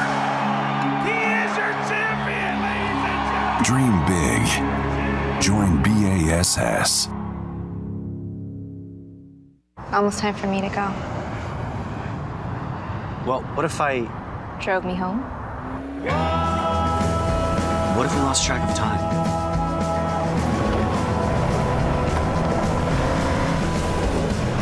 What if we took a leap of faith? What if you... Missed my flight next week? The all-new RAV4. Toyota. Let's go places. Bassmaster Fantasy Fishing is back, and it's time for you to get in on the action. Sign up for free and pick your 5-man team to compete against your friends and thousands of Bass fans from around the country. How will you stack up against the best? The grand prize winner will receive a 2019 Nitro Z18 boat with Mercury motor worth over $32,000. The 11 weekly winners will each receive a $2,500 Bass Pro Shops gift card and another $500 if you're a Bass member. Sign up and pick your team today at BassmasterFantasy.com. You're watching the Sight 1 Bassmaster Elite at Cayuga Lake, brought to you live by Yamaha.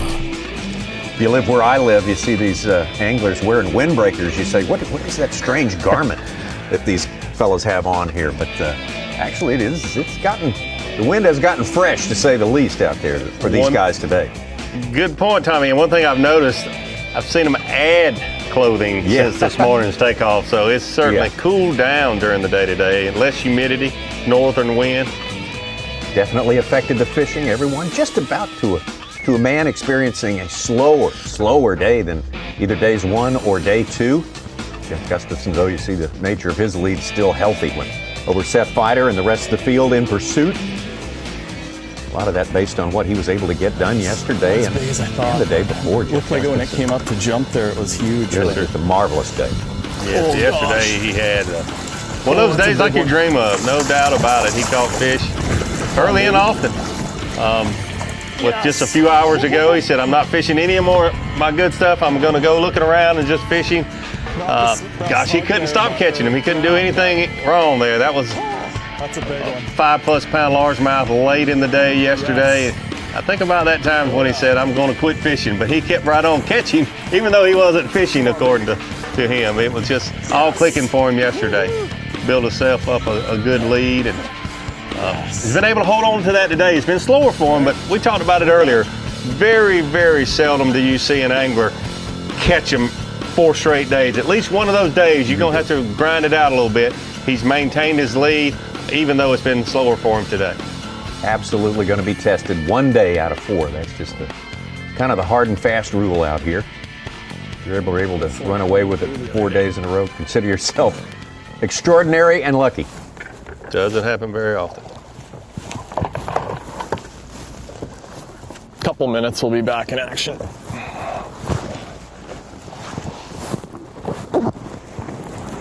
Nice little short reposition there for Jeff Gustafson coming up right now. Again, trying to be the first Canadian ever to win Bassmaster Elite Series. Oh, Chris Zaldain, all the way down. A little closer to the very lower end of the lake than I thought he was. Fishing a concrete structure, a water intake pipe. Caught a big fish there in practice, and Still also drop shot in the structure here. I know what swims around it. Big ones, giant ones. There's no structure along this whole shoreline. And there's one big, huge piling right here.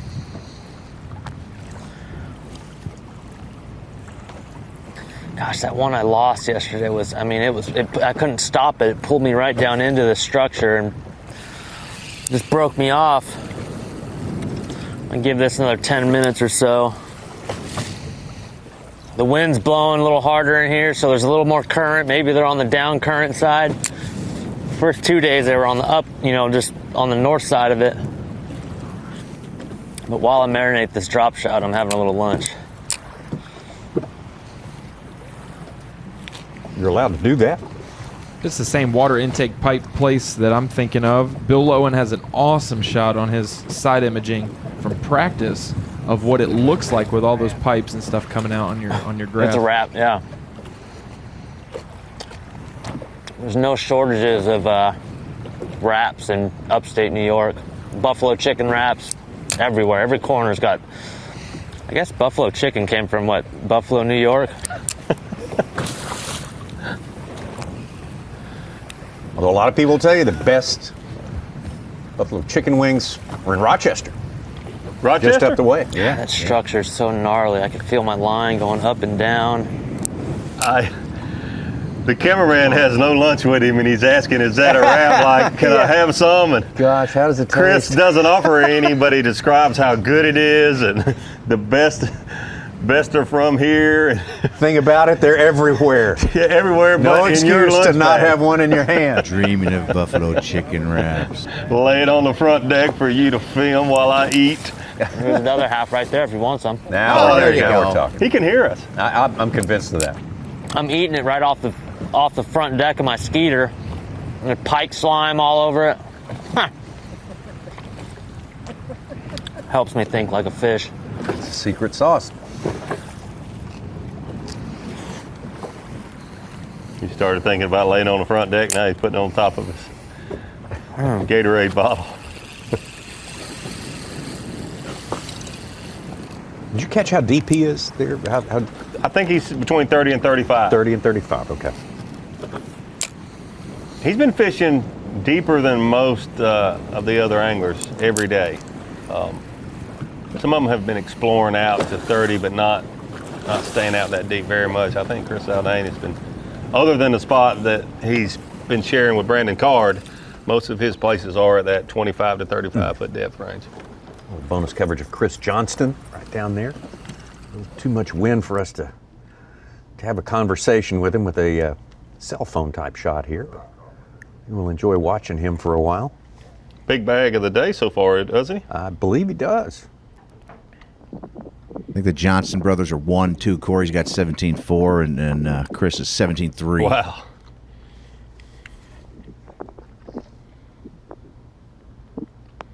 Like Brandon Lester's next up at 16 1/4 with Jamie Hartman.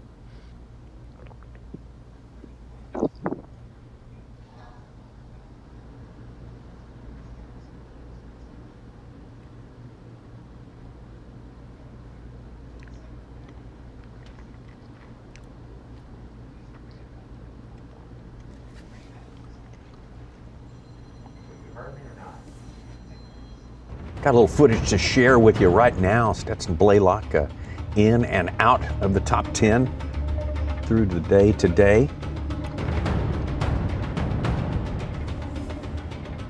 kind of rough coverage, but you can see what happens here when he hooks up. He's in 13th place. That's going to, that's going to change. Just moments ago, that definitely helps him. He's had a slow morning. Him and Scott Canterbury both having to really work for it this morning. It's been easy for him the previous 2 days. It's number 4 and gets him one back of where he started today in 7th. Not too far from where we saw Chris Johnston. That's where we find Chad Pipkins. I want to be giving back a bunch of points. Come on. We catch 2 or 3 more big ones, we'd be in business.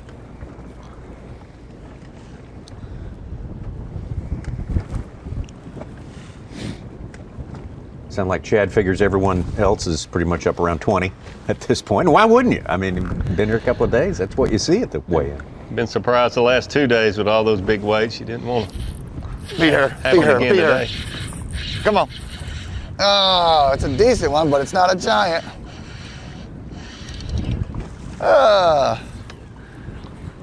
Right in the right spot. Man, I was hoping. Here, little buddy.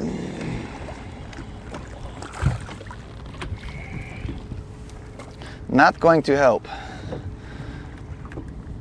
Man, was I hoping. Kind of got heavy for a second. It's definitely not going to help, right? I know I keep looking. I think these other ones are fatter. Definitely fatter.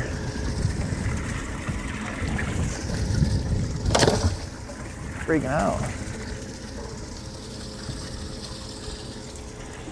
Too skinny. He was long. Nah. Thanks for trying. Hammered it pretty good for a little dude. Surely we can get a big one through here. No, it did. Go hard. That fish was right where I've been catching them.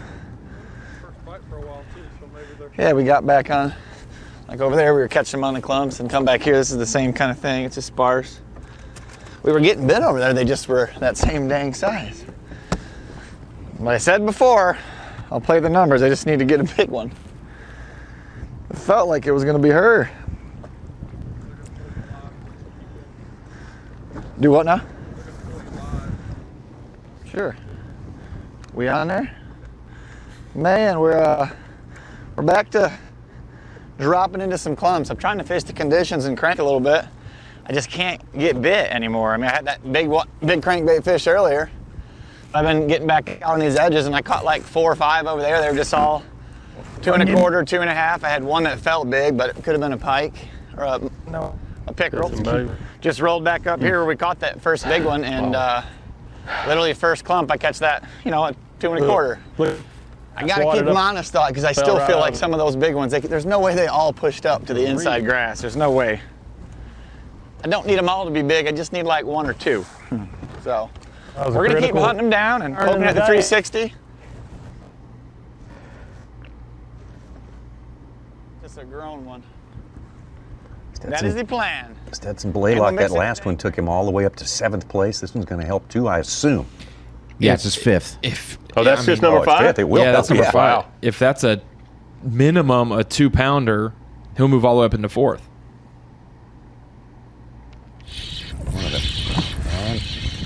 They're all like, come on.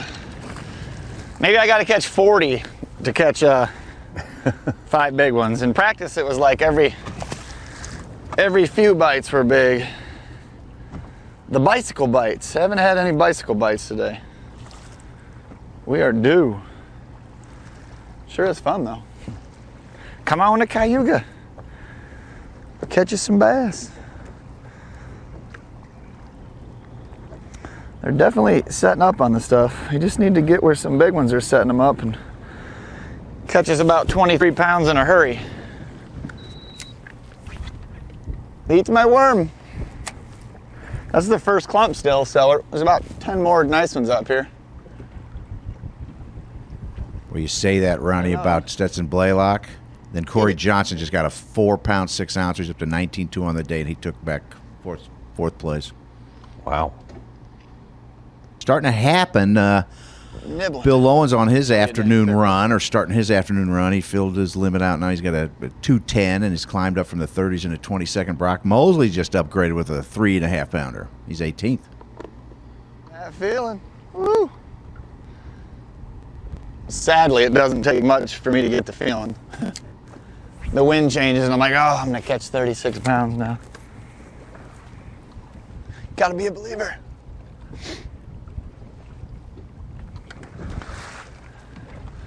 That was like 3 little bites off one little corner.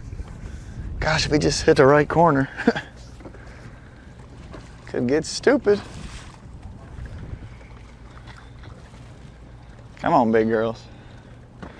Which piece are you on?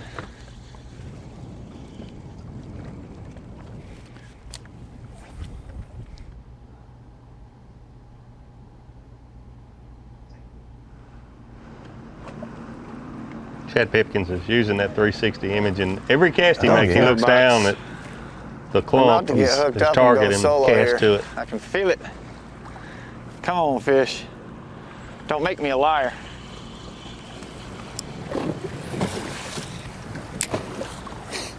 You can look down and line up.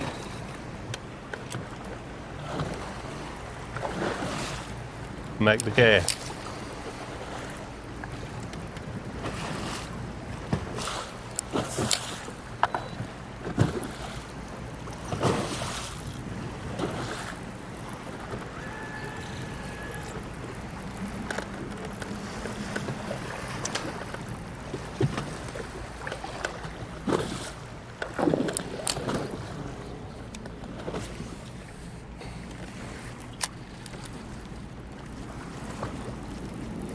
Chris has a lot of patience with this pipe and this water intake. He's been there for quite a while, just looking for that one big bite. Yeah, he knows what lives there, or what he's seen there, I guess.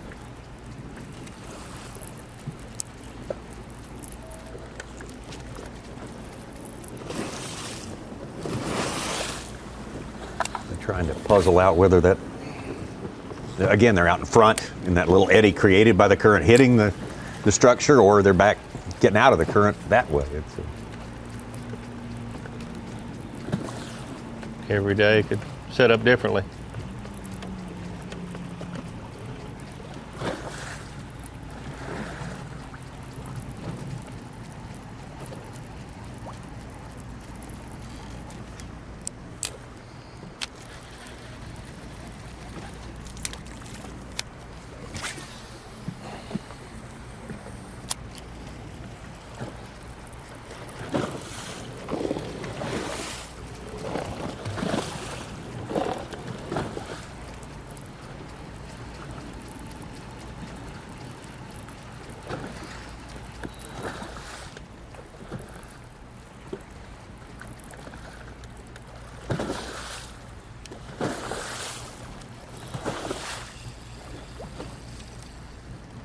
Canterbury with a limit, has had for a while. They're just very, very small fish.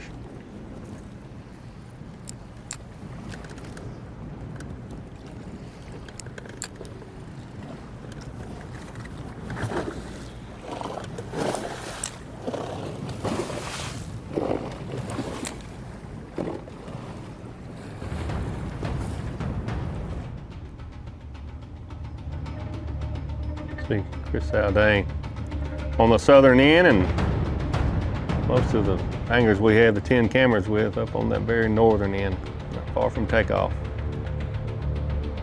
Back to David Mullins. Morning was able to sort of hang on to his top 3 or 4 spot, but currently lost a little ground to Corey Johnston and Stetson Blaylock.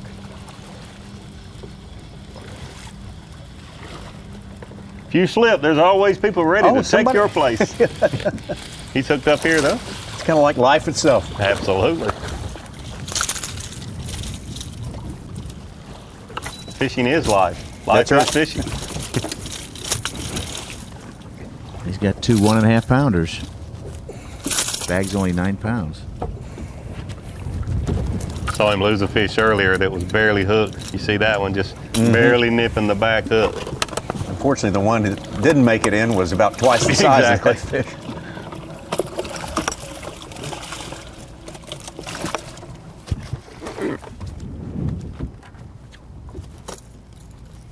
Did he? He let that fish go? Apparently. I believe he did.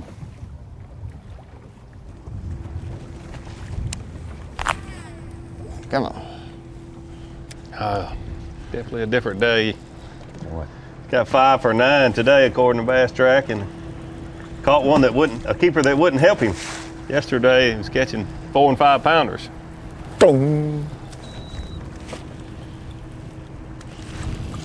That might be her.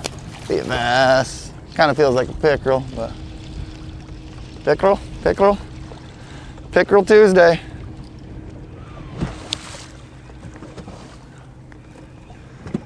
I haven't seen it yet. What do we got on here? Pickerel or bass? Big bass, big bass. Woo! Stay pegged, big girl. Big bass.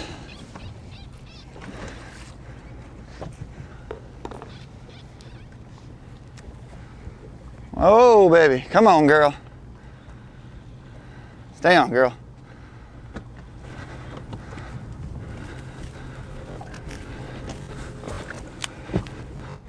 Come here, baby. We got lots of time. We've been waiting for you very patiently. Very patiently.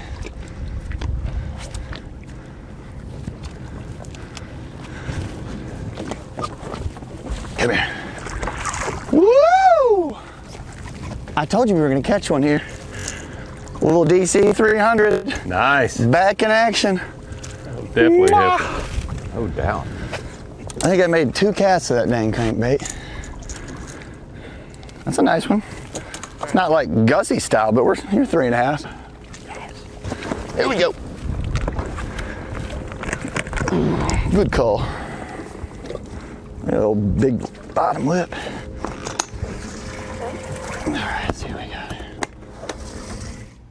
Good 8th grade there for Chad Pipkins. Back near 8th, Brandon Lester. Ooh. Probably helped him a pound and a half, 2 pounds. Yeah, pound and a half at least. I've only seen him catch 2 today on the crankbait, but are his 2 biggest fish. Absolutely. Oh, sharp hooks. If you're at home and you don't sharpen your hooks, get you a file. Sharpen them up. Come on. Waste no time getting that back out there. It's brightened up just in the last few minutes, considerably. That'd be nice to just, like I went, boom, and we could do it again. Come on, maybe I just gotta say it again. Boom. That one knocked slack in it. So I thought it was a pike. Just a big, hungry bass. Ah, a couple more bites, baby, let's go.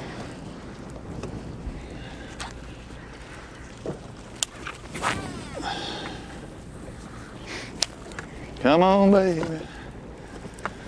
I still need a birthday bass. Yesterday was my birthday. And it didn't really, it was, we survived. But we're talking like a Velociraptor 5 to 7 pounder big birthday bass that can barely even waller out of the water is what we need. That's what we're after. Man. Can you get the reset, the 10-year reset, and the birthday bass? Is that It's asking for a little much, isn't it? Maybe over it. Next thing you know, you'll be wanting a buffalo chicken wrap. We picked a little straggler out there in the shopping hall. Just waiting to come in and get a free sample. Sample it up.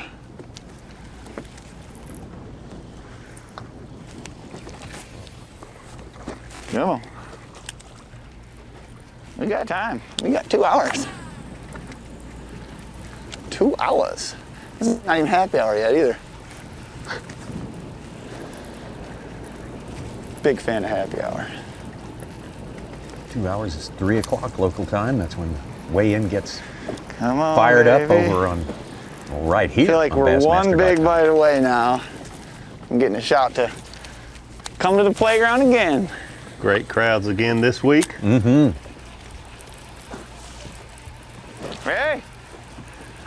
can't overeat the cookies, then it wipes out the magic. But you're right, that was a cookie. We caught one right when we stopped. We caught another one, and then we caught a nice one. I'll give the cookie to 130. You know, that's a fair shake. Don't want to overextend the mojo.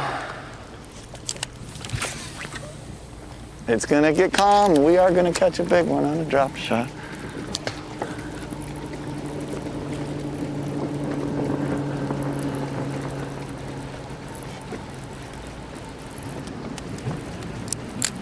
You got him, Keith? Yeah. You ain't telling me nothing I don't know. I got like 11 pounds. 11 pounds? Yeah. Yeah. Where I caught them yesterday, I can't get bit. And I got another spot, I caught those. I thought I'd come down here and try to catch a big one, but. What you got? Huh? What you got? Me? Yeah. About 14 pounds. It's been tough. Yeah, I believe my little stretch here is about to run out. Did you catch any around that white buoy? Yeah, I caught one. About 2 pounds. There was a whole wad of them around that thing. That's where I got one about 6 in practice. Me too.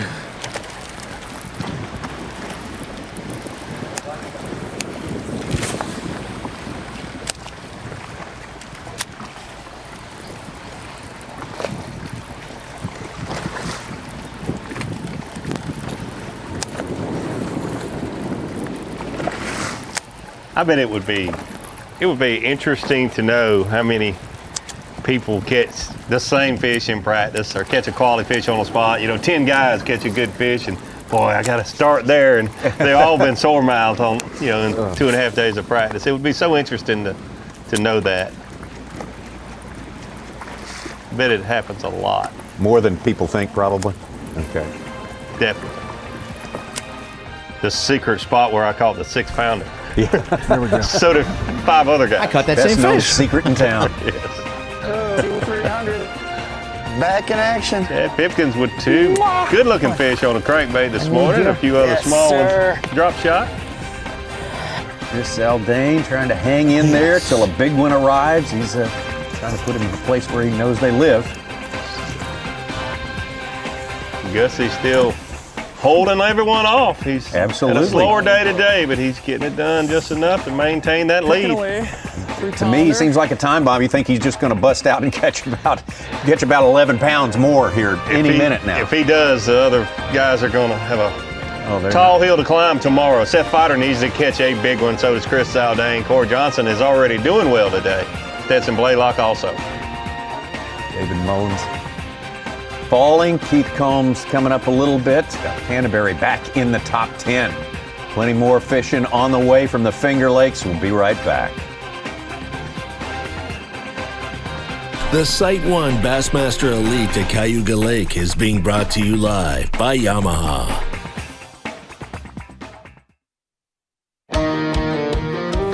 At the pinnacle of super high output, 4-stroke outboard performance, you'll find Yamaha VMAX SHO. Yamaha's game-changing SHO technology. From exhilarating V6 models to the sleek inline 4s, there's a VMAX SHO for everything from bass to bonefish. It's an extended family of 4-strokes engineered for lightweight, inspiring performance, and rock-solid reliability. Discover VMAX SHO and elevate your expectations.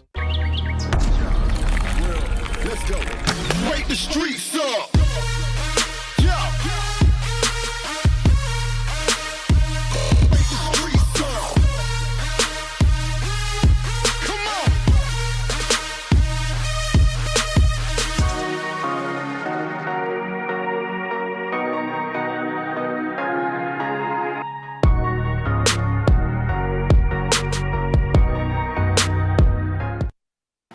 Sleek new design with easy control file. The clearest images underwater with uncompromising range. Live mapping from the touchscreen. View notifications, video, even Google Maps on screen. And for the first time ever, real-time view of fish movements with live sight sonar. HDS Live. New from Lowrance.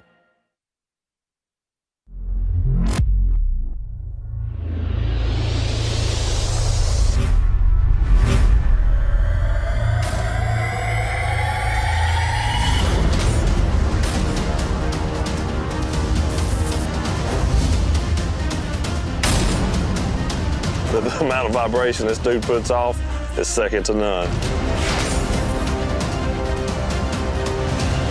You can fish it fast, you can fish it slow. It's the key bait to catch them once you find them. It imitates everything those bass are keyed in on.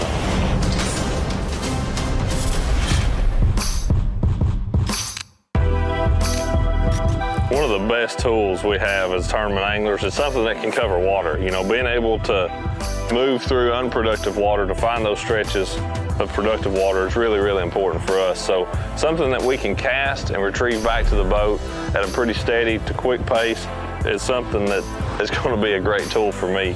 And there's really not much better tool out there on the market right now than a bladed jig. This is the Terminator shuttering bait. There is no other vibrating swim jig on the market that moves near the water that this bait does. You know, there's a lot of different makers, a lot of different styles, but no one ever had one that I felt worked really good in the muddiest of water until I got my hands on these. That cup design is very, very different. Most bladed jigs have a real thin metal blade. This is actually a plastic material, and having that cup is what makes it a lot different from everything else. It catches the water and actually moves the blade, which makes the whole jig move side to side so much more.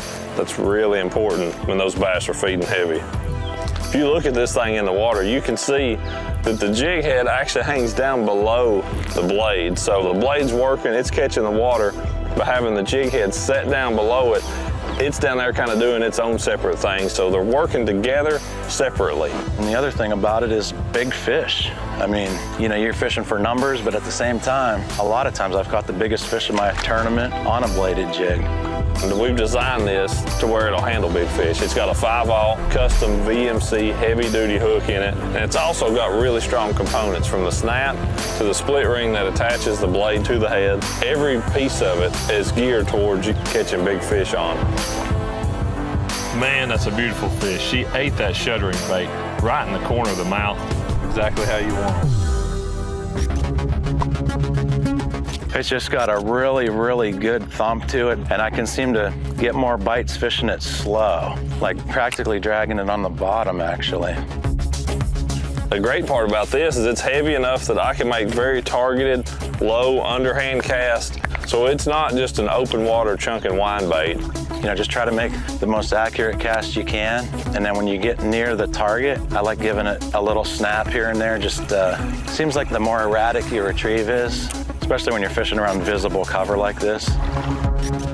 When we were working on the shuttering bait, I wanted to pick out several different colors that really fit my style of fishing, and we were able to do that. We've got 9 colors in it and 2 sizes, 3/8 and a 1/2 ounce. And dialing these colors in was something that was a lot of fun because we actually have the ability to match the blade to the bait. That's something that with most bladed jigs, you know, you just don't have that ability. With the shuttering bait, we did. We can dye that, or we can make it a matte finish as we did on like some of the black ones to where it doesn't have the flash when we don't want it. And the neat thing about this too as an angler, if you want to customize it, you can take that blade off and put it on one of the other jigs if you so choose. Couple features on the shuttering bait. Number 1 is a trailer keeper. You always fish this bait with some type of a trailer. Having a trailer keeper on there extends the life of that bait, and it makes more of your cast productive because your trailer is going to stay in place where it needs to be. I mean, an all-around great head design. That comes through cover extremely well. A lot of the other baits that are like this, it's real hard to throw around brush like we're doing, but this one just deflects off everything. You just don't get snagged as often. You go back in there and you just think you can't get a bite. This is one of those baits that'll get you a bite or two. That unique custom design cup lip catches and moves so much water that the amount of vibration this dude puts off is second to none.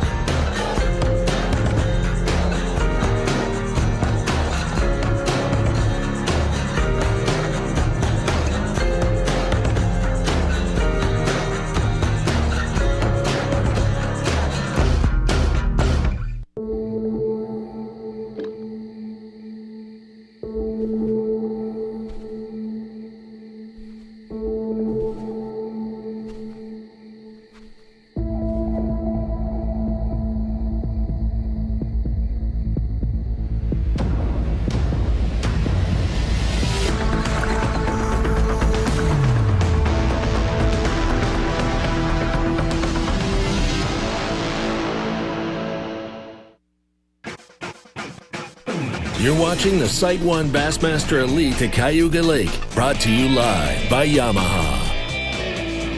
Couple hours of fishing time left to go for these anglers on the third day. The next to last day before championship day begins promptly at 8 o'clock. Here, at least our Bassmaster Live version begins at 8 o'clock. There's that view, Tommy. It's just, you can really appreciate what these anglers are fishing with this aerial shot from a drone. You see that vegetation out from those docks. You see the thick areas, the sparse areas, the clumps like we saw Chad Pipkin talking about. The holes, the isolated clumps, all these things that these guys are keying on right there. That is a wonderful shot. Tells so much of the story of what's going on, especially up shallow here this week. Jeff Gustafson still got the commanding lead over Seth Feider and all the rest. That's what it looks like at the cut line. Chad Pipkin's just fished his way back into, as has Scott Canterbury in the last hour and a half. Jamie Hartman, who had made a charge up into that 10 line, has fallen back down again, but plenty of time to rearrange things and do what you can do. Maybe it's just a matter of waiting them out because you have a feeling it's gonna fire up at some point. It will, and it's very tight right now, making to that top 10. And if you weren't with us the last two Bassmaster Elite events, the person that qualified in the very last place to fish on Championship Sunday ended up being the winner the last two events. Here's Seth Feider. It's lighting up a little bit. He's been fishing flipping grass. I said I need the sunshine. It definitely looks like there's more sun where Seth Feider is now than it has been all day today. Now we got a little more signal we can hopefully hang on to and spend a little time with Seth. Take a look at what we have seen with Seth Feider thus far today. From the Twin Cities area. Not the right ones. This was earlier today, started out this morning. I've had my bait though. Just with keepers, nothing big. Drag, let this one go. I had a camera with him on day one and he was catching 3-pounder after 3-pounder after 3-pounder this morning. Got going pretty well. First one with a limit, but they were 2.5s tiny bitty for him this morning. He needs that big bite. We saw him boat flip a 5.5-pounder on the first day. He desperately needs that. He's sitting in second place unofficially according to Bass Track, but he needs to make up some ground between him and Gussie. He's about 6 pounds back. Have a lot better chance if he can cut that in half and only be about 3 back. I mean, obviously it'd be even better if he could take the lead, but he needs to cut into this lead that Gussie's got a little bit. So does Chris Saldane. Corey Johnson has made a strong move. He's at over 19 pounds already today. Seth Feider had a plan coming in, said I've got 30 to 40 spots that I feel like I can catch good quality fish on. Here we go with the wrong brand. Not what you need. Yeah, size of that drum. The size of that drum.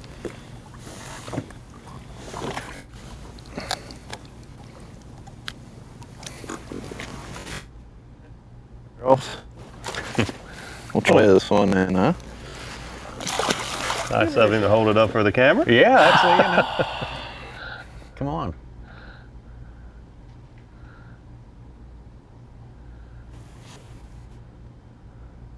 Scott Canterbury. Still there with 5 very small ones. Love for some size to show up before this day is done. Haven't seen him using the spinning rod yet this week. You can tell it's a slower day for him. I think he's back in the area that he started. Maybe just a little. Does look like it. Different approach. Yeah.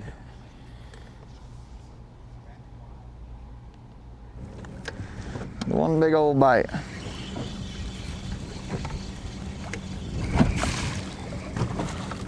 Five guys have caught double-digit right numbers there. of fish, with the most being Mike Huff and John Cruz, 16 fish today. Chad Pipkins with 13, Chris Johnston with 10. Oh, some's got it. Feels really little. Maybe. Maybe not. That's her. That's her. Stay on. It's got to be her. Come on, that's her. We need you, girl. Oh, yeah. Come on. Where are you going? Where are you going? What are you doing? Oh, man, I'm over happy. It's a little chunk. Gosh dang. I thought it was gonna be a big giant one. It's just a strong one. False alarm.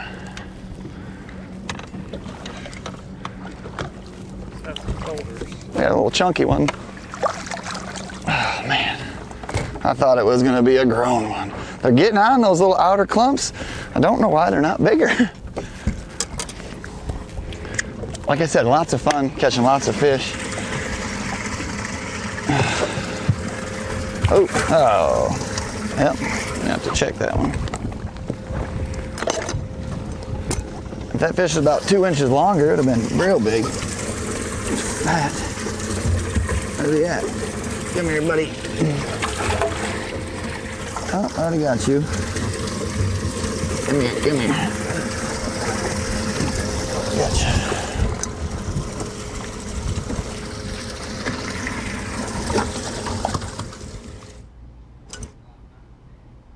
Another fish on a drop shot, isolated clumps of grass for Chad Pippin.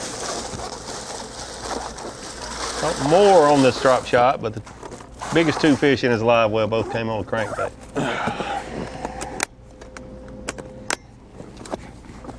About the best one we've seen in the last 45 minutes or so, for sure. Let's celebrate. Let's go catch one. Needs to keep catching them, sitting right there on that 10th spot right now. Come on, fish. 10th is where you want to be. You big beauty. Yes. It's been the case the last 2 events. Now 10.5 pounds back, which is where he stands right now. That'll be the deal this week is how You much never ground know. you can make up. It's not like Gunnersville, in my opinion, with, you know, a 7-pounder necessarily. You can Or catch Lake Fork, some good ones, yeah, where you're backed out much. And 10th place last week was only, what, 410 back? 410 on a Micah smallmouth Frazier. place, and yeah, and 7 pounds for largemouth at Gunnersville. 10 pounds. will 10 be a pounds. tall 7.2 task Hartman here. came back. Needs a career day and a complete collapse, all mixed in together. We're gonna start. I think that streak very likely to end tomorrow. That top 2 and 6 done. deal that I mentioned earlier, Just you can't need to tell be you in the they're top gonna be big or 6. It not. might be the thing going into tomorrow. They might not. Right now, Gussie's got a 6-pound lead. We'll crank for 1 minute through here. And we're going drop shot in the rest of the day.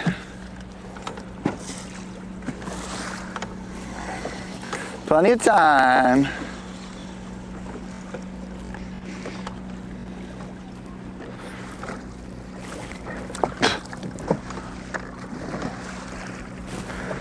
Should be one more clump up here.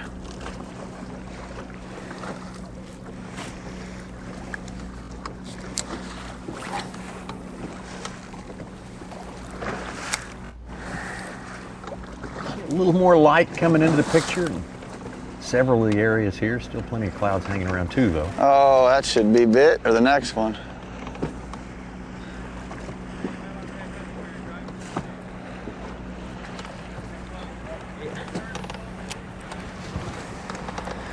Here comes the little meaty cast Got a fish. couple Come on. smallmouth spots on the way back in. We'll spend 15, 20 minutes on, but I'm just trying to get something going. There's a big pipeline that runs, you know, half a mile or so from here to Ithaca.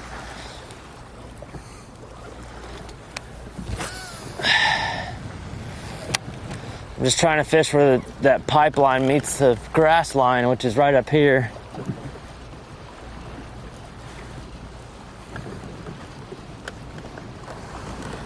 There's got to be some big brownies just cruising around in this wind, man. It's a big flat with grass.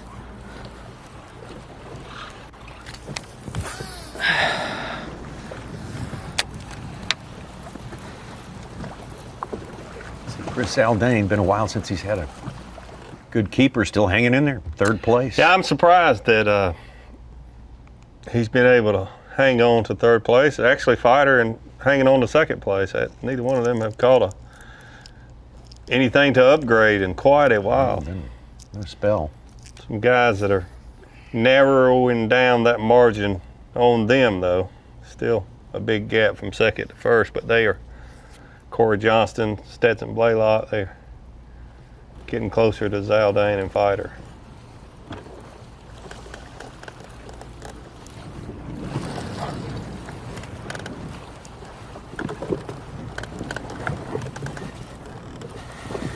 Come on, give me a good bite. I need one. I feel like I need one big bite so that I could hang for tomorrow.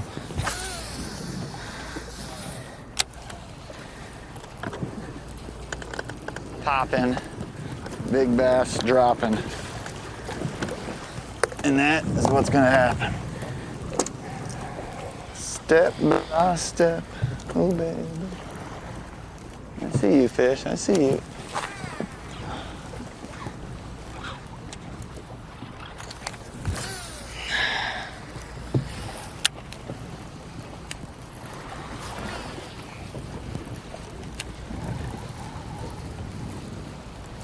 Last throw.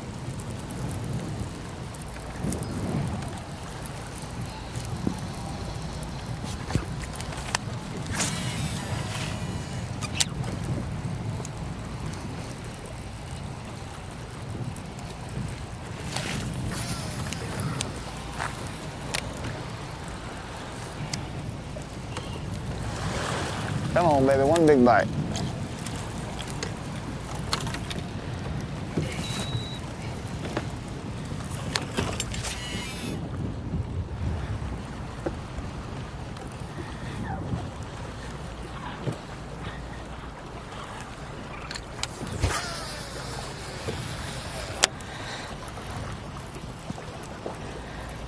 Bill Owen with a 3-pound 7-ouncer jumped up to 19th place.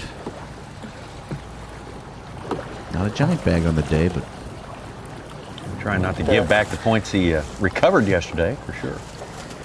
Oh, we're back on one of my good spots. All right, let's roll here. up about. It's been an hour and just a to half that or point so. right there. So about 6 or 7 minute run. Look for some smallmouths, and there was a bunch the day before the tournament, and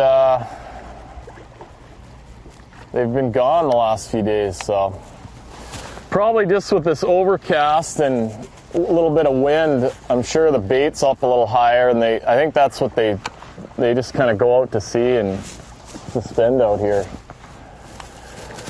because they're on real specific little spots, and I didn't even mark anything, so pretty disappointing there. So now we're gonna fish my best stuff for the last hour and a half here and try and hopefully get a couple big bites. That's all I got.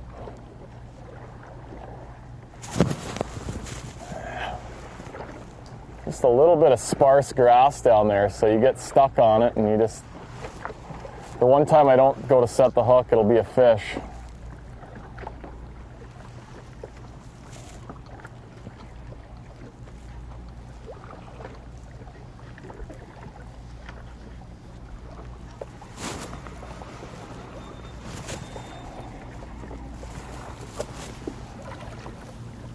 First and second place there.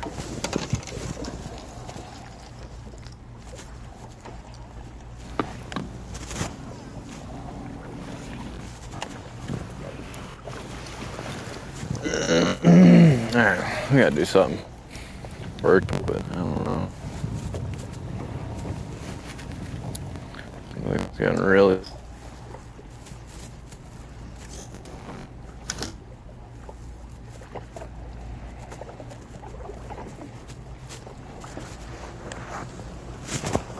Here's the question we've asked each day: how many 20-pound bags we'll see at weigh-in? We've had,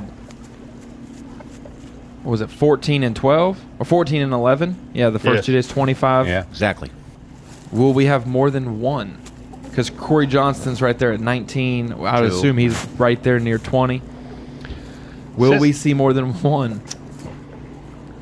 I will say, since we've already got, 9 more than had previously been caught here in the 4 days, everything's icing on the cake. There you go. I say we have 2. I'll say 3. I was going to say 3. There'll be two guys that surprise us with maybe late day flurries. Well, bonus coverage with Jason Williamson on the right-hand side of our 2 box.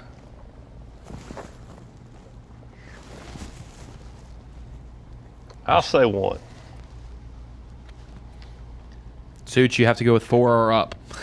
Who has 2? Tommy said 2. Oh. Okay, 4 or up.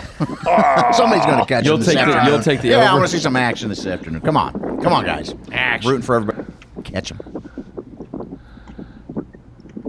Williamson sitting there 33rd in the points after yesterday's competition day.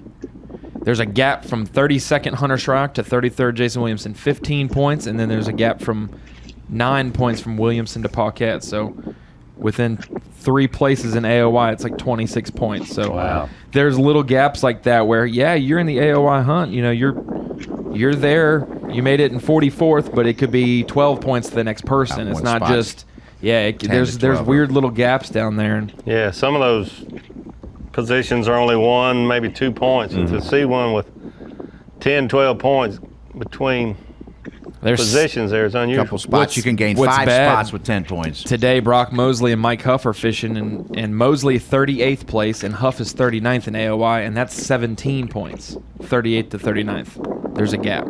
So Huff's trying to gain some points back just to get a little closer to the guy right ahead of him, and Mosley's not trying to let him, close that gap, because that's a nice cushion. You go into AOY with 50 people and a 17-point lead on the next guy, that's very You're looking nice. good, yeah. Yes.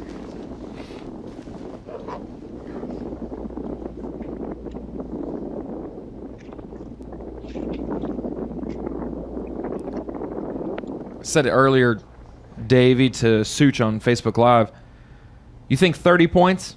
If you leave within 30 points of either the AOY cut line or the Angler of the Year lead or the rookie, like if you leave within 30 with 2 events left, you think that's a doable deal? Oh, with 2 events? Absolutely. 30? Absolutely. Like that's technically it could be 40 or 50 if they have the worst 2 events of their life, but yes.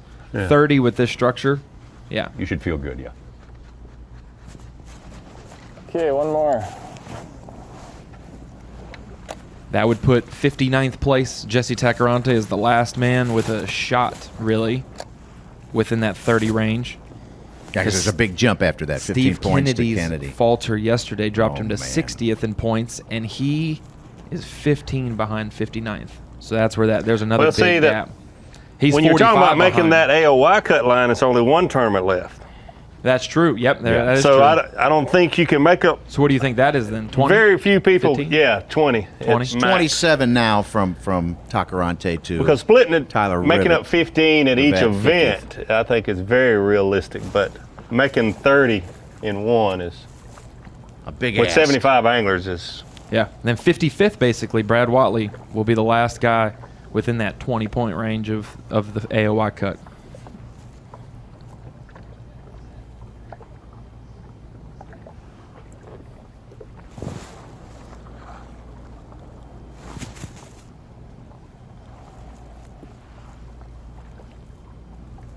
Having only 75 anglers instead of 110 is better for the anglers. Gives them better odds, no doubt about it. Feels good.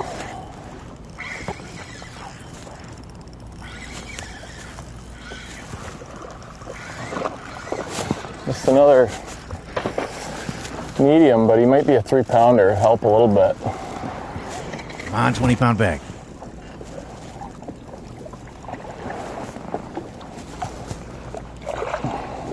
No. Same as what we got. Pretty sure that's a Z-Man hula stick that Gussie is using there. I'm We caught afraid. most of his fish yesterday, or the previous 2 days on a football jig, but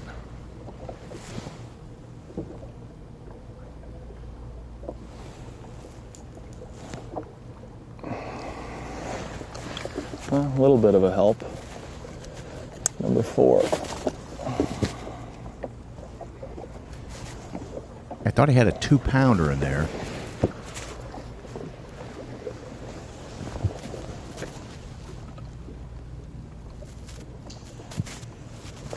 same fism as his fish.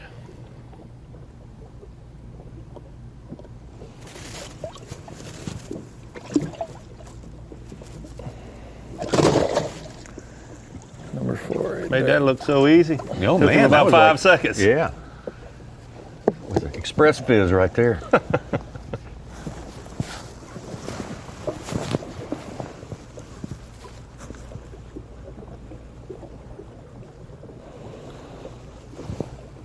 Oh, he's got a different marking system too. Ah, Just a lasso around the tail. Yeah, I saw that earlier when That's he was. interesting. Yeah. The colored rubber bands or what? That was a 280 for a 271. It counts. Right down to a 1/10 of a pound. 1/10 of a pound, exactly.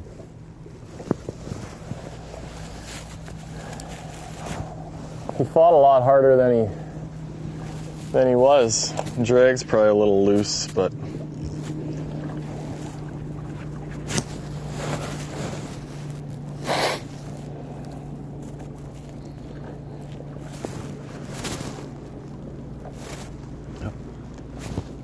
Brandon Card hooked up. Yeah. Oh. Came off. Wow. it's either like I catch those size fish here and that's what I'm catching on my Ned rig, or it's a giant. And I just missing the giants today.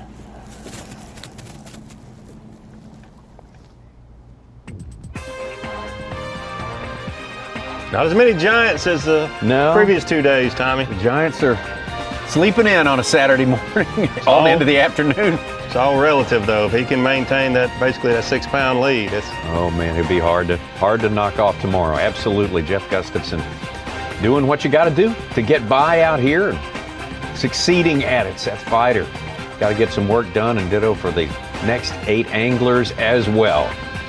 Got more fishing, a good hour's worth of fishing still yet to come. More than that. We'll be right back. The Site 1 Bassmaster Elite at Cayuga Lake is being brought to you live by Yamaha.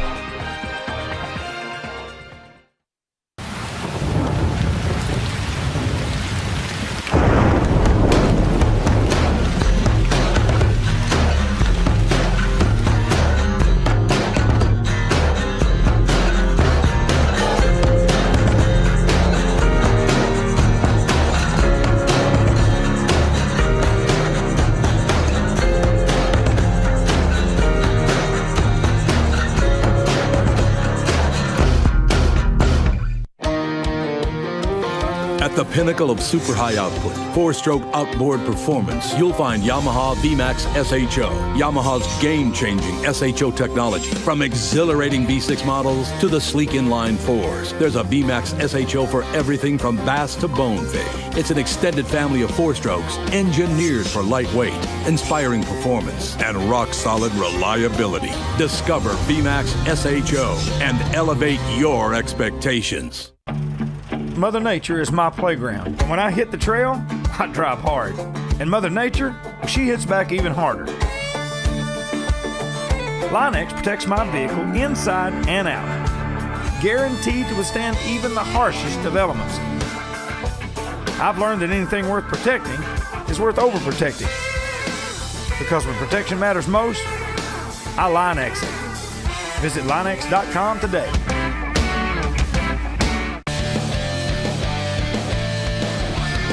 Hey Bass members, Dale Jr. here. As an avid outdoorsman, it is great to see that Nationwide supports conservation efforts to preserve fisheries and waterways. Did you know that you can get a special discount on auto, boat insurance, and more with Nationwide? Call this number or go to nationwide.com/bass to learn more.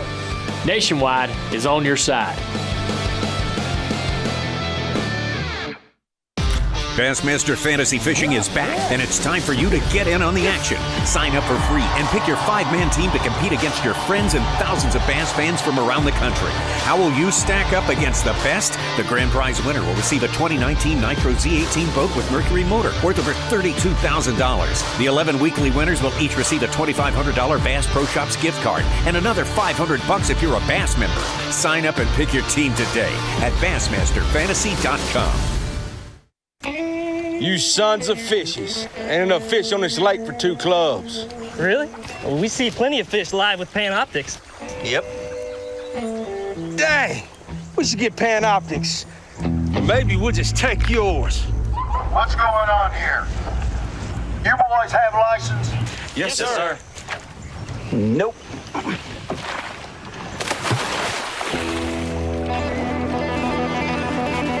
There he is. Oh, I got it. Succeeding at the highest levels of fishing requires intense drive. Doing so with a boat that merely suffices isn't good enough. To lead the pack, you need a top-performing boat that gives you a clear view of the goal. A powerful boat that accelerates you to the top of the leaderboard. Triton is always looking one step ahead.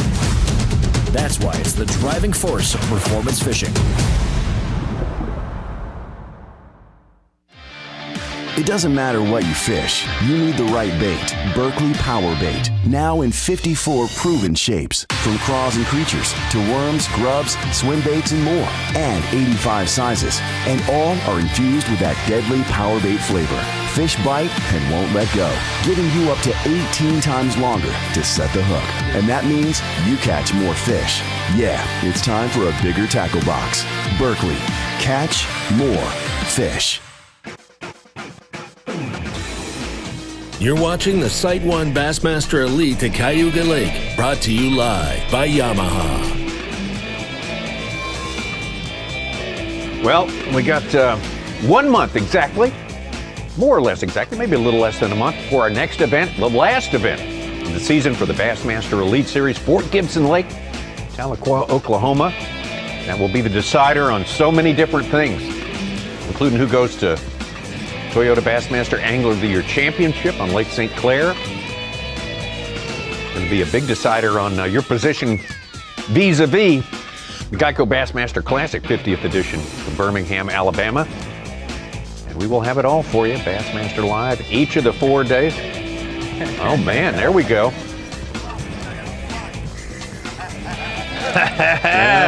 People are catching them around you. Yeah. Chris Elding. Sorry about that, man. I'm sorry. His is not that big. The one he had on was not Yeah, quite as big small as it. Do you mind if I just make? All right.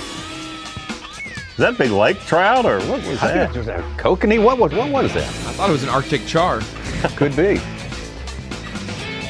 A wayward grayling. No. Scott Canterbury.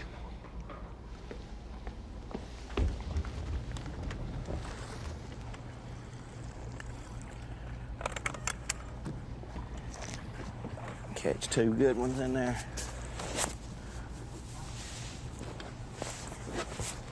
Scott Canterbury still with the 5 fish limit, but only 7 pounds and 12 ounces. So, wow. Not a very large average size. Would love to jump a few more big ones so far. Davey Height, we got an hour and a half fishing time. Still possible for someone to get something done, I guess, for 9 anglers in particular. We're watching, they're going to try to eat into Jeff Gustafson's lead as best they can. Absolutely. Someone needs to. I really think somebody will close that gap before the end of the day. They got until 3 o'clock. I think everyone will check in at 3 today. And I think it'll get a little tighter, but Gussie's done a good job. He's slowed down, used some different baits today, and just been able to hold on to that lead.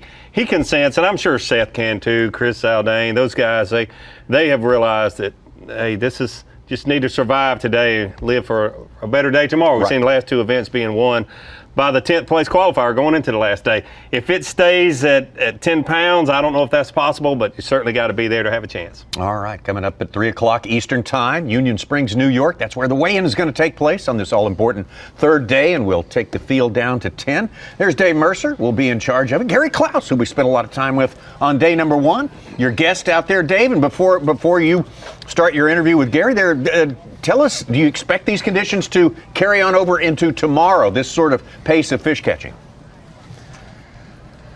I feel they got to eat tomorrow. You know, that north wind, guys, you know what that's like. This morning when we talked about it, I didn't really look forward to the forecast. It wasn't that much cooler at takeoff time than it had been the previous day.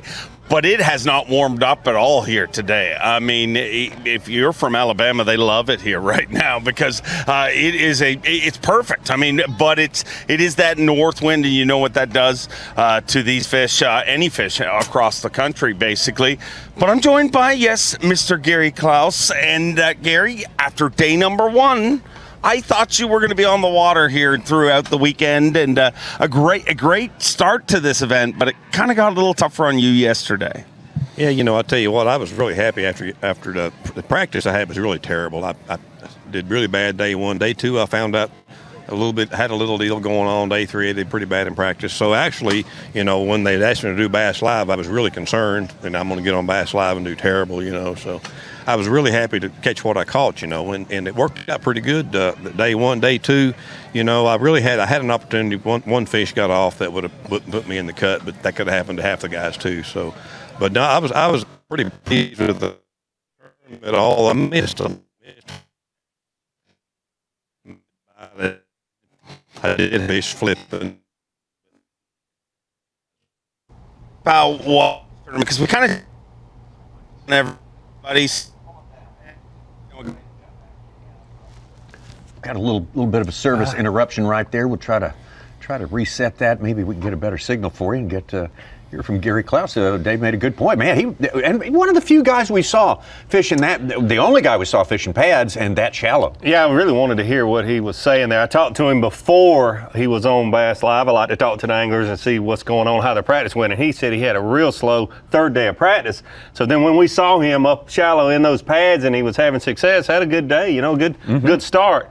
But I have not talked to him since then. I don't know if yesterday we didn't have a camera with him and didn't do quite as well. He said he just heard him say he lost one good one. I'm curious to see if he was able to maintain that bite in that shallower depth. Like we've not seen many people quite that shallow. We saw Scott Canterbury today when he had to go to his plan B, go shallow and catch a few fish, but they were smaller. But I hope we can set back up with those guys and hear how Gary's day went yesterday. And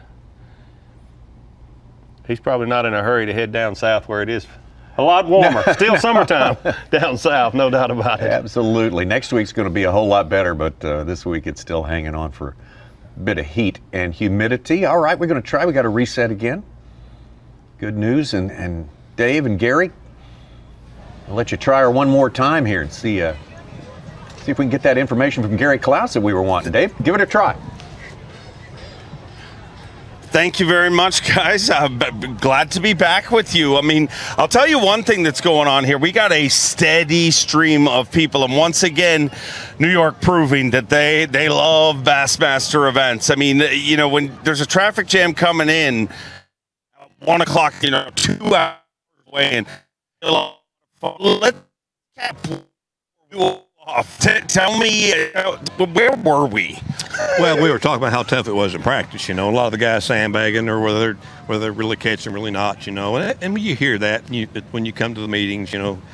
Most guys are not going to say they're catching them, and I wouldn't either. You're not going to say that because you're afraid you won't. So you don't want to go out on a limb and say, yeah, I'm going to smash them. So, but I do think it was a tough practice for most of the guys, and some guys caught them better than they thought they would, including me. I had 17 something the first day, and if you'd asked me that morning, I'd have been happy with 13. So I did better. Day 3, a little bit like practice. Is kind of now as we're here. I mean, you see it's a wall.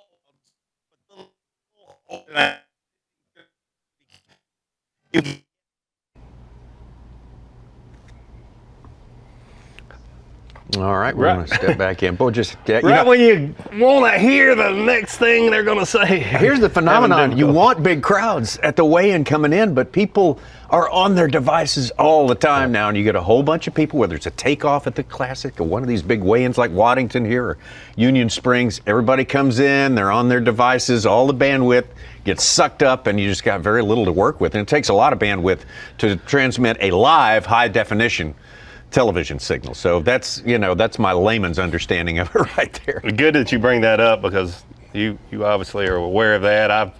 I guess I've been told that, but most people don't realize when you have hundreds and hundreds of thousands of people at Waddington, and I'm sure here, all using their devices, it just sucks all the air out of the room, so to speak. Yeah, absolutely, and it makes it tough. And I really like to have heard what Gary said. Although we got some good info from him there. How his expectations were exceeded, especially on day number 1. Yeah, and I think what he was getting to there is I've heard several people talk about it, and definitely true.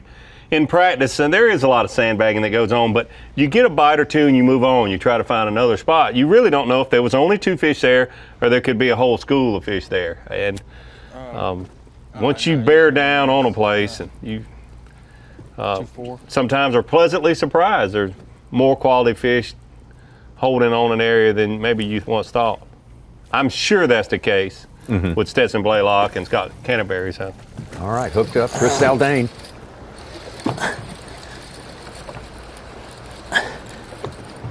It's grass. Pretty grass.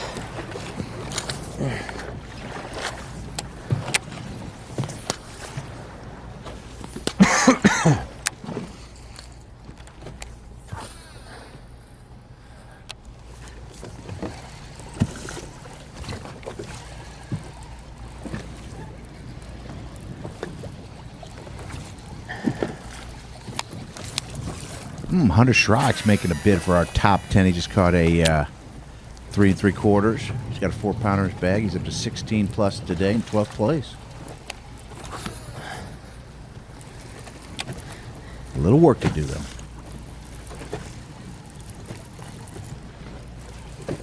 We have been surprised one way or another every day at the weigh-in so far. I suggest you don't miss the one today coming up at 3 Eastern Time.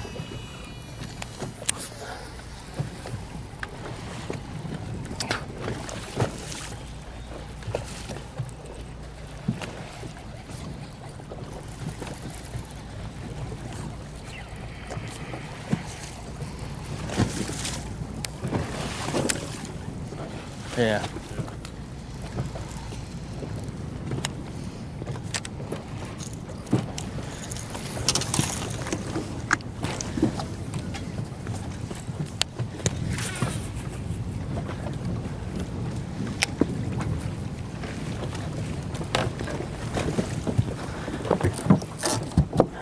Saw David Mullins tying on a swim bait a minute ago, too.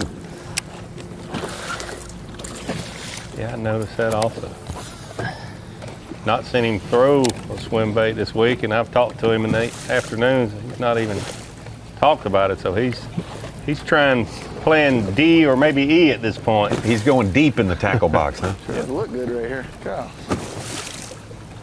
You know, there's still fish on the places, some of the places that he caught fish the last few days. You just got to try to figure out a different lure for him to bite. Maybe a different casting angle in some instances.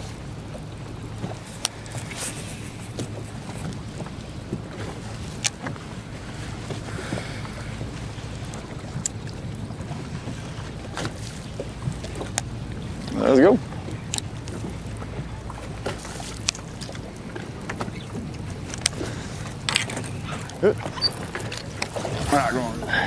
See these guys hustling, making some moves here in the last hour and 15 minutes or so of their fishing. They know that top 35 cut is very important, but catching 1 or 2 quality fish here in the last hour, making the top 10 is even bigger on their minds.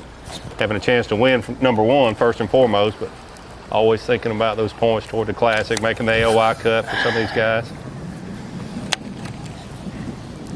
And again, they're not aware of what everyone else is doing out there. Chris Zaldane, we heard him, he's been without a keeper for a good long while. We heard him during that stretch say, I got to get a 5-pounder. I would think if I'm going to fish tomorrow, even though he's in 3rd place right now.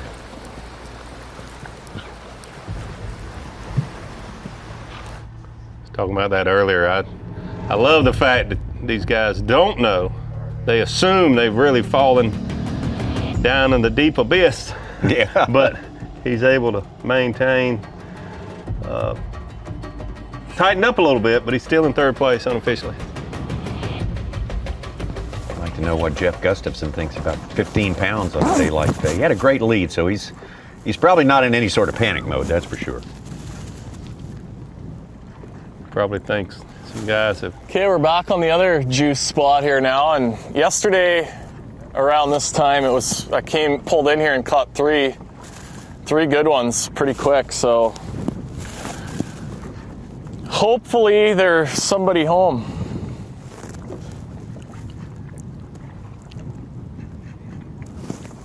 He's out of range right now, but Brandon Carr just caught a 3 1/4 so, and he's jumped up to 13th place, trying to get back in our top 10. Yeah, he had an exceptionally slow time of it this morning. He's had his limit for a while now.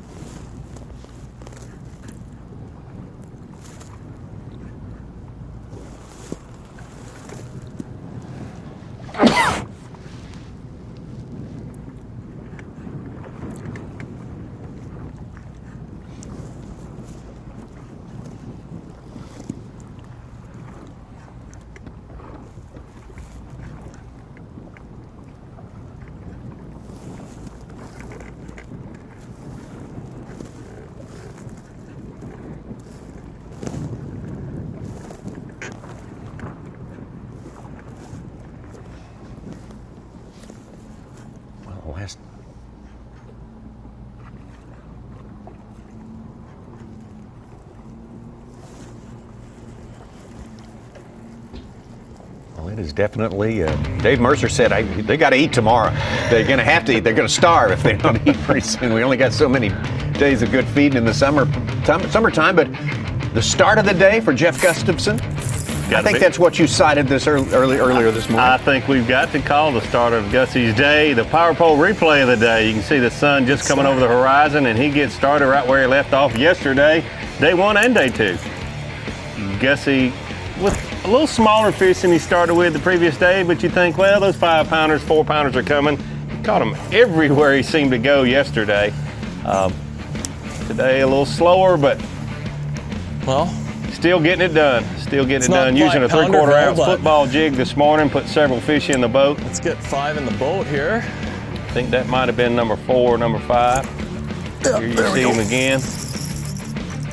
Once again with a 3/4 ounce football jig. Thinking maybe that some people were gaining ground on him, but because he has been able to maintain the lead, basically that he left the dock with, and that's all you have to do as a tournament angler. If you've got the tournament lead, if you can just hold off the competition, that certainly makes you the power pole replay of the day. Not what we want, but here you see him with a spinning rod. Using the Z-Man hula stick. Had to use that quite a bit more today, a more finesse tactic than that heavy line and the 3/4 ounce football jig. But hey, he's putting good solid keepers in the boat. I think that fish was about a 4-ounce upgrade for him, his last upgrade that we've seen him have today. Both Gustafson and second place Filer, we saw having to size it down a little bit, go a little finessey, get off the jig for a bit, just to get to feel like they could get a bite. We've seen Scott Canterbury do it. We've seen, of course, Chad Pipkins has been throwing a drop shot every day, but David Mullins with a spinning rod in his hand for the first time today. Fighter, definitely the first time we've seen him with a spinning rod in his hand in this event. Well, Such mentioned it a few minutes ago. Hunter Shryock making a bid to make it into our top 10. He's a guy who tangled with some largemouth last week on the St. Lawrence while everyone else was doing battle with smallmouth. Had a good tournament there. So there's Hunter right there. Again, the wind is such we can't really talk to anyone. He barely missed our top 10 there last week, 11th or 12th, something 14th. 14th. Yeah, good And event. if he wouldn't have messed with those pesky smallmouth on day 1, he would have. Distractors. Yeah.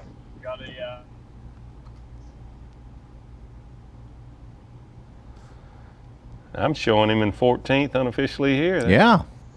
Nothing to complain about. Nice bag, 16 1/4. Trying to get a little audio from him there. I just some cold skin.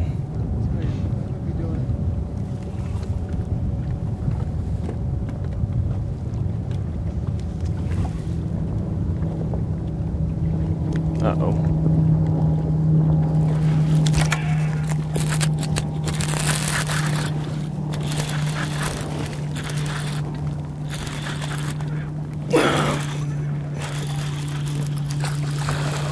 Mullins could certainly use a good upgrade.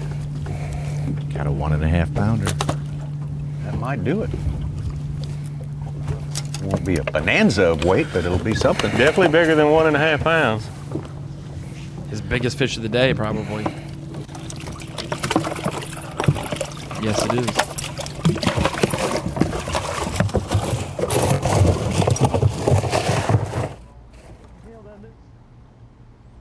He set the hook on that one like he was mad at him. Do you notice that? Like he was mad at him. Where have you been? I'm not If supposed this to is- have 10 pounds right now. If this is a pickerel, it's going to get it. Yeah, after 22 pounds and 23 pounds, it'd be around 10. You get a little fired up.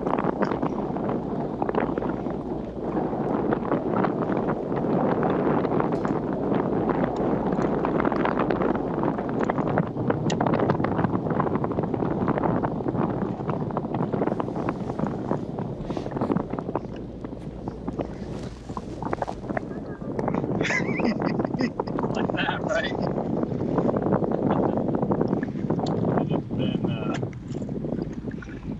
It's not the day to be trying to call out shots. But hopefully we're coming up on a good weight point. I caught a 4.5 off yesterday, so hopefully we can be pretty cool. We can catch this another 4 or 5 off of it. At least make everybody. Heard a little snatch of conversation there. Said we're coming up a place where I caught a 4, etc. We've heard that all day today. It hasn't. Oh, here we go. Oh, Drew Cook. Starting to lose a good one not too long ago.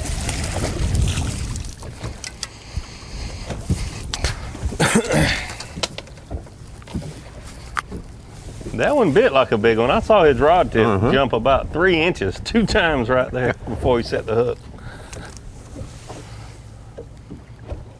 Oh no. Nope. Didn't think so. I was hoping that wasn't going to help him. Hey, if it did, just by 4 ounces, it would put him back in the top 10. According to Bass Truck, yeah, he's 4 Smallest ounces back is a at 2. Canterbury. When I was saying I was hoping that didn't help him, that wasn't Yes. that I don't want him to do well. I just didn't think he had one that small in Yeah, driveway. exactly. You don't want to be culling. You want to be culling, but not with those fish with an hour left. Mullins fish put him into second place. Drew Cook would love to make it to tomorrow, stretch out his lead, or at least have an opportunity to extend his lead over Patrick Walters now, who's moved ahead of Lee Livesey into second place. The Dick's Sporting Goods Rookie of the Year, Bassmaster Rookie of the Year competition. So it's a critical last hour coming up for Drew Cook right there. If he had the size a little better, he might be able to find himself in that top 10. But then you get there, and what happens tomorrow? Yeah, we'll see. Who knows? But that's a substantial lead with only 2 events left. Yeah, That's what, 59 points. He's rock solid right there. It would take a meltdown on his part and a 2 win. great events from Patrick Walters or Lee Livesey. Up here to another place that apparently I don't have to myself either. But we've still got an hour to make something happen. I don't have it about 11 or 12 pounds, and that's not going to cut it at all. But 2 or 3 5-pounders could go a long way real quick. I'm just about tired of waiting on them though.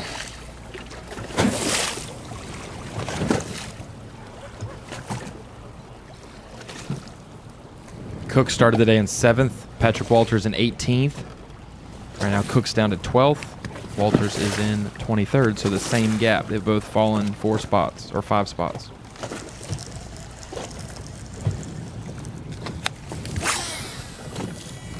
Cook's in second place AOY, right? Or third? Second. Second? You should be second, yes. Front or 22 something's got him messed points, 4 up or points what? back.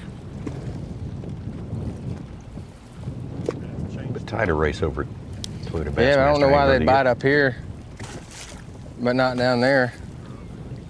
Unless we just run out of fish down there. I was afraid of that.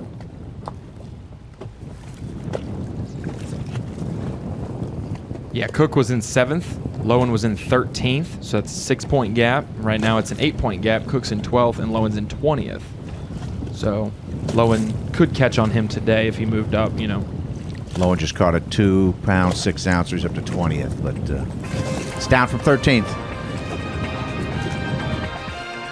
Last hour of fishing coming up here from Cayuga Lake. Here's your Toyota Bassmaster Angler of the Year standings. Right there, a 24-point deficit. Drew Cook, Scott Canterbury, Bill Lowen right behind Drew Cook.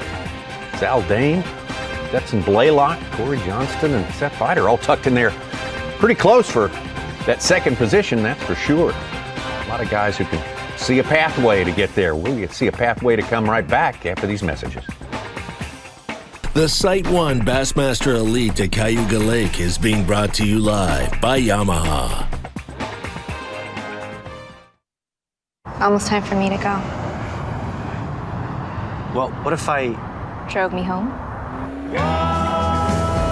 What if we lost track of time?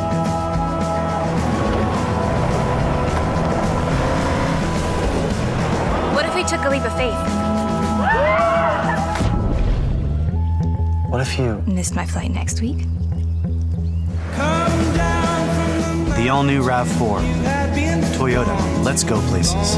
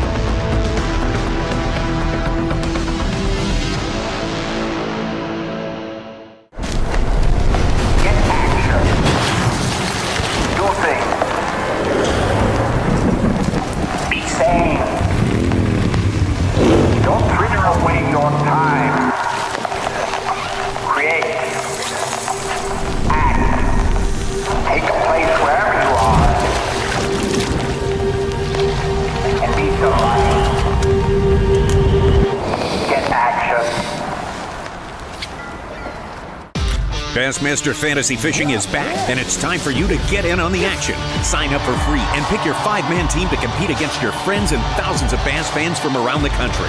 How will you stack up against the best? The grand prize winner will receive a 2019 Nitro Z18 boat with Mercury motor worth over $32,000. The 11 weekly winners will each receive a $2,500 Bass Pro Shops gift card and another $500 if you're a Bass member. Sign up and pick your team today at BassmasterFantasy.com. If you love bass fishing, then show your support by joining B.A.S.S today. With your membership, you'll receive every issue of Bassmaster magazine, plus $50 in free gear, including a membership tackle bag, B.A.S.S cap, plus more. Click now on this video to join today. Sleek new design with easy control file. The clearest images underwater with uncompromising range. Live mapping from the touchscreen. View notifications, video, even Google Maps on screen. And for the first time ever, real-time view of fish movements with live sight sonar. HDS Live. New from Lowrance.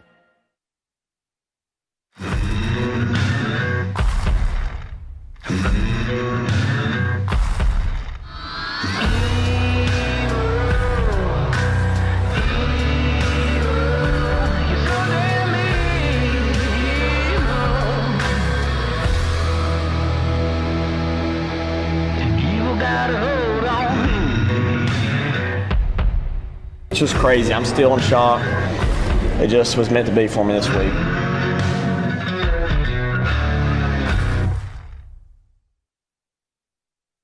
We all have places we go that make us feel most alive. Sometimes it's a destination.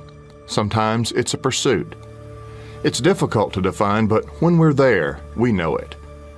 Time slows down. Smiles come easier. And the sense of calm is medicine for the soul. Now we join pro angler and 2017 Bassmaster Classic winner Jordan Lee as he takes us bass fishing in his home state of Alabama. This is his element. So growing up in Alabama, it's really made me the fisherman I am today. There's a ton of different lakes that offer a different variety of fishing. Lake Guntersville, Smith Lake, you have spotted bass, you have river fishing, you have, pile and impoundment. So that's one of the reasons I feel like it's got me where I'm at today is growing up in Alabama.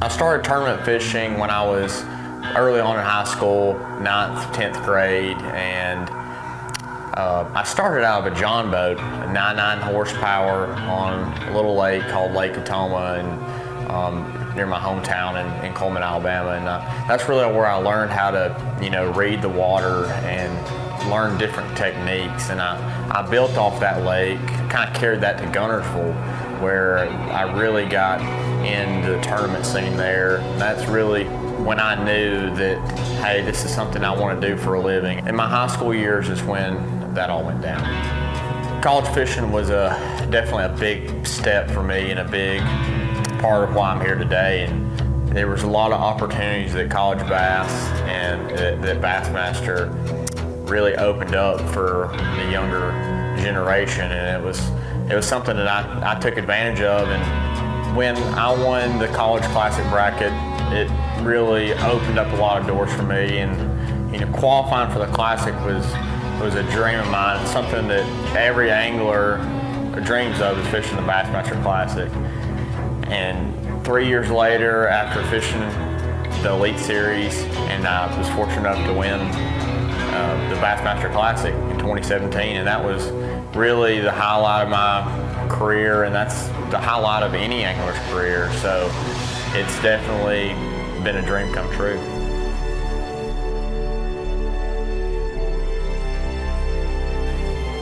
When I first got hooked on bass fishing, it was to feel that fish on the end of the rod, end of the line, and to feel that pull. And that's something that hadn't gone away from me since the first. I can vividly remember my first encounter with catching 4 and 5 pounders, and when I was 10 years old, and that same feeling is the same feeling I get now, even after fishing professionally. Hooking that fish and finding that fish in the boat is something that will never get old. And the tournament fishing aspect of it is, it brings out the competition. I'm competing against the fish, day in and day out. There's always something to learn, and that's what I love about it. That's why fishing is my element.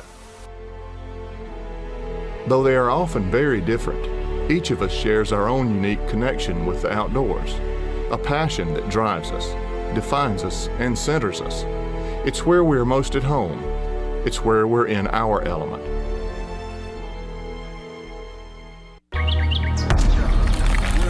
Let's go. Wake the streets up.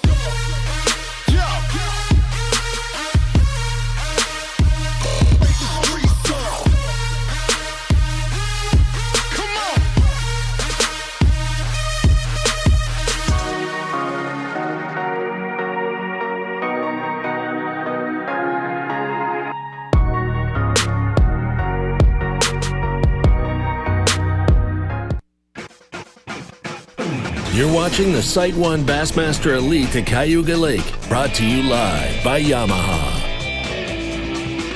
Welcome back to Cayuga Lake, day 3, last hour of Bassmaster Live for day 3 of the Sight 1 Bassmaster Elite at Cayuga Lake.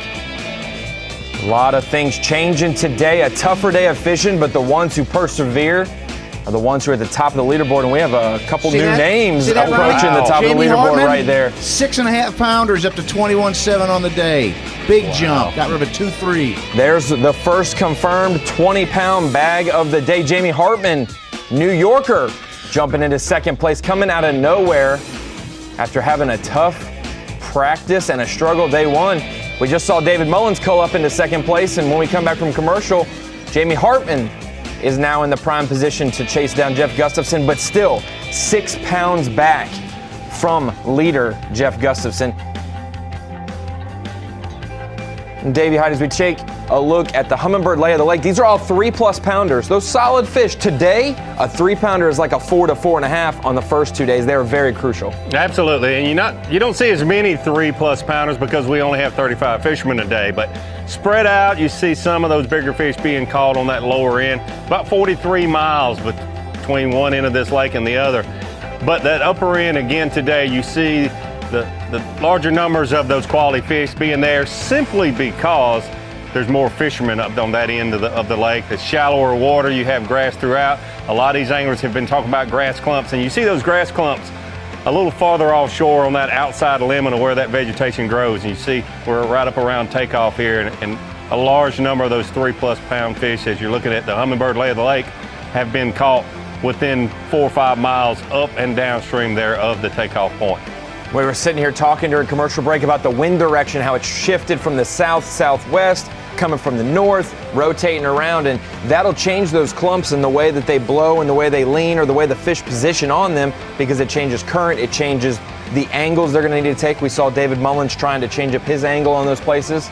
So it's definitely been a tougher day of fishing, but these anglers are trying to adjust. And a 15-pound bag today would have been scoffed at the first 2 days, but that will be an important day. You just can't let your worst day be too low, because then you're behind the 8 ball. Exactly, Tommy. We've talked about this. If you're just tuning in, we've talked about it on and off through the day this morning. There's going to be struggling times, a half a day, a full day, maybe even 2 days. And you gave us a list of the position our winners so far this year have been after day 2. Very seldom you go wire to wire like Brandon Cobb did at Lake Hartwell. You just don't see that very often.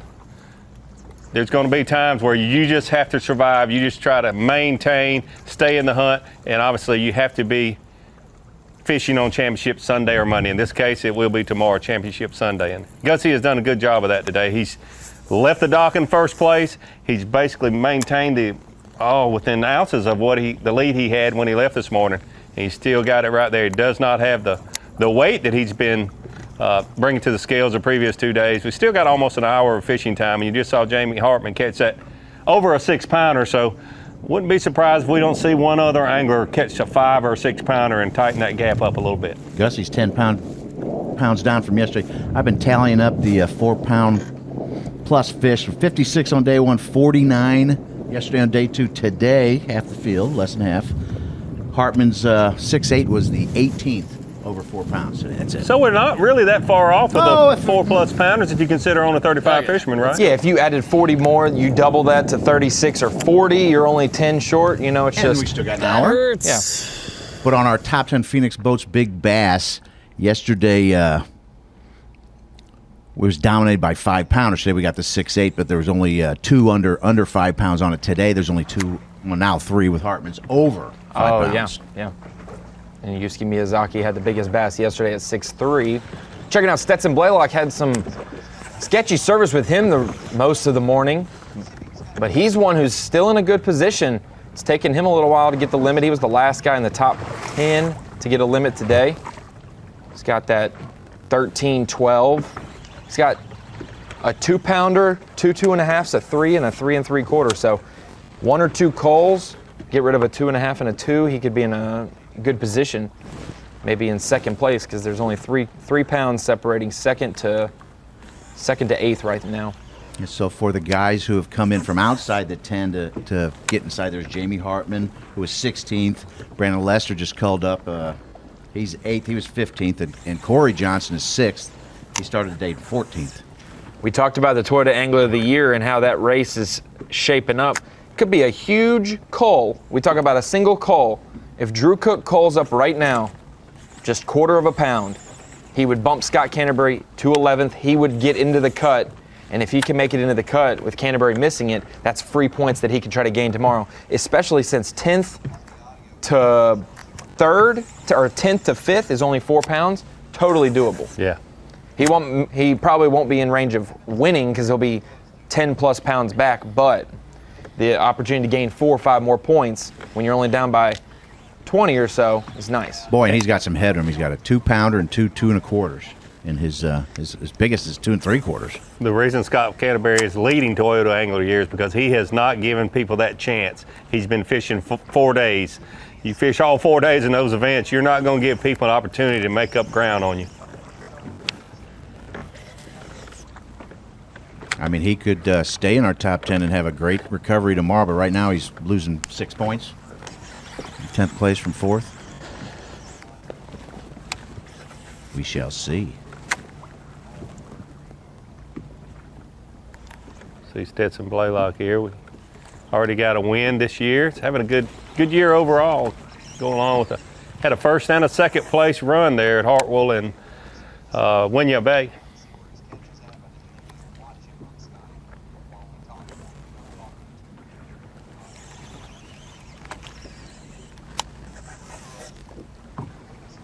Been a lot tougher on him today, though.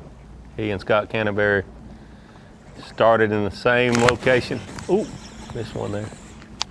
All 3 days, the first 2 days, it was relatively easy for him to catch Kick 20 back, pounds. Relaxed. Oh, you know that music, Davey Height. Oh, what is that? It sounds like it's the Mercury move of the day. And it's also my tune. I've got a good idea on who it is just because of the move we saw coming back from commercial break. Jamie Hartman there, second place, 57.14, 21.7 on the day, jumping from outside the top 10 into second place, the nearest pursuer of the leader, Jeff Gustafson, and he will be our Mercury move of the day. Hartman, the New Yorker, wasn't feeling too confident about Cayuga, but he has proven he called it. the little bit that he might know about this place is coming to fruition today, and he's got plenty of headroom, Davey. Look at all his fish catches from today, but he still has a 2-3 in his bag right now. Oh my goodness. He catch another 6-pounder. He might actually be positive about this place. He's been somewhat pessimistic all week, saying this place has always had my number, but what better way to turn it around? It's certainly the move of the day, Mercury move of the day here for Jamie Hartman, catching that 6-pounder and putting himself all the way up in second place. But he's the only keeping his bait wet, sitting in that same area, not running around a bunch, just keeping his head down in that concentrated area, and it's yielded a 4.12, a 5, a 6.8, a 3, and a 2.3 for his bag. So he's got 2 fish 3 pounds or less. If he does 2 4-pounders or something like that, he is right there, just one normal fish from Gussie. He's the only guy with 3 fish over 4 pounds. There's only 3 others, Benton, Prince, and Corey Johnson, have 2 fish over 4 pounds. So Jamie Hartman showing there from Russellville, Arkansas, but he's originally from New York. You are our Mercury move of the day. 3 of the 4 biggest fish on the leaderboard right now, Jamie Hartman. They've came in spurts, 2 back-to-back early this morning at 8:30. And then it's been a slow grind since then. That's 6.8 at 2 o'clock will be one of the biggest fish of the tournament and one of the most important fish for Jamie Hartman making another final day. We've had Derek Hudnall's 8-1 is our Phoenix Boats Big Bass. Don't think you'll ever see that surpassed. And then 6-10 from Kobe Krieger, I believe, right? And a couple 6-3s. And this one, he puts it in as a 6-8. What do you think it really is? I don't know, but moving from 16th place up to second unofficially, Jamie Hartman's your Mercury move of the day. Maybe move of the tournament if he's a factor tomorrow. Man. Absolutely. Did he weigh his fish at Gunnersville? Do y'all remember? I don't remember that. Not the top water ones because it was such a spurt. He did after the fact, but not immediately. Yeah. I'm just curious if he weighed right. Yeah. If he called it a 6.8, I'm just curious if he weighed it or he just guessing. Well, even if you weigh, sometimes it's 6.8 and you. Sure. Yeah. If that's lost in translation, change a decimal to the into the that's a 6.8 ounces. That's actually a 6 3/4 or. David Mullins, one guy who's got a lot of headroom in his bag today, still just hanging in there, 3rd place. Nothing bigger than 3 pounds and nothing smaller than 2 pounds, but The weather has definitely changed the bite up today on Cayuga. The wind today coming from the north. Like they said, it's gotten cooler since takeoff. It's nice temperature at takeoff, but then it's considerably, it's kept dropping throughout the day. 66 and cloudy. North wind, 8 miles an hour. Yesterday it came from the southwest region and blew up the majority of that 40-mile long lake. Such, are you responsible for changing the TH Marine Weather Watch? Because it didn't start out this way this morning. That was not it sure did not. No, it said sunny and it's getting up in the 70s, and boy, it changed on. Now it's changed from partly cloudy to cloudy for sure, and the winds north at 8 miles an hour. See, I like my weather reports being either sunny or not cloudy. That's how I deem it. Sunny or not cloudy. I guarantee you, looking at Seth Fighter on the bottom right there, currently in 4th place, he's wishing for some sun. Zaldane and Gussie, David Mullen's son, they're fishing outside the grass. So lack of sun doesn't affect those deeper places quite as much as Seth Fighter fishing much shallower than some of those other anglers.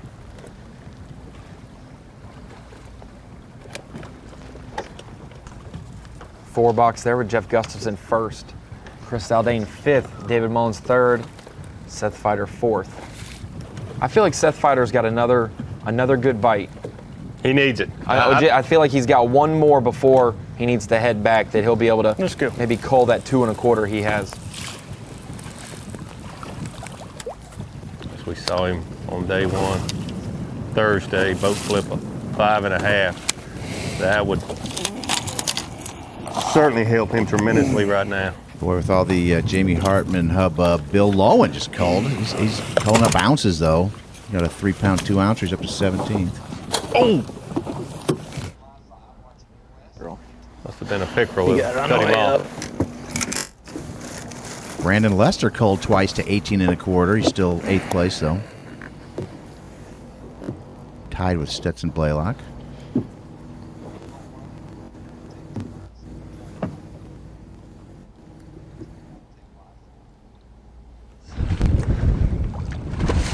There's one. Oh, that's got to be a little one. Got it again. Swallow it.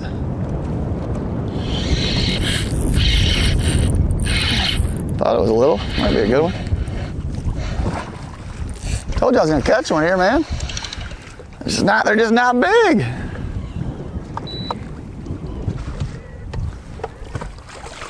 Nope. Dang it. That ain't gonna help, is it? I don't think that's gonna do it. Well, check, Chad. You got a 2.5 in there. And a 2.6.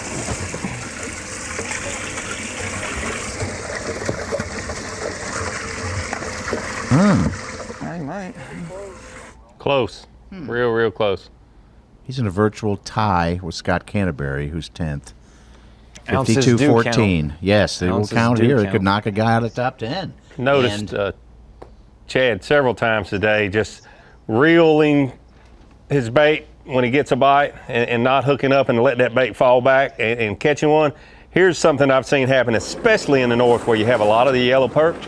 You'll actually have a group of yellow perch around a small plastic bait like a drop shot. And when they bite it and you pull it away, it just kind of creates a little frenzy, and oftentimes there'll be a bass in the area that just reacts to it and will eat your bait because you've excited those bait fish, the perch or the bluegill, whatever it might be. I've seen it happen many times. I'm sure that's probably what's happening there with Chad. So real important to remember to drop that bait back if you get a bite anywhere, but especially in the north. That's why it's also perfect for his drop shot setup, the reel set technique, instead of just jerking like you would on a shaky head, maybe that reel set allows it to pin that top of the mouth so he's not yanking it off the bottom, it's just skirting, exactly horizontally, like you said. I've seen him do it 4 or 5 times today. Get bites after he got a little perch bite or a bluegill bite.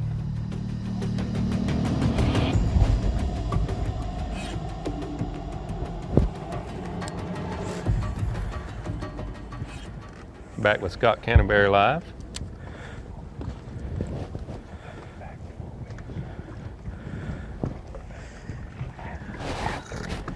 Finally caught another bass, but I gotta catch 2 or 3 more real quick. I mean, it could happen real quick. It does happen real quick sometimes. Check-in's at 3 o'clock. It hasn't been good all day for me. So a 15-minute flurry would be really good. God, I wish I didn't have that live camera right now. Ooh. I mean, I know there's bass that out pack here. would be in trouble. They don't set up good in the grass when the big waves are hitting it and crashing. But I know there's some out here.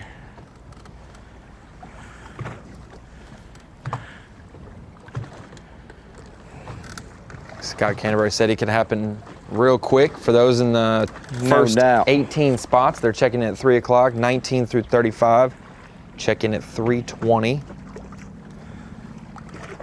He said he finally caught one. He called up a pound. So, 1 spot in the 9th. A little more comfort that you could fish tomorrow. Canterbury talking about the waves crashing on the grass, on the vegetation. Current created, we've talked about that quite a bit, but here's another thing. There's much less grass here than normally here in August. Other times that we've been here. 10 minutes. Sparse 10 grass, minutes these of grass good- clumps that a lot of these anglers are talking about, certainly more affected by those waves, and those big mats will actually calm that water down, slow that current down. So it's just magnified. Cuss, you better hold on. Yeah.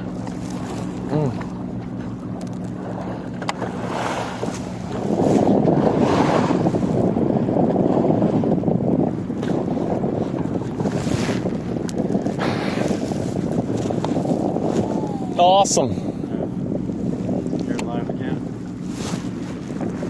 We just had the biggest boat on the lake drive right over my best spot. Maybe that'll fire him up.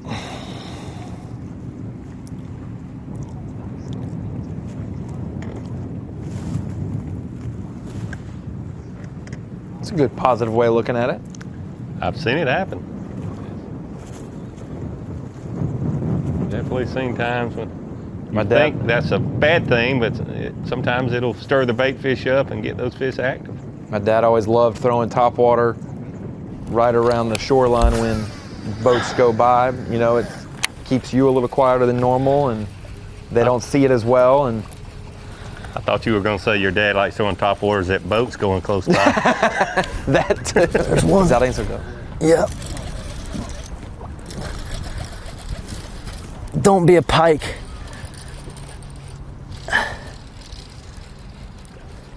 Oh, stay.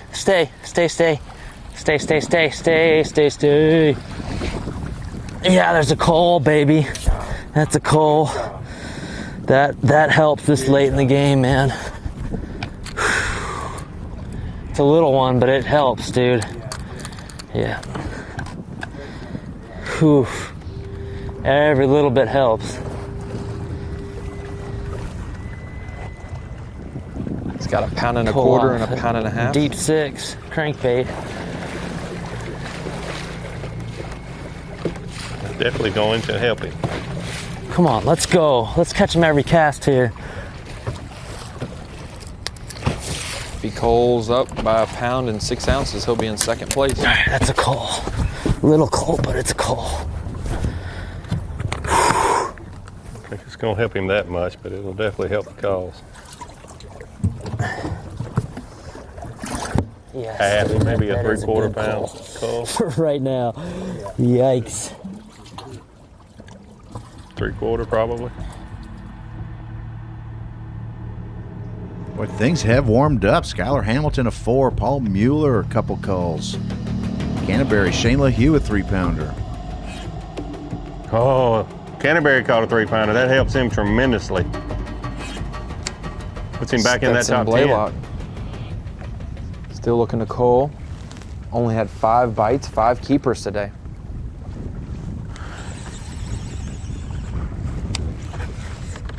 Got a local on his spot. Trying to catch some fish right there.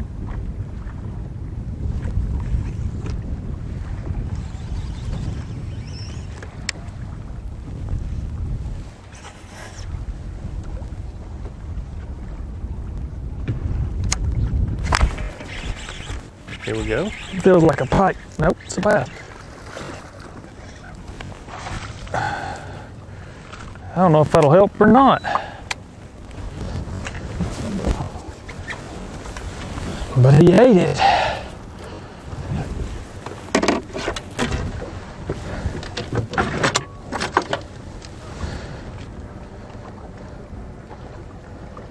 It's got a 2-pounder.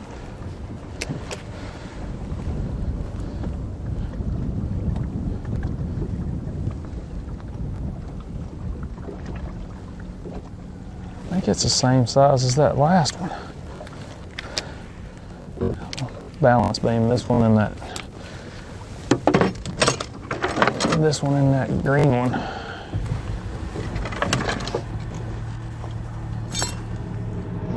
Try to make a crucial call there for ounces. You know how important it is when they weigh basically the same. They're going to put them on a balance beam to be sure. Even a half of an ounce can be a point, can be making top 10 or not making the top 10. Chris Zaldane popped in with that cull of 1 pound. It's put on Bass Track, moved him to 3rd. Corey Johnston just caught a 4-pounder to bust over 20 now. He's in 6th. Take me to the bass boat. Drop me in the live well. Yes, I will. Yes, I will. Eat it, eat it, eat it. Come on. Nope.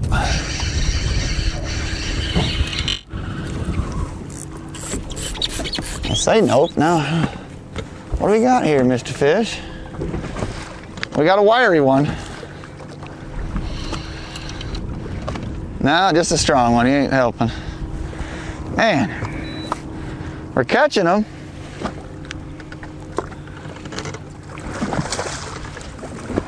Whoop.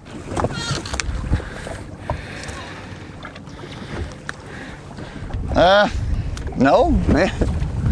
Another one of those more close ones. You gotta try it. What? You gotta give it a shot. I mean, he's. Chad Pipkins by far the guy who's caught the most fish on Bassmaster Live today. We're gonna head to our last break of the day before we push through to weigh in. It's been heating up the last couple minutes. We've seen a couple guys catch a couple key fish. The last 30 minutes could be very important, Davey. We were certainly hoping that this would happen, and it's definitely heated up in the last 10 minutes, so you don't want to miss this last 30 minutes of Bass Live and getting down to weigh-in time. First flight checks in at 3 o'clock Eastern, second flight at 3:20, so time's getting short for these guys, but the fish catching is definitely picking up. Not only the fight for the top 10 cut, which is very close between 5, 6, 7 anglers right now, but the fight to stay in contention, to stay within shouting distance of Jeff Gustafson, who's just been steady Eddie today. Nothing too fancy, nothing too crazy. 15 pounds in the live well for Jeff Gustafson has him in a comfortable lead right now. If he makes a final call in the last 30 minutes, that could make him feel so much better leaving the dock tomorrow morning. Jamie Hartman closing in, 2nd place. We've seen Corey Johnston jump up 6th. Stetson Blaylock just made a call. Chris Zaldane made a call as well. We'll see the final 30 minutes of day 3 coming up after commercial break. Stay tuned. The Site 1 Bassmaster Elite at Cayuga is brought to you by Nitro Boats, Power Pole, Skeeter Boats, Triton Boats, Talon, and by Yamaha. Almost time for me to go. Well, what if I... Drove me home? What if we lost track of time?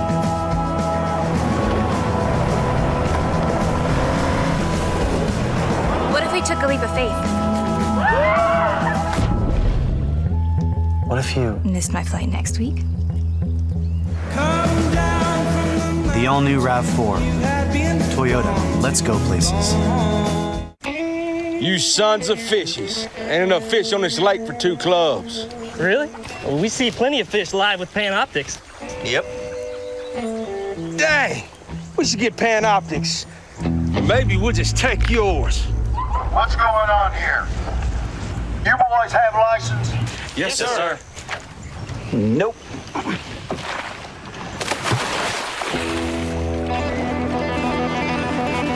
There he is. Oh, I got him.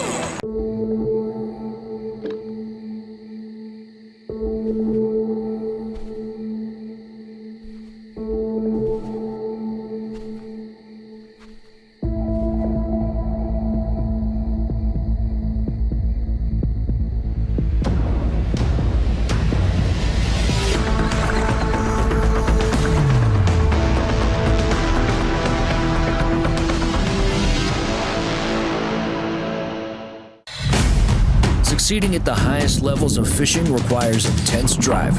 Doing so with a boat that merely suffices isn't good enough. To lead the pack, you need a top-performing boat that gives you a clear view of the goal. A powerful boat that accelerates you to the top of the leaderboard. Triton is always looking one step ahead. That's why it's the driving force of performance fishing.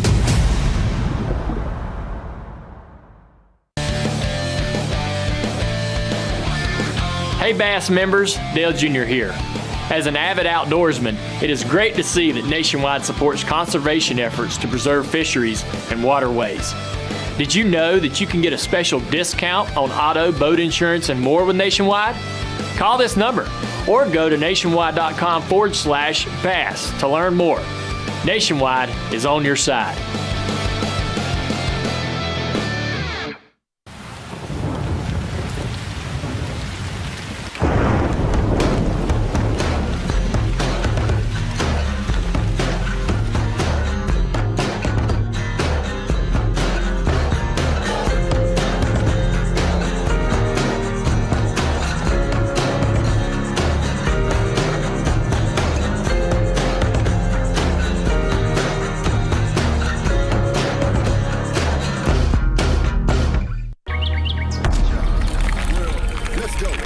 Wake the streets up.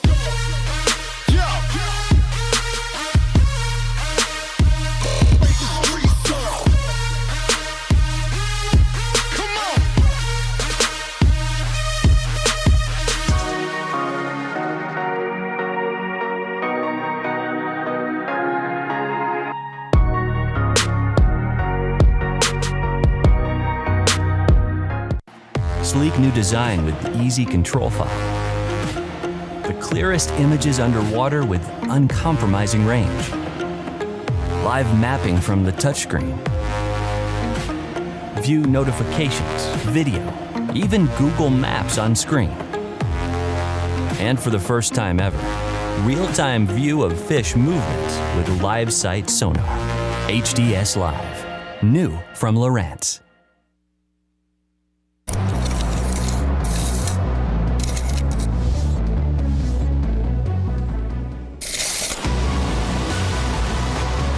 This reel allows you to cover more water, make more casts, giving you more opportunities to catch more fish. The new Revo Rocket, Abu Garcia for life. Craig Morgan here to put a plastic drop-in bed liner head-to-head with our Line-X spray-on bed liner. Let's see which one comes out ahead. Let's face it, these drop-in bed liners look cheap. They're made of low-quality black plastic that's sure to fade, crack, or warp over time.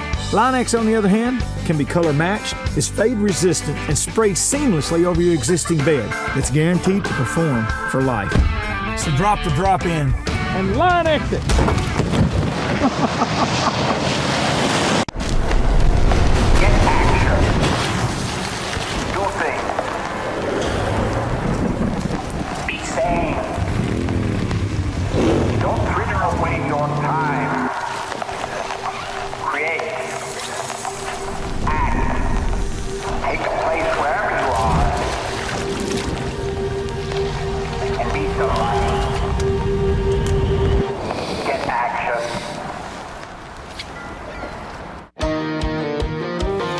At the pinnacle of super high output, 4-stroke outboard performance, you'll find Yamaha VMAX SHO. Yamaha's game-changing SHO technology. From exhilarating V6 models to the sleek inline 4s, there's a VMAX SHO for everything from bass to bonefish. It's an extended family of 4-strokes engineered for lightweight, inspiring performance, and rock-solid reliability. Discover VMAX SHO and elevate your expectations.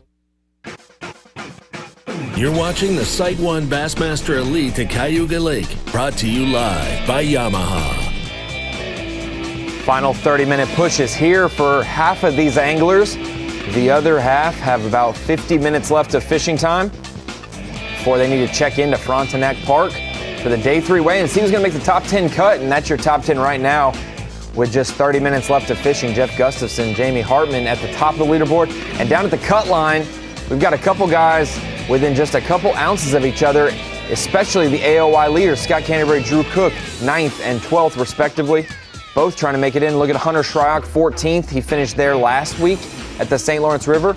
Cliff Prince with a great showing this week in 15th place. So a lot of guys going to be happy where they finished, and a lot of guys wishing they had another half pound, which we saw in the last 30 minutes, Davey Height. Couple key calls, even if they were quarter to half pound, that could make all the difference in the world. Yeah, I'm all about focusing on the leaders. That's what competition's about. But real important there, you see Drew Cook and Scott Canterbury. Right now, Drew Cook barely out of that top 10 cut. Scott Canterbury in. One fish either way for either one of these guys can make a big difference on the Toyota Angler of the Year points. Drew Cook right now would be out and would not have a chance to move up. And Scott Canterbury, if he makes it in 9th or 10th place, would have at least room to grow several points. Even Bill Lowen in 17th place. He's about 2.5 pounds from the cut.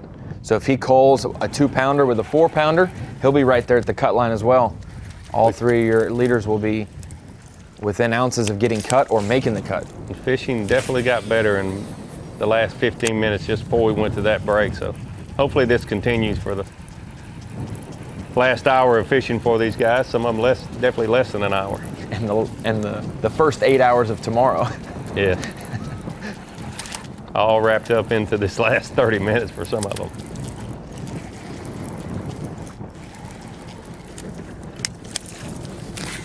Chris Aldane with a call just a few minutes ago that helped him a pound. Keep him in 3rd place. Slow day for him.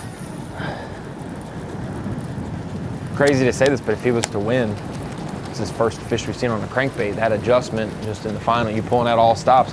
A pound call might seem insignificant to the 5s and 6s you've caught. That could be the one that helps you stay in it. No doubt.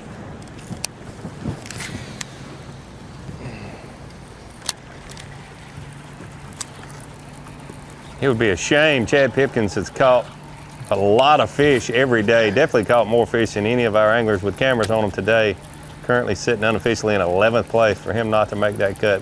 He said it was a numbers game for him. If he went through enough numbers, he would have the weight he needed. And he's gone through some good numbers today, but just 2 good keepers, both of those on a crankbait. The rest of his fish have been on a drop shot.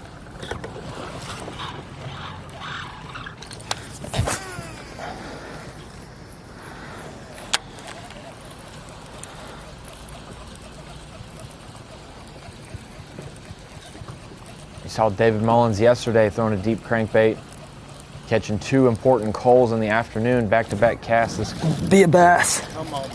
Be a bass. Smallest is 1.5 Oh, pounder. he came off. I think it was a pike anyway. The way it was fighting.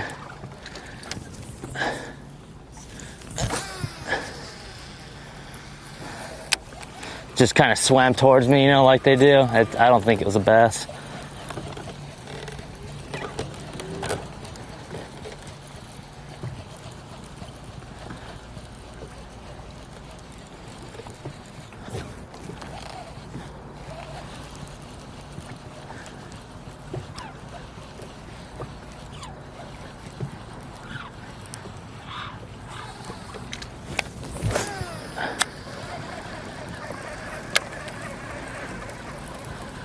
These cloudy, windy conditions seem to be what you would want for these guys throwing crankbaits, but we've heard David Mullins, among others, saying the sun being out and the calmer winds have been best for me in practice and the first 2 days of the events when I'd have the sun and the calm winds, which is different than you would normally hear. But we've had a lot of clouds and wind today, and the fishing has not been as good as you might expect.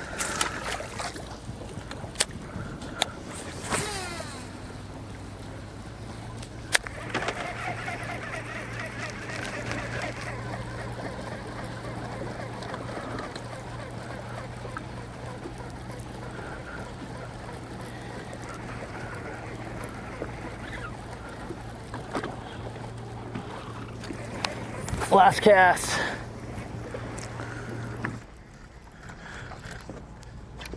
Talked about that big gap in the Angler of the Year race.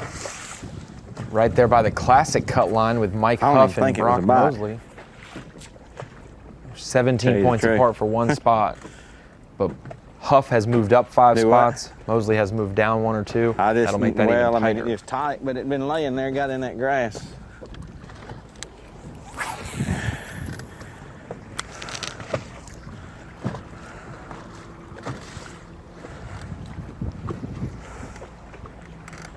Paul Mueller's moved up about 9 points so far today, Ronnie. He could surpass Mike Huff, possibly.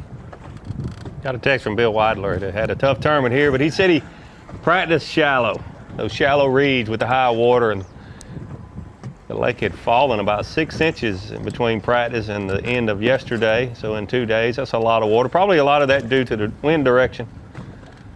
And pulled those shallower fish that he and a few other people targeted. He felt like pulled them out deeper.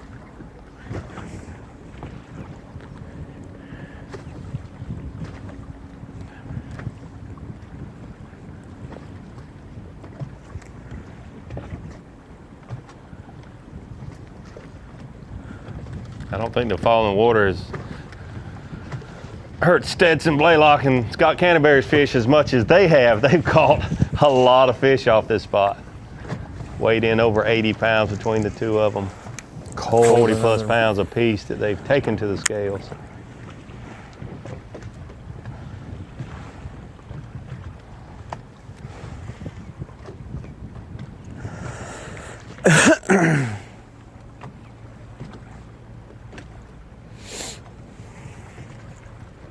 Well, it's going to be really tight, that 10 cut between Canterbury, Combs, Pipkins, and Drew Cook.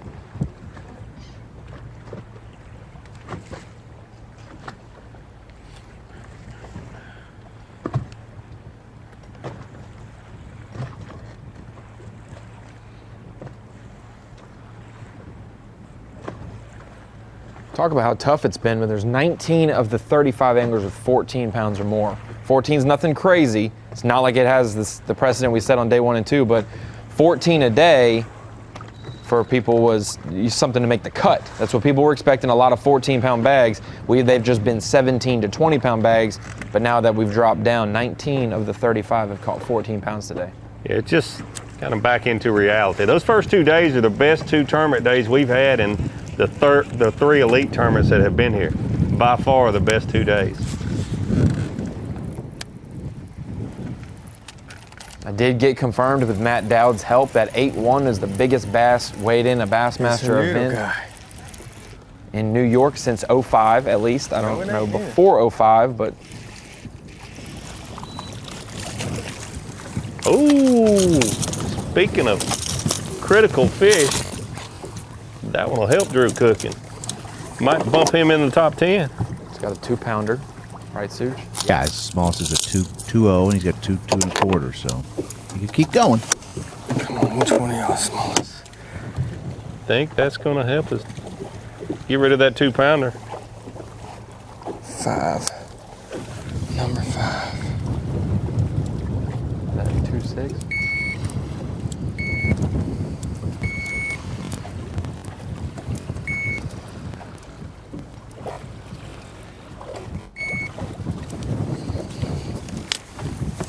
Dude, that helped the cause right there.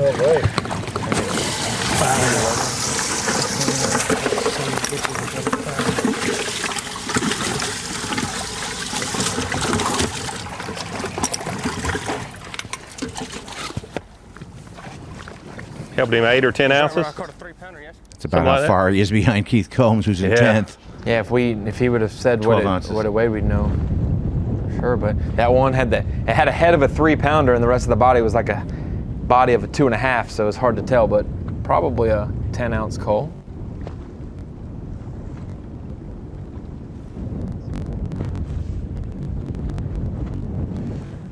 There's one if that's a bass.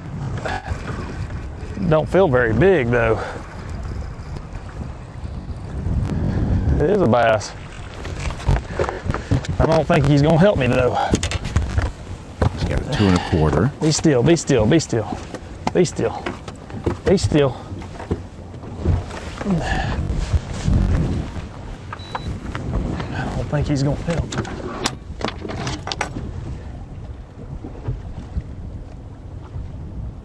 Finally got bit there. I thought I was expecting a big one.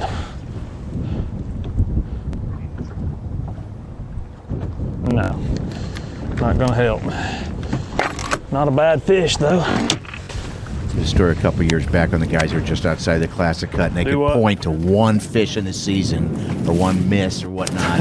Happenstance. Saw some today. Lost in the Classic bit berth. Caught a lot of pike. It's I can't believe how tough it was today. I still don't understand how it can be so good and just be like catch nothing, you know. And I've slowed down to catch a couple bites late in the day, but it was a totally different day. I didn't make the right adjustments, and they're still going to catch them today. But man, what a disappointment, because I was fired up to get out here this morning, and just didn't turn out. So we'll see if we've got enough to make it in the top 10 or top 12. If not, we get to go see our chocolate lab and play with him for the next couple of days and get ready for goose season. So we'll see how it plays out. Don't know if he's going to make the top 10 or whatever, and he's sitting in 4th. No idea that everyone else has struggled just as bad. Well, 11.5 pounds, yeah, I would imagine he and Chris Zaldane are kind of real worried. You got to start with one. So and this is some highlights from him today. It's been so good for him on day 1 and day 2 that it's hard to believe that he could maintain and stay in the top 10, let alone be in 4th place unofficially after having such a slow day today. But half the weight. We've seen this before, and we've seen it. It has something to do with the wind, especially a north wind. This place is in the deepest point, 435 feet deep. There's a lot of things that go on and pushes current around the top half, the lower half. The average depth of this place is about 180 feet. A lot of things that we think we know, maybe we don't know about Cayuga. Highlights here of David Mullins today, not the size that he had yesterday. It seemed to be so easy for him yesterday. He and Gussie both weren't even fishing their good stuff and could catch 3 and 4 pounders.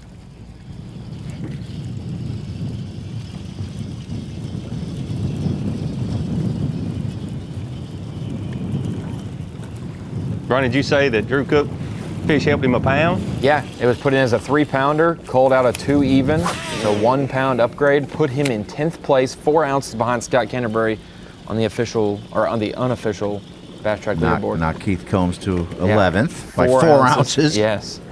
Wow. Chad Pipkins is right behind him in 12th. Mike Huff putting his name in that hat. He's also got bigger fish. The opportunity to mess up on guessing bigger fish, a lot easier than smaller fish, and Huff has a better bag than all those guys ahead of him. I was just thinking that about Scott Canterbury, though, Ron. He's got 8-12, the smallest bag among our top 10. Down there, but they're not biting. That might be a little bit of a helper.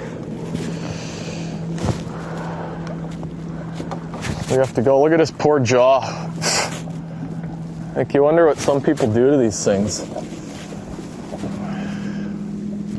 2 3/4 is He's his still smallest. chunky. I don't know if that fish is going to help him.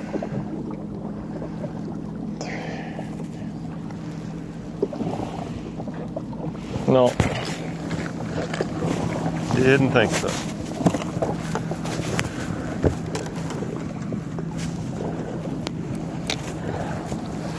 There's catches going on that are helping people. Hunter Shryock, 13th place. Drew Benton, just in the 20th. Hank Cherry, 4.5 and a 3.5 One more drop. back-to-back. Benton and Shryock are loving day 3s in New York. Both of them have made obviously, big jumps in their not day like threes the last two 2 days for me. Pretty disappointed, but I'm going to have enough, I think, to get to fish tomorrow. So it's been a good week, and yeah, maybe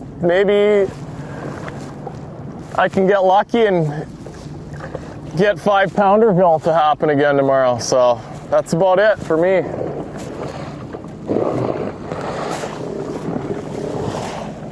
Well, Davey Height, sitting there having a tough day. Maybe I'll make it. Maybe I'll have enough. Not only will he have enough, it seems that he's going to take his 3-pound lead coming into the day and double it to 6, and that is why he is our Power Pole replay of the day.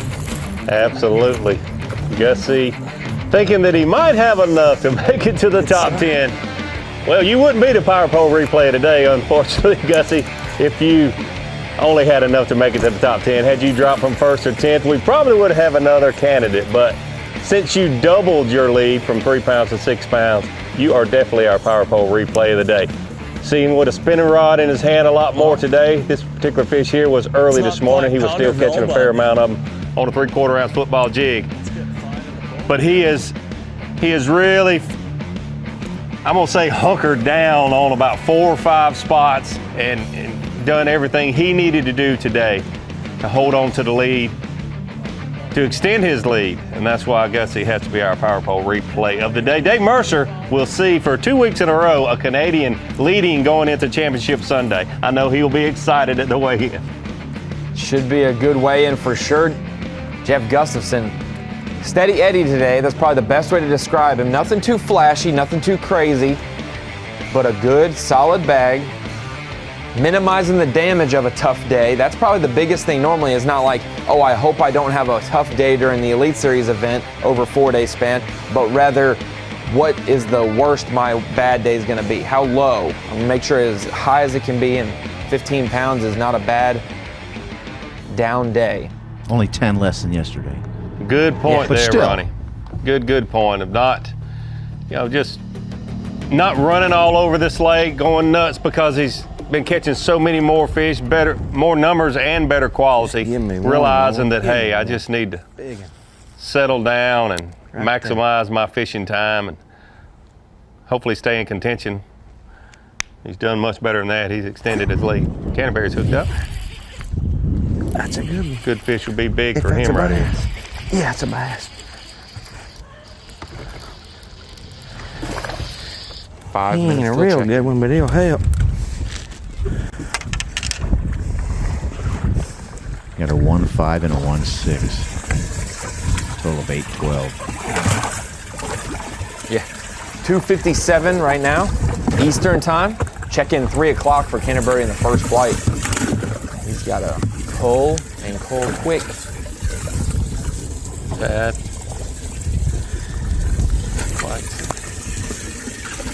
That helped him close to a pound, I think. That fish looked like it was 2 1/4, 2 1/2, and he had a 1.5, wasn't it, Such? Yeah. 1.5 and a 1.6. Thank you, Lord. Helped him a pound. Should definitely have him fishing tomorrow. I said, just give me one, Lord. On right there, and it happened. You sure he's got a We 3 gotta o'clock go. check-in? Yeah, that's what I'm saying. He's a couple miles north of Union Springs right now on the map that I can see. Maybe he's not, but I don't know if he's still that far away. Hope he's not, because he'll have a tough time getting there in a minute and a half.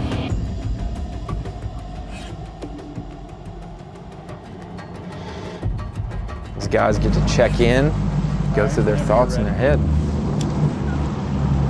Yeah, it was a challenging day for me. Mine and Scott's starting spot was basically all I had, and it just worked out every morning. We caught a good limit there, caught a couple nice fish, but this morning it was a different story, which it's always in the back of your mind that they're not going to be there, but it is what it is. I got one good one there, which is a huge key fish for today, and scrounged the limit out. It wasn't easy, but we got a limit, got a couple other decent fish. I mean, I think we're going to fall out of the top 10, but it's all in all, it's been a great week. But we still got to weigh in. We still got to weigh them and see what happens. So, I'm happy to have caught 5 today after this morning, the way it started. So I'm not going to complain a bit. It's been a good week. Been a great week, no doubt about it. Today was a little slower, but that wind's supposed to turn back around and be more out of the south-southwest tomorrow. I think the fishing should be more like the previous 2 days where we had that south wind. That north wind made it tough on these guys today. Either way, a good week for Stetson Blaylock if he sneaks in or if he gets cut. Sitting 5th in the Toyota Angler of the Year race as well. A great year, not just a great week. Seen a lot of action on Cayuga today, Davey. Could wake up to a brand new day tomorrow and a totally different flip-flop. And so they better bring it. They better prepare for this 20-pound storm because somebody's going to catch 20 pounds tomorrow. And on championship day, we've seen some craziness the last 2 Elite Series events. 25 to win. I think we'll definitely see a couple of 20-pound bags tomorrow. Tune in with us tomorrow from 8 to 11 Eastern time, and then noon until 3 p.m. Eastern. Weigh in at 3 o'clock tomorrow. Also weigh in today at 3 o'clock. See Dave Mercer. Weigh them all in. Be very, very important who makes the top 10 cut for tomorrow. If you want to see the adjustments the best in the world make, tune in tomorrow morning to see what they've thought about and calculated. And check it out early on Live Mix and Bassmaster.com. We'll see you tomorrow.